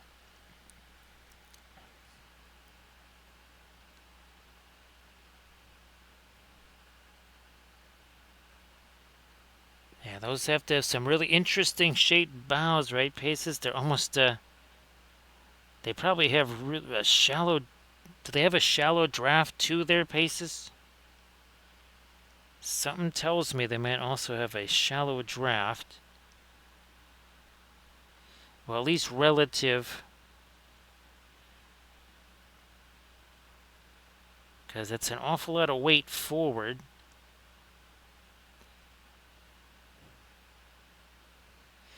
I would imagine they don't have a massive superstructure either. Because, well, operating in those seas, you really don't want to have a few thousand tons of ice hanging off of that superstructure too.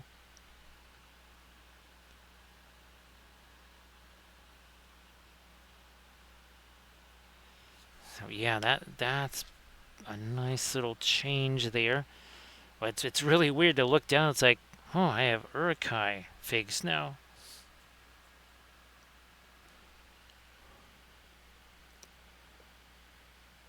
Ah, the grand final tomorrow. Well, we don't want to be remiss, right? Recoil. We have to cover it on the Wampelville Sports Network.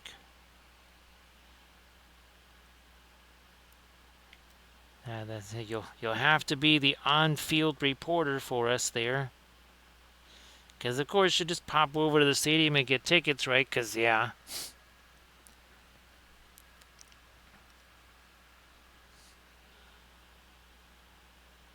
Let me lighten up. Yeah, a little bit more of this. Again, that's kind of that grayish green. Which, oh, look at that. It's right next to this violet color over here.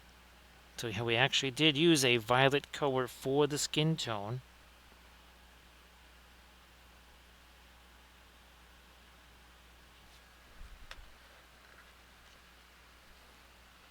One second there, Paces. There you go. So we don't have an armored wolf here.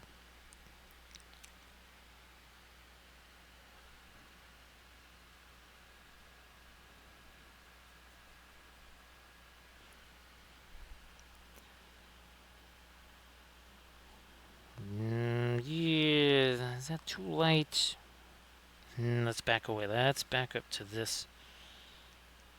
Well, anything's going to seem light compared to what's already on here because we basically have like a Van Dyke brown mixed with some of our Payne's gray, basically an indigo there.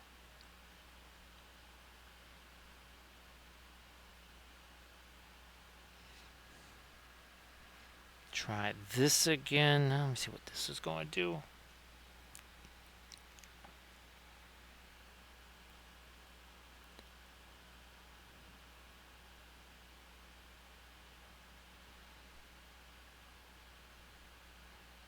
So yeah, it's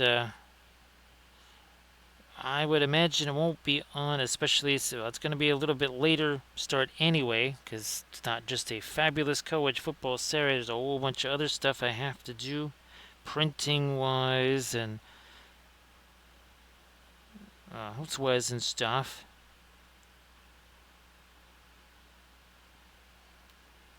But furniture things got to be moved around tomorrow.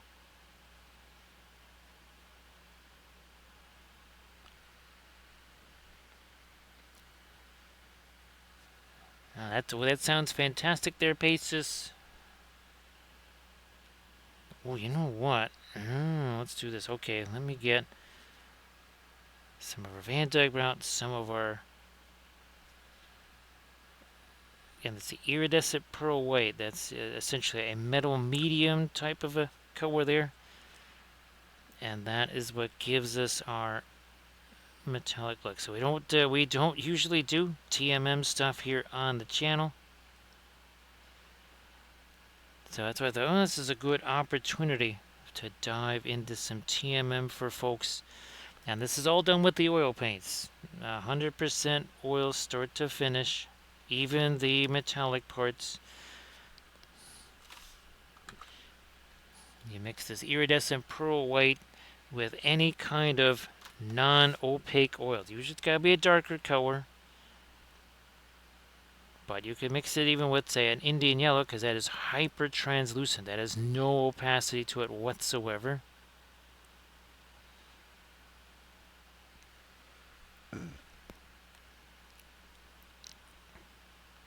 touch more of our metal down in there.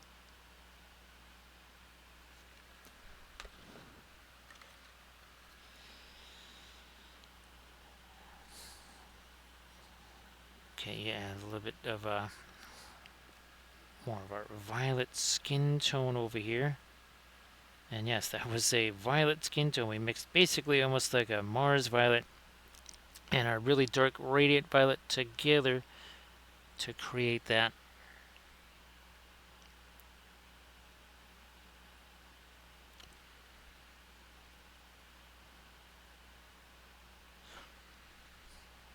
Let's see, 4 hours, 9 minutes, and 15 seconds ago, all 10 of these guys were just dark brown primer.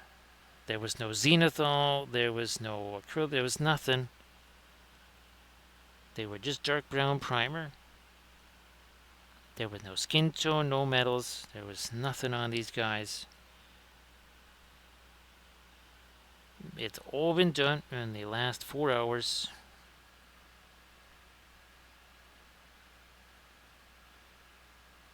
And still no white, but there will be some added in a bit here so that I can make our white hand a little bit lighter in some spots. So let me grab maybe this brush here and some of this right here.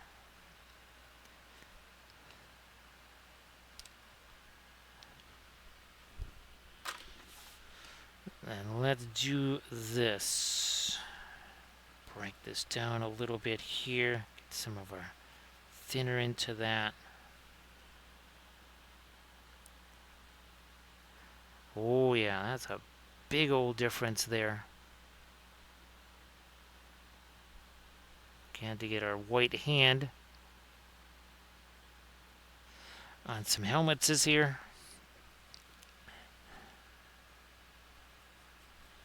Can't have too much thinner in there though, because that'll end up becoming a pin line wash.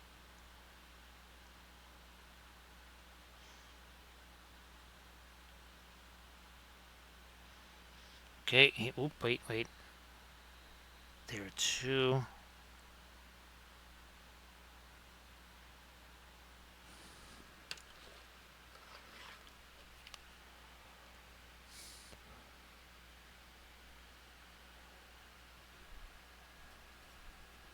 I did actually paint. Oh gosh, I think it was a tutorial. Yeah, that's on the YouTube channel. A Gazgul. Oh no, wait a minute. No, that's never mind. I was thinking of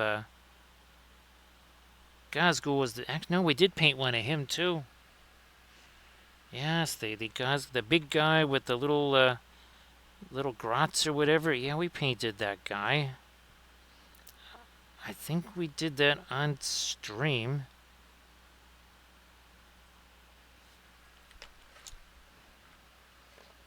No, let me hit you too.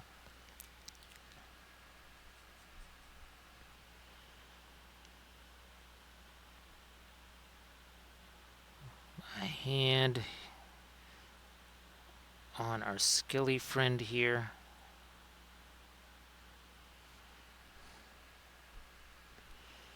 We'll maybe lighten up this.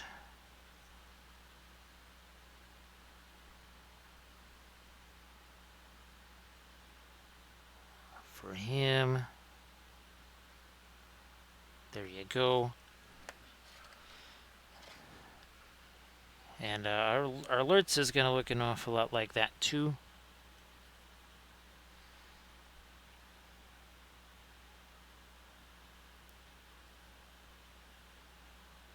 Yeah, our white definitely shows up a whole lot more now than the gray that we were using.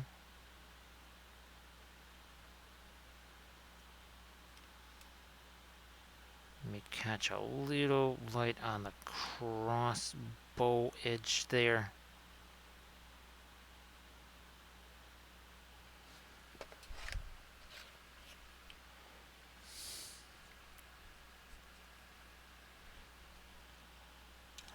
Move you out of the way.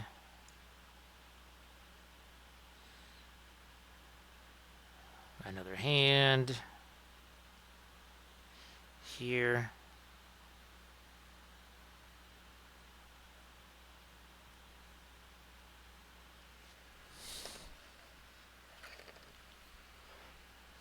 Whoops, wrong way.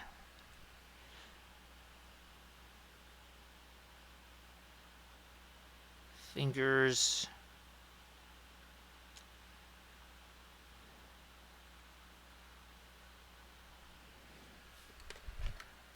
This guy. Welcome back there, Irid. I'm sure that was fabulous. Probably felt really, really, really good. I tried to do that before the stream here. It's another reason why the stream was a bit later than I otherwise would have been.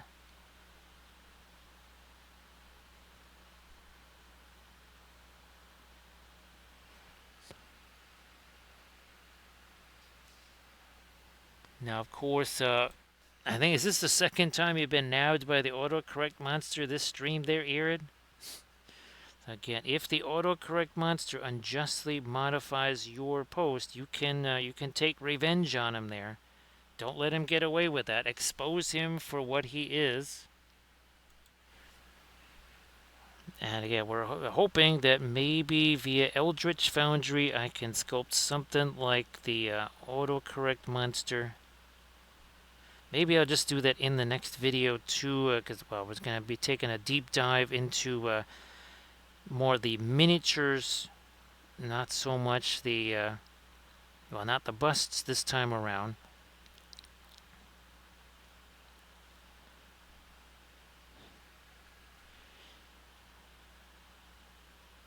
No, that's a tool. Let me get back to this violet over here.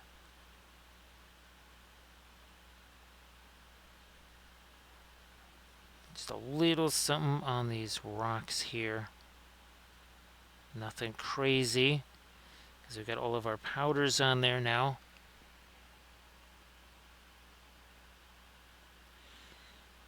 Now, so Irid, hopefully it's looking like you'll be able to do your regular Saturday stream too.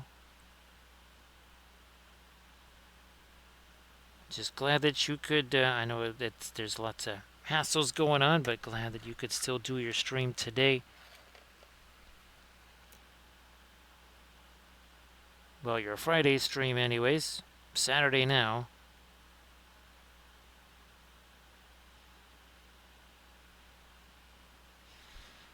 Back to my, here, let me get a little bit of that mixed into this.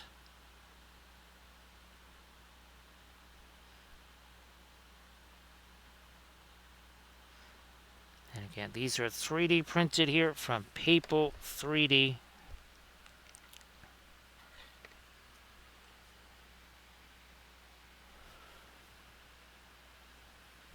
So yeah, we did a whole batch of these. I mean, there's tons of them. I think I might have done like 7, 8, or 9 of these there pastes. Yeah, so this is, these guys are on the YouTube channels also.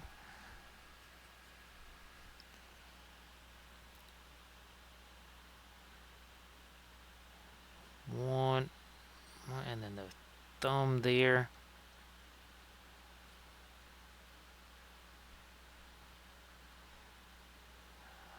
Like that. Oh, wait. Let's get down here to this. For some stuff on these rocks here. Again, we've got the weathering powders on there for like some dust, whatever, but let's try to get a little bit more light here.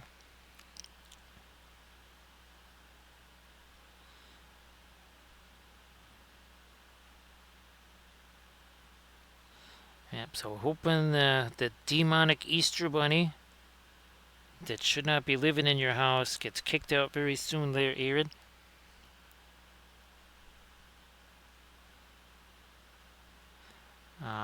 There's also the Deaf Copter. That was another thing that we did on stream. We also did the basing of that too. Where is that Deaf Copter? Oh, that's not it. There it is. So yeah, we also did that as well on stream.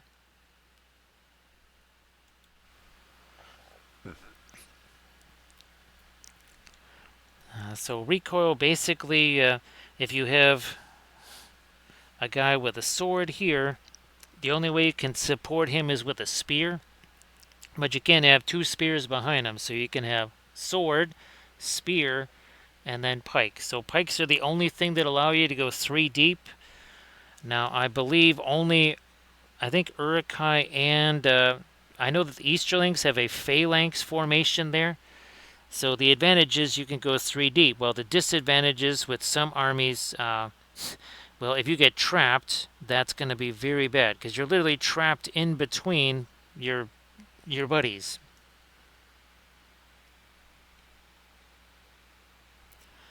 That's good there, Irid. That has to be a huge relief.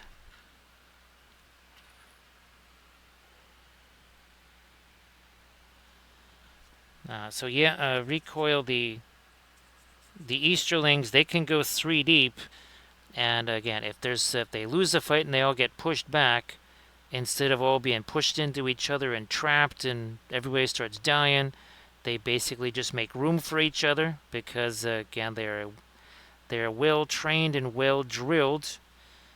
Because your Easterlings, of course, are among the most elite of the troops there in Middle Earth.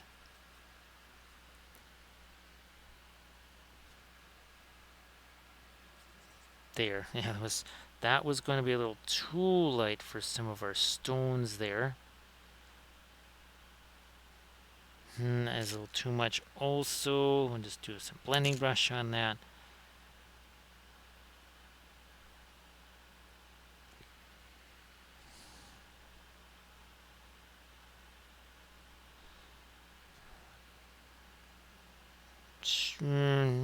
Yeah, okay, fine. We'll put a little bit of this on his fingers there. Now let's try to get to the hand here. Boom. And that's going to be on his helmet here.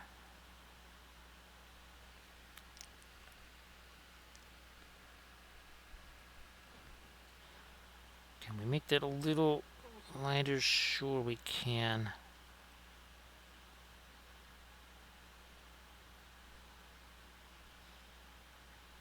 Maybe even have a little bit of that, the white paint or something, get down here onto his armor there. Because reasons or raisins.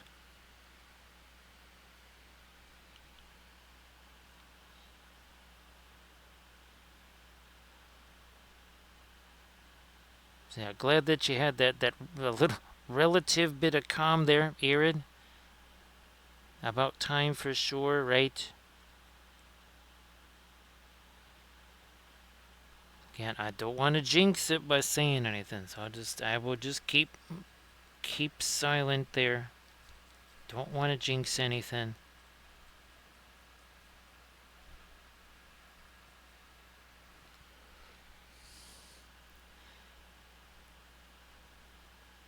And of course, the other thing there, recoil, is that you have the benefit of the guy with the shield. So you're not rolling against the defense of a guy with a pike who has no shield.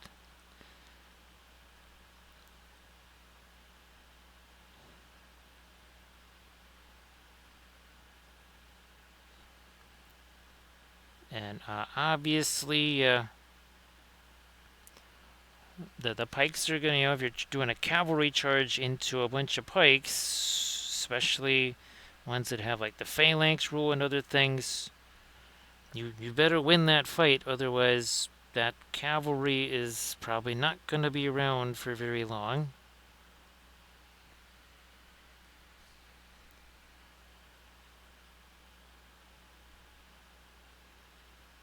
Now you have other things. You've got, I think they're men-at-arms. Those guys are kind of elite as well, and they're a little bit different not necessarily a phalanx, but they're you can't. They don't get pushed back because I think they've got some kind of resolute thing or something like that. They don't get pushed backwards. So while they don't have the phalanx thing, they also don't get pushed backwards to begin with. Here, let me go back to my iridescent pearl white, shall we say here.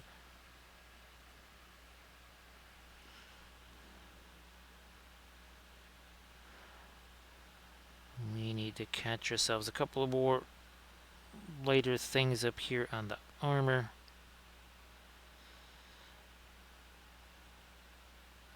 Yeah, there we are.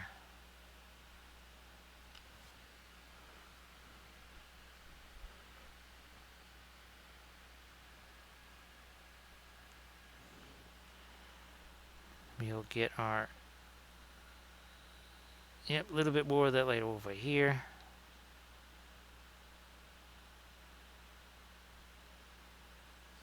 I think we did it on the sword. Did it on the shield. Didn't quite get as much onto the eye. Oh, we might have had that raid. That's right. That's possible.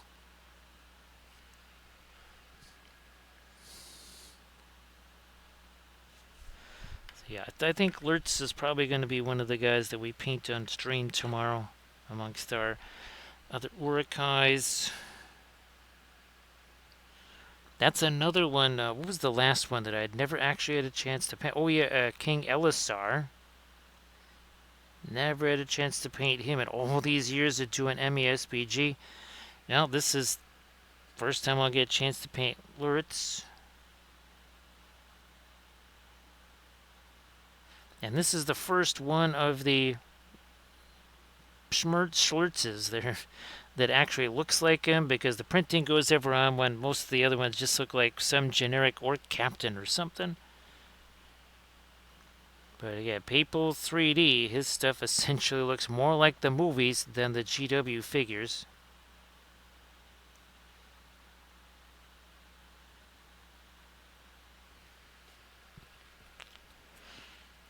That's why I'm kind of trying to get those files while the getting is good, just in case black helicopters show up somewhere and maybe someone disappears. Again, these are from Papal 3D.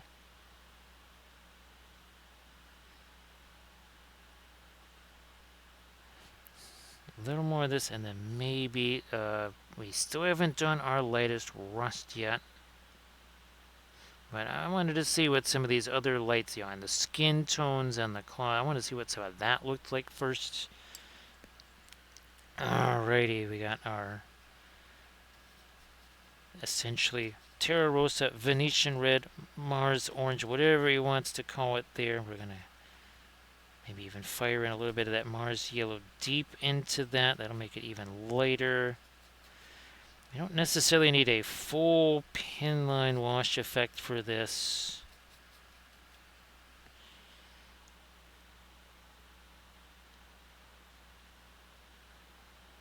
There we are. That's something that I've been waiting to do for a while. Finally can get some of the lighter rust color in some of these spots here.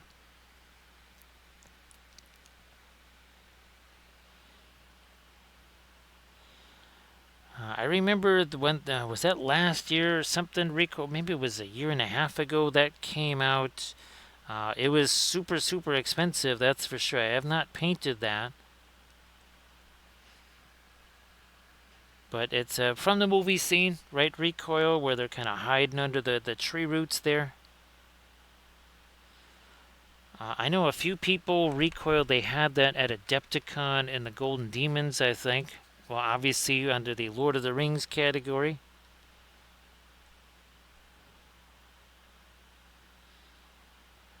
I'm pretty sure that that's a Forge World thing, right, Recoil?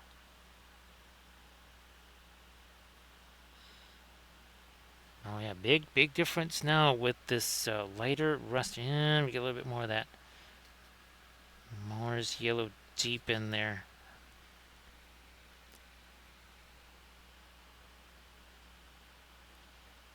Because they did a new one of that, I want to say again, like a year and something ago, recoil.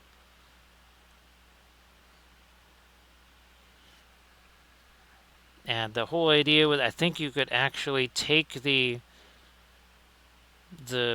ring wraith out of there, and you could actually use that in a game. So, like I said, I wanted to say it was the last year or the year before, something like that.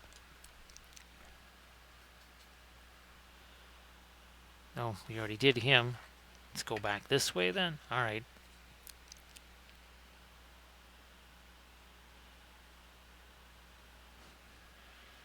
No. More of the. There we go. We need more of our Terra Rosa in there.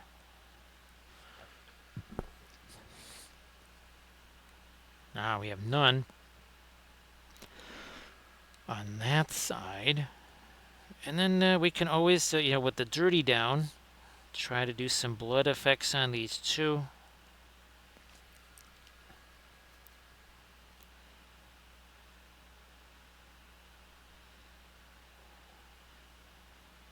Trying to sneak in against some of our rust effects here. Lighter rust effects anyway.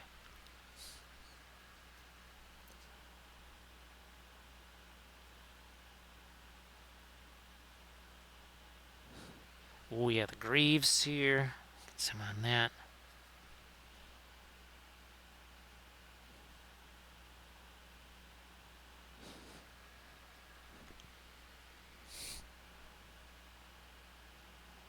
Trying to do a little bit of pin line wash. This is, now remember, with something like Terra Rosa, it's a thicker consistency paint.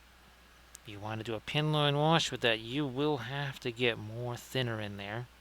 This is sort of a pin line wash.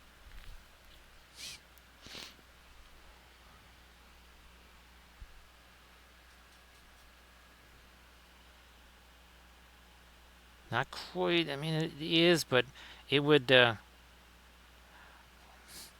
it would sally forth even further afield from where I originally put this. This were a true pin line wash there.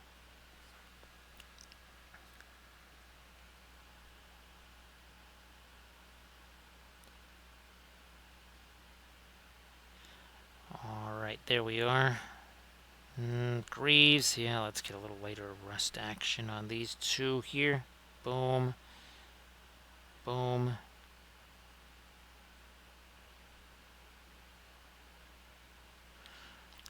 A wee little something more on the helmet there. Up here too. Let's get the and that pike going.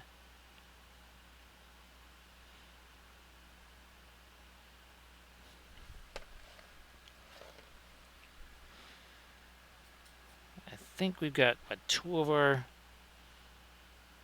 crossbow dudes here that we've been doing on this stream. I think I got somehow, oh that's right, because there was a build plate that ended up getting printed twice accidentally. So I have way more of these crossbow guys than I wanted, but I mean they're there. It's all for the Army Showcase video anyways, so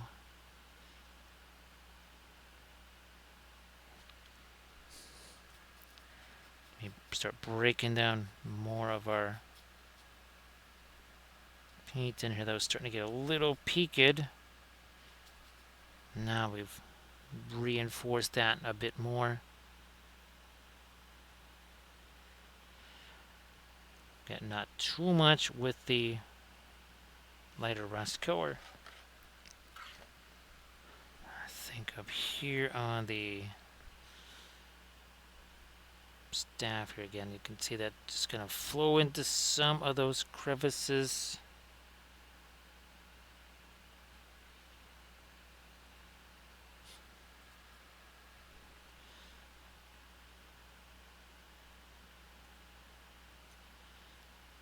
Oh, we need some here too. Yeah, okay.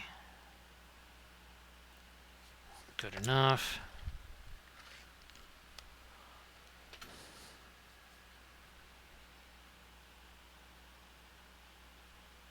Lighter rust in here.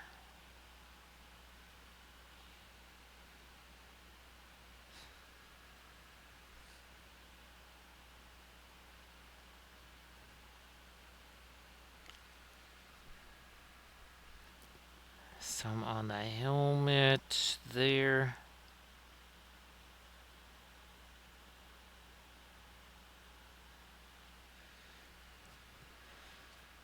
Oh yeah, Rico, I forgot to mention. I think I even forgot to mention to Kathy's mom that among the things that they had sent was some. She sent some of her homemade corn salsa, and actually I put that on the salad last night. That's right. Forgot to tell him about that. I'll have to make sure. Shoot him a message that yes, the corn salsa was used.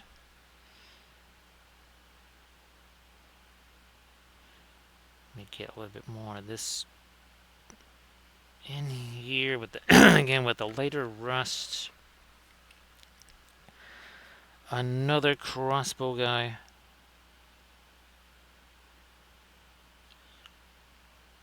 Some rust on this. Because, you know, the rusty mechanism that won't possibly cause any issues during operation. What could possibly go wrong?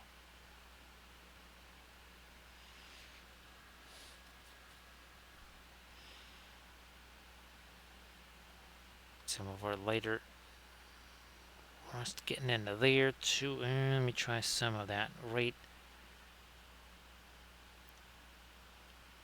in here too, because that might stand out against the white hand.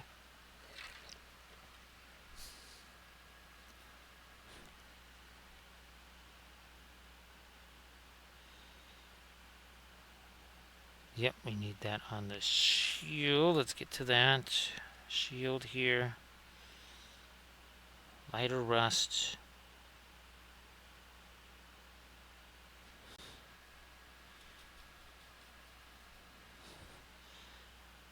Now, the Paul Rubens stuff is not going to be, if you compare it to the Venetian Red, the Mars Orange, or Terra Rosa, it's not going to be the same as far as its depth and such, but then it's the Paul Rubens. It costs a fraction, potentially, of what the regular oil paint would. You're balancing advantages and disadvantages like anything else.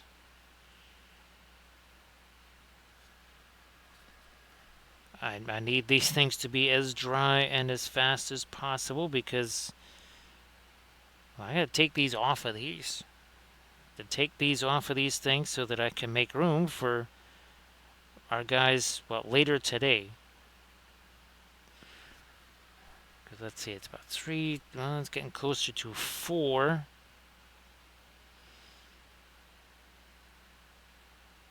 So we're about 18-ish hours or so away from our next stream. Okay, not too much. Not too much more with the rusty stuff there. The later rust anyway.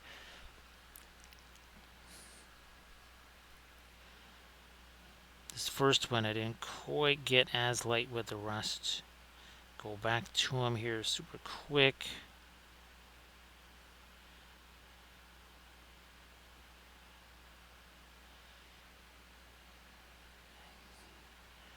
Yeah, we kind of did a little bit more of the later rust on subsequent ones.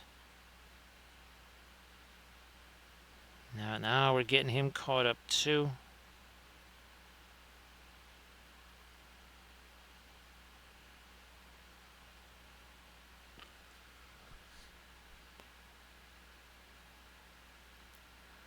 Try to top up a little bit of our rust up here.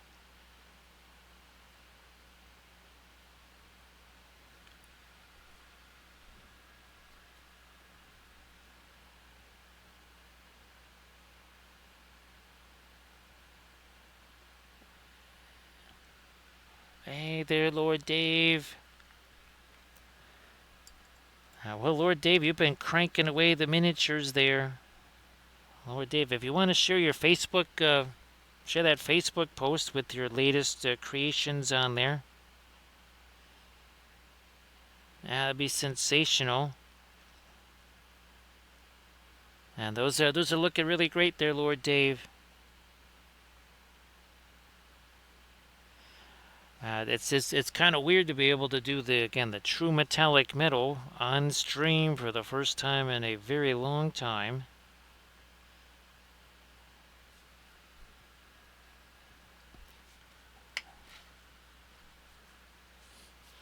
And actually getting a chance to do a skin tone that I've never done before. So we'll have to do this same skin tone like on a large scale figure. This is real different.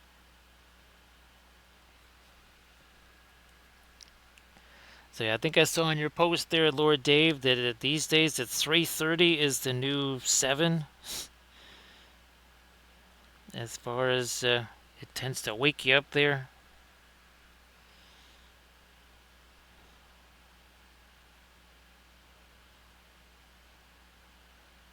Let me get this going in here. Man, I could have watched this. We'll definitely have to do some more of these, Lord Dave. It was actually really fun painting the tattered sails.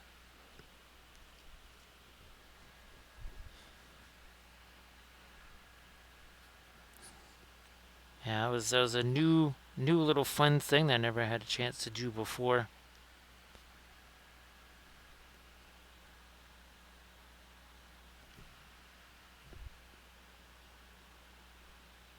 Like this here. Okay, not too much of the later rust color, but we need some there.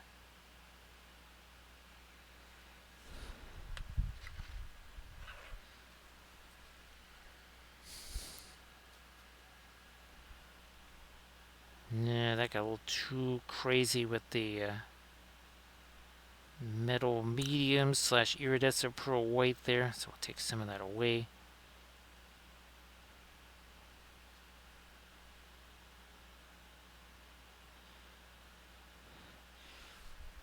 Now, actually, you know what? We could add our blend effects to these, because that's not the dirty down is for the drips and stuff. So let me get a paper towel here. Let's try to get some of our alkyd medium out on the palette here. Everybody check out that Facebook link. Is that the crypt there? Ah, the crypt, yeah. And the miniatures were looking fabulous there too. So again, everybody please check out that link that, well, look at this, just got pricey now with the Perling Crimson. Check out that, is that again the Facebook link? Yeah, check out that Facebook link that Lord Dave just posted. Yeah, that crypt really turned out fantastic. Alright, Perling Crimson, and we're going to be mixing that with this, so that makes it more, again, translucent, but it also makes it a little bit thicker, and it has the shine to it.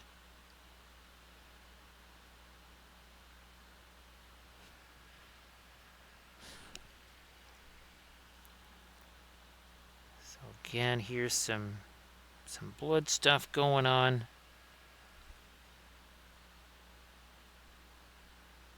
Like you do.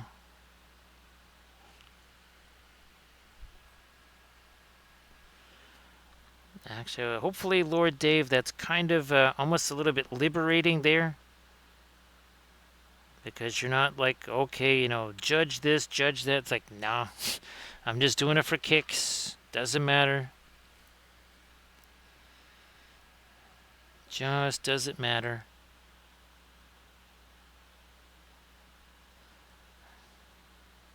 So there we go. All right.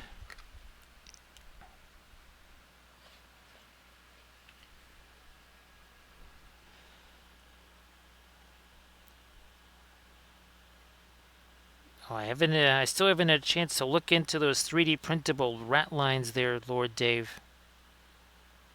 Again, if it looks like it's a possible solution, I'll certainly let you know. I have not had any chance to look into those. Alright, so we just added a whole bunch of blobby things there for the start of our blood effect, and then we're just going to take that and we're just going to start dragging it this way, that way. And again, the whole idea is that it is translucent, at least semi-translucent.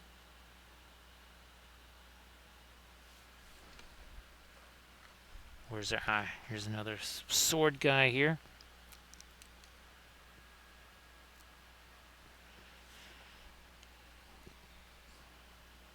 Yeah, Lord Dave, that was always with us. We walked between two worlds, right?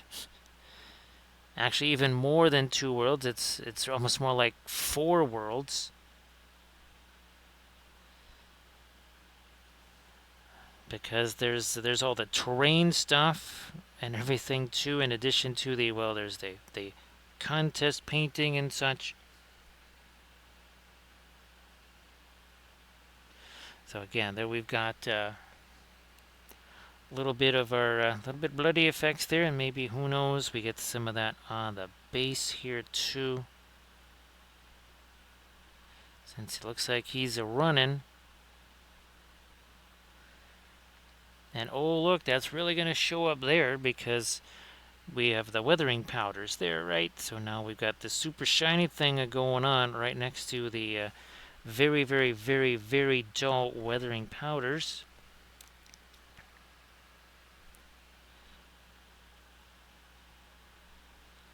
Maybe we do a little bit of that on this guy here too.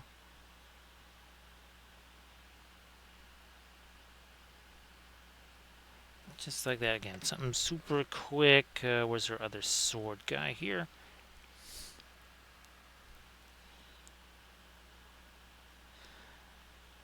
Now, so yeah, Lord Dave, that theme song that I sent you, that's an expression I've been using for a while, but boy oh boy, it really just given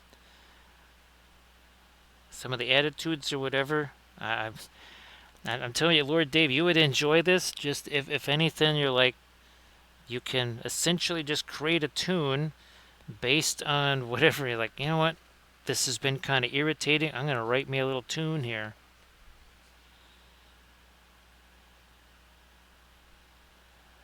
Again, just gonna get some of this, a little something here on the edges of the well, his staff, such as it is here.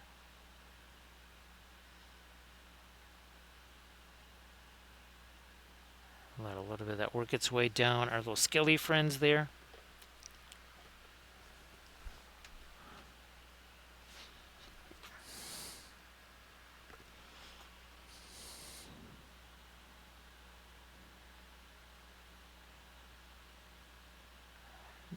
There we are.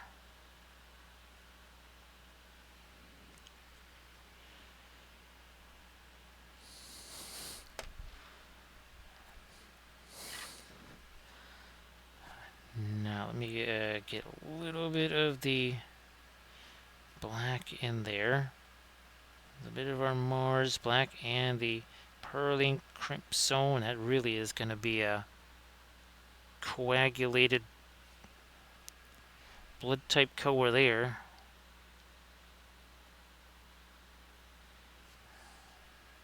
Still has some of that alkyd medium as well. As we first started doing this on the Trench Crusade figs, and that worked out really well. So nope, this is no dirty down here because well, we'd have to wait for all this stuff to dry, right, Recoil? So this is what I've been doing on all of the Trench Crusade stuff, where I just take the walnut based alkyd medium and mix the pearling crimson with it, or well, some kind of combination of reds anyway, to make a dark red.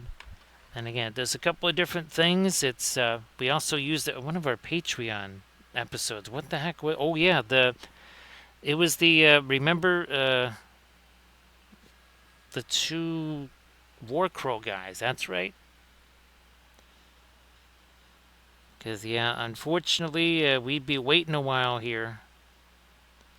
Even with the alkids, we'd have to wait at least probably 2 to something days before we could actually go ahead and do something like that.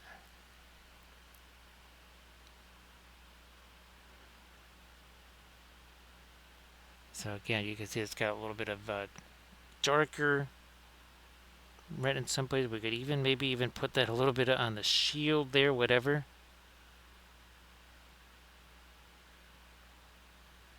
Not with that, with this.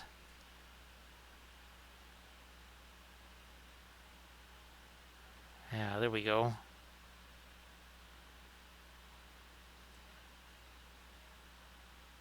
And again, let that just kind of trickle this way.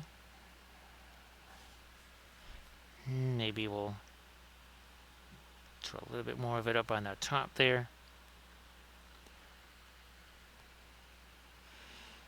So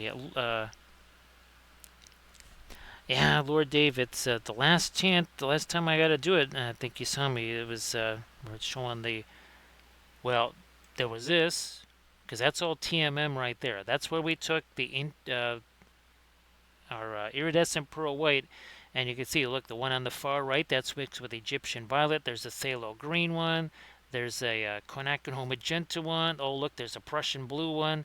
There was the black one, the one in the very center in the back row. That's actually on the YouTube channel right there. And then, of course, whoops, we already, nope, he's up here. I think maybe there. That's the other time that we had a chance to do it. Basically a mass amount of the TMM.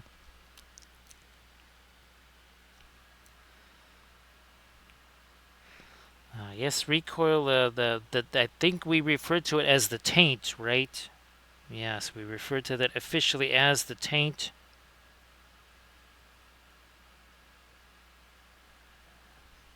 I think there are exorcisms for such things.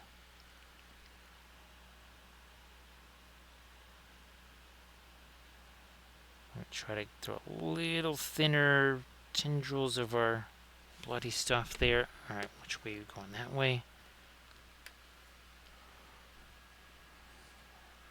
And if you want to, again, check out that those Mandalorians, well, those are ones I'm definitely going to have to manually put onto the new Linseed Fellowship YouTube channel.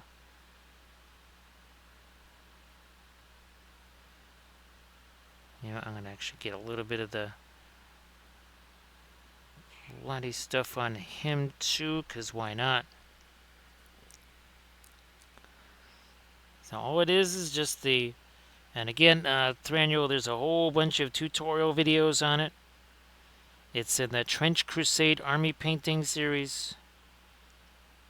Did it on a whole bunch of streams. All it is the alkyd walnut oil, or a walnut based alkyd medium, mixed with some kind of dark red. Now the Perline Crimson works fantastic, all series 7 of it. But you can take something like Mars Black and a Perline Red and almost do something like it.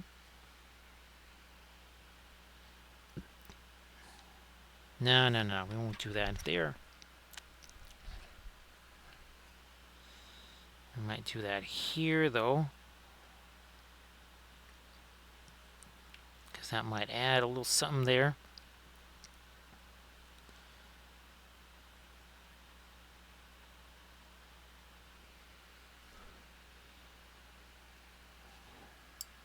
Did I ever... Nope, we did not. Let's try to create some eyes for this guy here.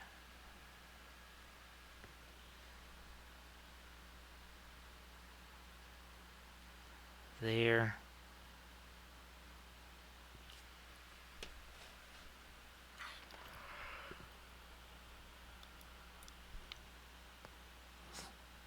Got him pretty much with his eyes okay.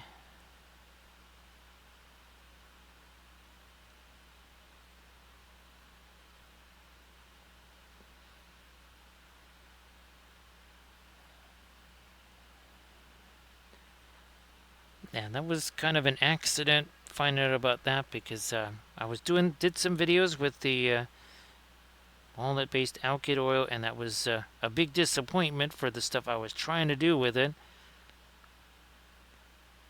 And the ironic thing is recoil. The whole reason I came up with that method is so that I wouldn't actually have to wait, right, for the drying time there. Because normally what I would do is I would take, say, something like the Green Stuff World, different blood type. I know GW has different blood types. I even would use uh, the stuff from Badger, the Steiner Res Ghost Tint, which actually it's literally called fresh blood or dried blood or something. And it looks very much like blood. I mean, a lot like blood.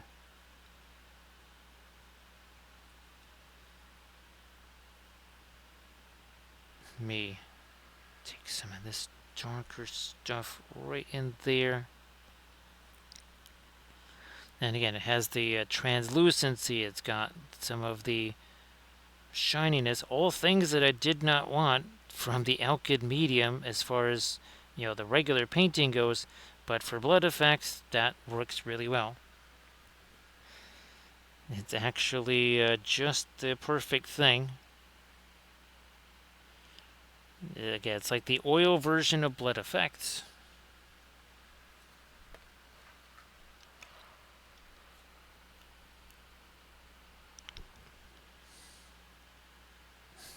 Back to some of this to do our little trail of blood splatters there, which again, that really shows up because that's our weathering powders in there.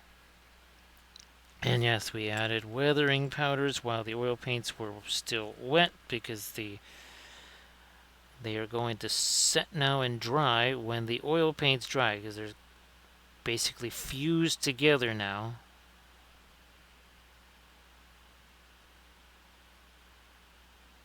No, we gotta get the dark in there. Now we'll come back with our something lighter for his chompers, maybe.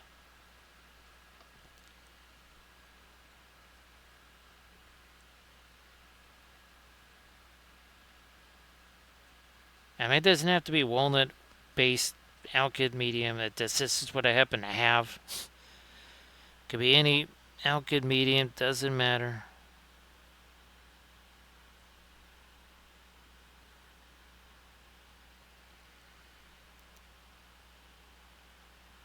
Let me... good, maybe I can use this as a bit of a blending brush here. There we go.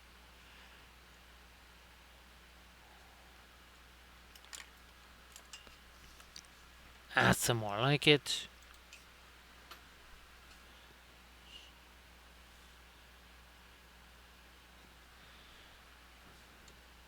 These little wrappings down here, not so much up there, but oh, and also where's his fingers here? Some of the wrappings over there.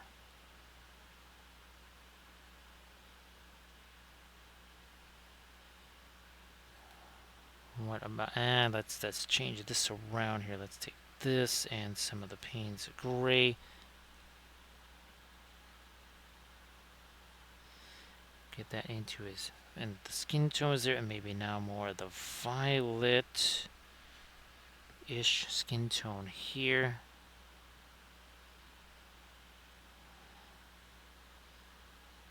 Some a little lighter here, yeah.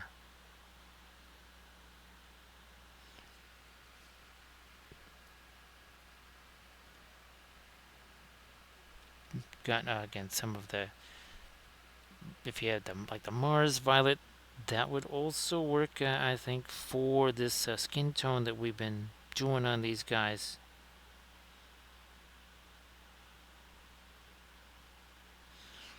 And then again, next stream, which is going to be, well, later today, we'll be working at least 10 more of these guys, possibly a dozen. I'm pretty sure that Lurtz is going to be one of them.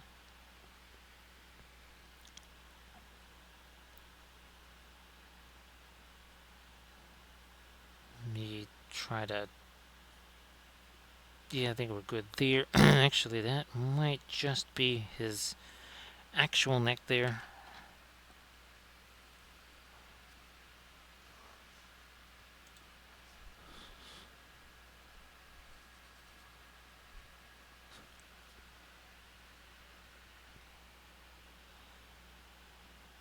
There's way too much thinner in that, I think. Ah, good. So I'm trying to get these fingers here. We don't want a pin line wash there. That would not be ideal.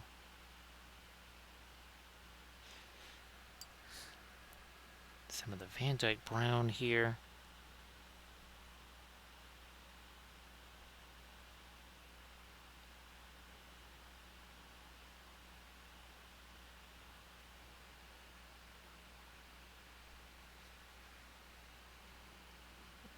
Maybe we take some of this. Okay, there's my Payne's gray and some of our off-white there. Nope, we gotta get that mixed together a little bit more. Ah, better there.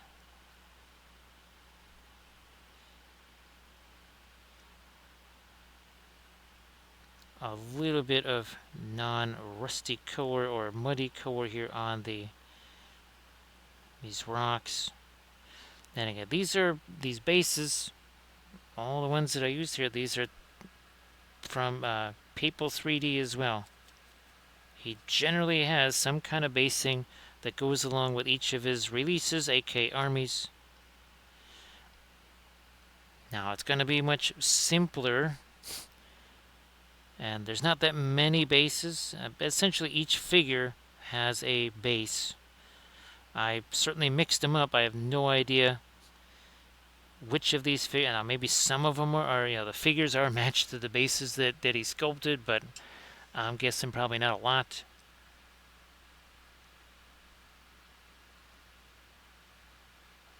Let me get my reference back up there. Okay.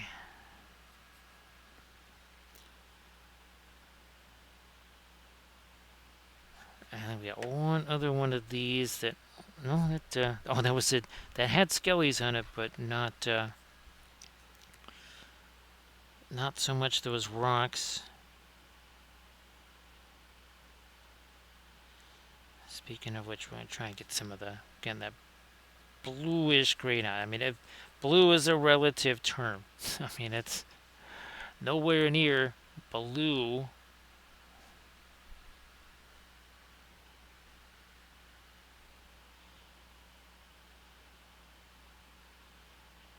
Alright, we got our... Again, that's a little bit of a bluish gray.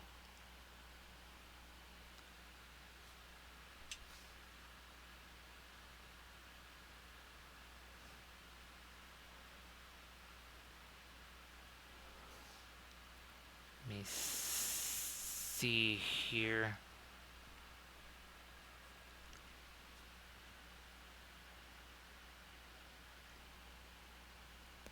That could probably use something with maybe a bit more of a metallic stuff there too. There's one other one that this. Yeah, let's do a little bit of that here. Back to our bluish gray.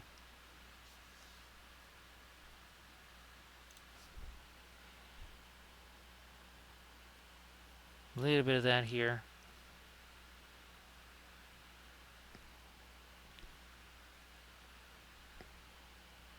No more.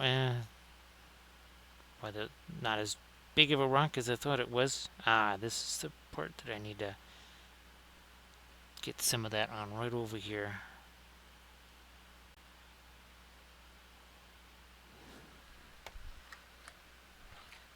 I think this one too.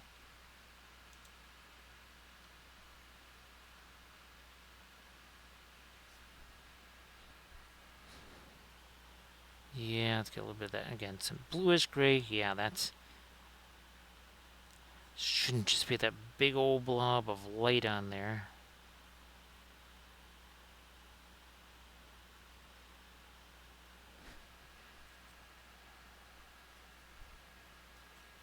this, again, a much lighter, kind of bluish gray. And by bluish gray, I mean it has a hint of blue to it. And by hint, I mean a tiny hint of it.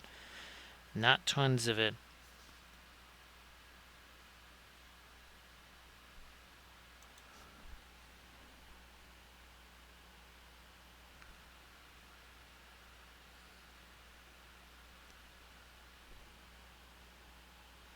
Alright, we're getting that little touch of light on the top of that, and that's about it. No more after that. How's about I go back over here to some of this lighter brown, more of our Naples yellow in there.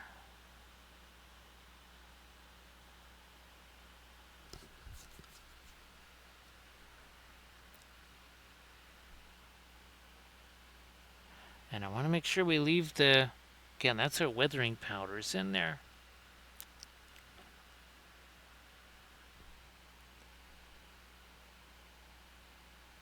That's what you're seeing back in here is the weathering powders. It's not an airbrush or something like that. It's just using the weathering powders, and the just generic ones, nothing special.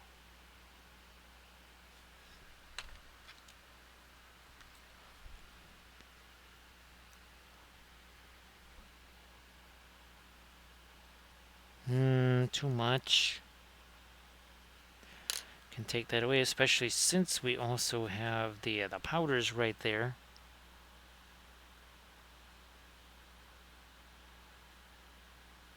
Couple of the wrappings here around their feet.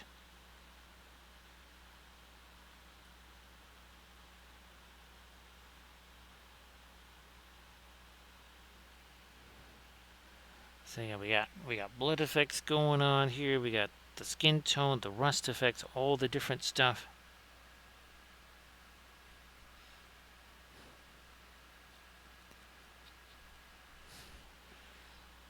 And yeah, we'll take the same approach again tomorrow. Well, later today, I should say.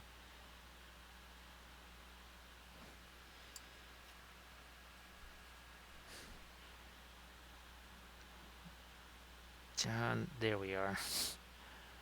Now I'm going to try to get here's some lighter teeth colors.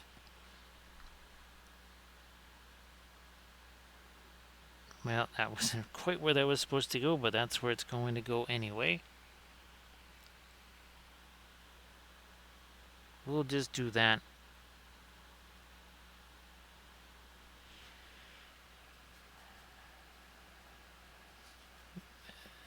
And again, we did not use very much white at all. The only place we really used it to any degree was to create the kind of the white hand motif on the helmets.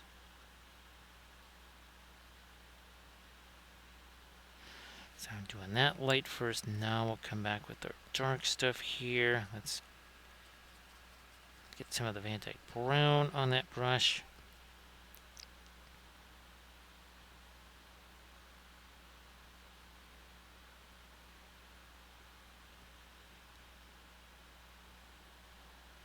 Fine, we'll darken you down a little.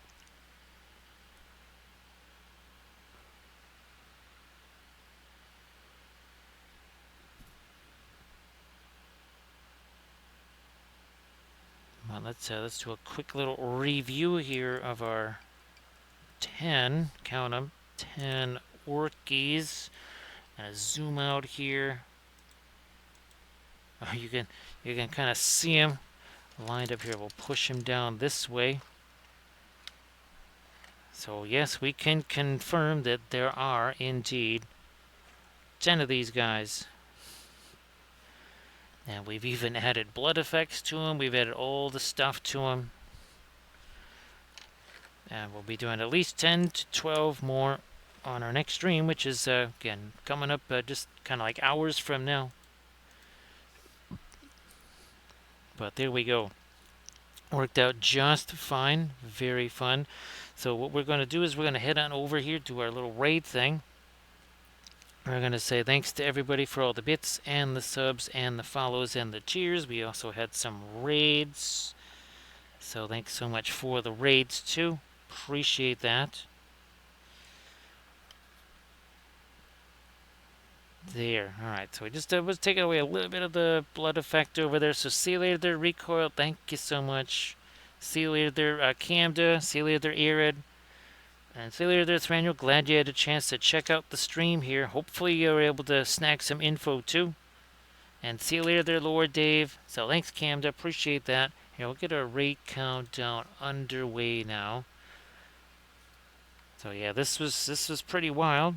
Again, getting through all these, doing the TMM stuff, which we have not done in a very, very long time. So thanks again, everybody, and I will see you later today.